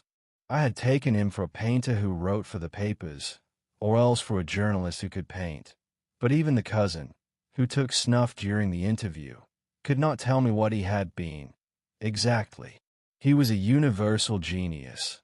On that point I agreed with the old chap, who thereupon blew his nose noisily into a large cotton handkerchief and withdrew in senile agitation, bearing off some family letters and memoranda without importance. Ultimately, a journalist anxious to know something of the fate of his dear colleague turned up. This visitor informed me Kurtz's proper sphere ought to have been politics on the popular side. He had furry, straight eyebrows, bristly hair cropped short, an eyeglass on a broad ribbon, and, becoming expansive, confessed his opinion that Kurtz really couldn't write a bit. But heavens, how that man could talk! He electrified large meetings.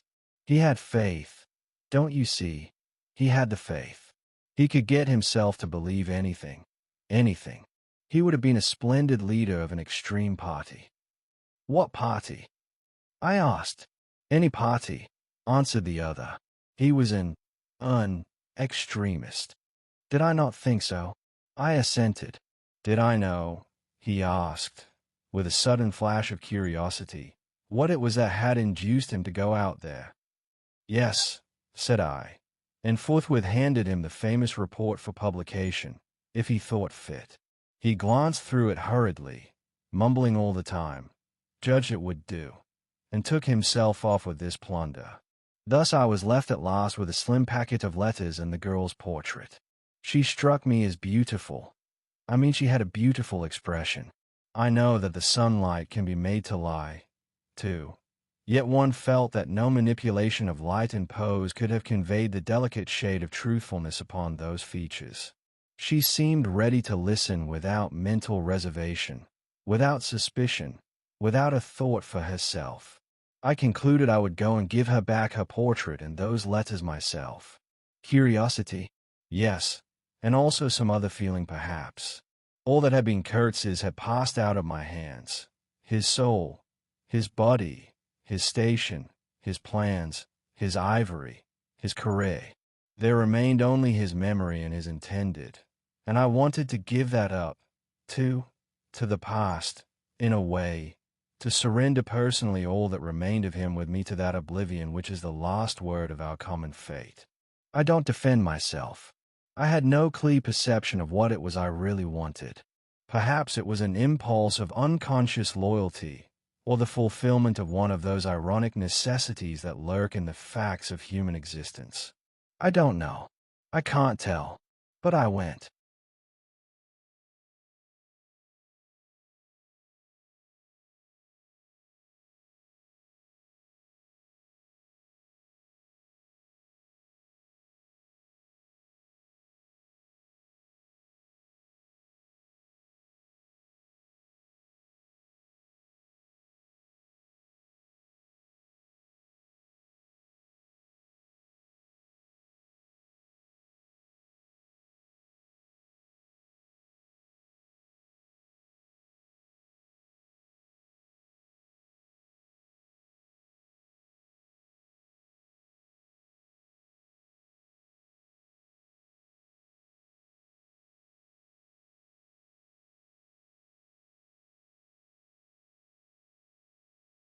I thought his memory was like the other memories of the dead that accumulate in every man's life, a vague impress on the brain of shadows that had fallen on it in their swift and final passage. But before the high and ponderous door, between the tall houses of a street as still and decorous as a well-kept alley in a cemetery, I had a vision of him on the stretcher, opening his mouth voraciously, as if to devour all the earth with all its mankind. He lived then before me. He lived as much as he had ever lived, a shadow insatiable of splendid appearances, of frightful realities, a shadow darker than the shadow of the night, and draped nobly in the folds of a gorgeous eloquence. The vision seemed to enter the house with me. The stretcher, the phantom bearers, the wild crowd of obedient worshippers, the gloom of the forests, the glitter of the reach between the murky bends, the beat of the drum, regular and muffled like the beating of a heart, the heart of a conquering darkness. It was a moment of triumph for the wilderness, an invading and vengeful rush which, it seemed to me, I would have to keep back alone for the salvation of another soul. And the memory of what I had heard him say afar there, with the horned shapes stirring at my back, in the glow of fires, within the patient woods, those broken phrases came back to me, were heard again in their ominous and terrifying simplicity. I remembered his abject pleading, his abject threats, the colossal scale of his vile desires, the meanness, the torment, the tempestuous anguish of his soul. And later on I seemed to see his collected, languid manner, when he said one day, "This lot of ivory now is really mine. The company did not pay for it. I collected it myself at a very great personal risk. I'm afraid they will try to claim it as theirs, though. H.M., it is a difficult case. What do you think I ought to do? Resist? Eh? I want no more than justice." He wanted no more than justice, no more than justice. I rang the bell before a mahogany door on the first floor, and while I waited he seemed to stare at me out of the glassy panel, stare with that wide and immense stare embracing, condemning, loathing all the universe. I seemed to hear the whispered cry, "The horror! The horror!" The dusk was falling. I had to wait in a lofty drawing-room with 3 long windows from floor to ceiling that were like 3 luminous and bed-raped columns. The bent gilt legs and backs of the furniture shone in indistinct curves. The tall marble fireplace had a cold and monumental whiteness. A grand piano stood massively in a corner, with dark gleams on the flat surfaces like a somber and polished sarcophagus. A high door opened, closed. I rose. She came forward, all in black, with a pale head, floating towards me in the dusk. She was in mourning. It was more than a year since his death, more than a year since the news came. She seemed as though she would remember and mourn forever. She took both my hands in haze and murmured, "I had heard you were coming." I noticed she was not very young. I mean not girlish. She had a mature capacity for fidelity, for belief, for suffering. The room seemed to have grown darker, as if all the sad light of the cloudy evening had taken refuge on her forehead. This fair hair, this pale visage, this pure brow, seemed surrounded by an ashy halo from which the dark eyes looked out at me. Their glance was guileless, profound, confident, and trustful. She carried her sorrowful head as though she were proud of that sorrow, as though she would say, "I alone know how to mourn for him as he deserves." But while we were still shaking hands, such a look of awful desolation came upon her face that I perceived she was one of those creatures that are not the playthings of time. For her he had died only yesterday, and, by Jove, the impression was so powerful that for me, too, he seemed to have died only yesterday, nay, this very minute. I saw her and him in the same instant of time, his death and her sorrow. I saw her sorrow in the very moment of his death. Do you understand?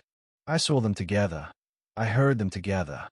She had said, with a deep catch of the breath, "I have survived," while my strained ears seemed to hear distinctly, mingled with her tone of despairing regret, the summing up whisper of his eternal condemnation. I asked myself what I was doing there, with a sensation of panic in my heart as though I had blundered into a place of cruel and absurd mysteries not fit for a human being to behold. She motioned me to a chair. We sat down. I laid the packet gently on the little table, and she put her hand over it. "You knew him well," she murmured, after a moment of mourning silence. "Intimacy grows quickly out there," I said. "I knew him as well as it is possible for one man to know another." "And you admired him," she said. "It was impossible to know him and not to admire him, was it?" "He was a remarkable man," I said, unsteadily. Then, before the appealing fixity of her gaze, that seemed to watch for more words on my lips, I went on. "It was impossible not to love him," she finished eagerly, silencing me into an appalled dumbness. "How true! How true! But when you think that no one knew him so well as I had all his noble confidence. I knew him best." "You knew him best," I repeated. And perhaps she did. But with every word spoken the room was growing darker, and only her forehead, smooth and white, remained illumined by the inextinguishable light of belief and love. "You were his friend," she went on. "His friend," she repeated, a little louder. "You must have been, if he had given you this, and sent you to me. I feel I can speak to you. And oh, I must speak. I want you, you who have heard his last words, to know I have been worthy of him. It is not pride. Yes, I am proud to know I understood him better than anyone on earth. He told me so himself. And since his mother died, I have had no one to... I listened. The darkness deepened. I was not even sure whether he had given me the right bundle. I rather suspect he wanted me to take care of another batch of his papers which, after his death, I saw the manager examining under the lamp. And the girl talked, easing her pain in the certitude of my sympathy. She talked as thirsty men drink. I had heard that her engagement with Kurtz had been disapproved by her people. He wasn't rich enough or something. And indeed I don't know whether he had not been a pauper all his life. He had given me some reason to infer that it was his impatience of comparative poverty that drove him out there. Who was not his friend who had heard him speak once, she was saying. He drew men towards him by what was best in them. She looked at me with intensity. "It is the gift of the great," she went on, and the sound of her low voice seemed to have the accompaniment of all the other sounds, full of mystery, desolation, and sorrow, I had ever heard. The ripple of the river, the soughing of the trees swayed by the wind, the murmurs of the crowds, the faint ring of incomprehensible words cried from afar, the whisper of a voice speaking from beyond the threshold of an eternal darkness. "But you have heard him, you know," she cried.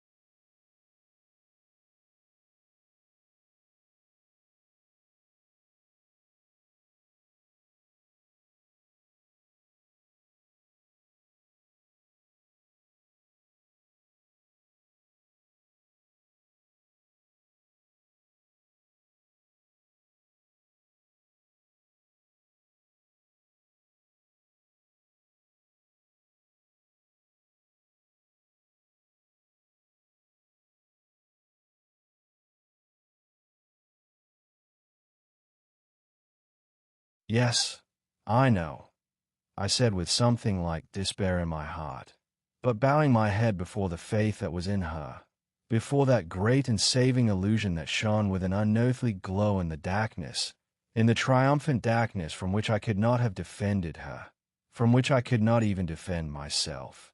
"What a loss to me, to us." She corrected herself with beautiful generosity, then added in a murmur, "to the world." By the last gleams of twilight I could see the glitter of her eyes, full of tears that would not fall. "I have been very happy, very fortunate, very proud," she went on. Too fortunate. Too happy for a little while. And now I am unhappy for life. She stood up. Her fair hair seemed to catch all the remaining light in a glimmer of gold. I rose, too. And of all this, she went on mournfully, of all his promise, and of all his greatness, of his generous mind, of his noble heart, nothing remains, nothing but a memory. You and I. We shall always remember him, I said hastily. No, she cried. It is impossible that all this should be lost, that such a life should be sacrificed to leave nothing but sorrow.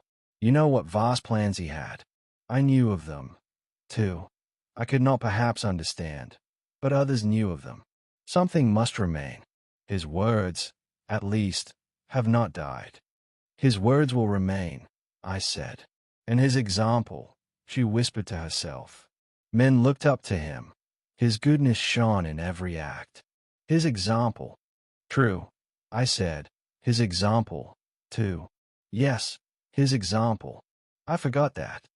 But I do not. I cannot believe. Not yet. I cannot believe that I shall never see him again. That nobody will see him again. Never, never, never. She put out her arms as if after a retreating figure, stretching them back and with clasped pale hands across the fading and narrow sheen of the window. Never see him. I saw him clearly enough then. I shall see this eloquent phantom as long as I live. And I shall see her, too, a tragic and familiar shade, resembling in this gesture another one, tragic also, and bedecked with powerless charms, stretching bare brown arms over the glitter of the infernal stream, the stream of darkness. She said suddenly very low, He died as he lived. His end, said I, with dull anger stirring in me, was in every way worthy of his life. And I was not with him, she murmured. My anger subsided before a feeling of infinite pity. Everything that could be done, I mumbled. Ah, but I believed in him more than anyone on earth, more than his own mother, more than himself. He needed me. I would have treasured every sigh, every word, every sign, every glance. I felt like a chill grip on my chest. Don't, I said, in a muffled voice. Forgive me. I have mourned so long in silence. You were with him, to the last. I think of his loneliness. Nobody near to understand him as I would have understood. Perhaps no one to hear. To the very end, I said, shakily. I heard his very last words. I stopped in a fright. Repeat them, she murmured in a heartbroken tone. I want something to live with. I was on the point of crying at her. Don't you hear them? The dusk was repeating them in a persistent whisper all around us, in a whisper that seemed to swell menacingly like the first whisper of a rising wind. The horror. His last word, to live with, she insisted. Don't you understand? I loved him. I pulled myself together and spoke slowly. The last word he pronounced was, your name. I heard a light sigh, and then my heart stood still, stopped dead short by an exulting and terrible cry, by the cry of inconceivable triumph and of unspeakable pain. I knew it. I was sure. She knew. She was sure. I heard her weeping. She had hidden her face in her hands. It seemed to me that the house would collapse before I could escape, that the heavens would fall upon my head. But nothing happened. The heavens do not fall for such a trifle. Would they have fallen, I wonder, if I had rendered Kurtz that justice which was his due? Hadn't he said he wanted only justice? But I couldn't. I could not tell her. It would have been too dark altogether. Marlow ceased, and sat apart, indistinct and silent, in the pose of a meditating Buddha. Nobody moved for a time. We have lost the first of the ebb, said the director suddenly. I raised my head. The offing was barred by a black bank of clouds, and the tranquil waterway leading to the uttermost ends of the earth flowed somber under an overcast sky, seemed to lead into the heart of an immense darkness.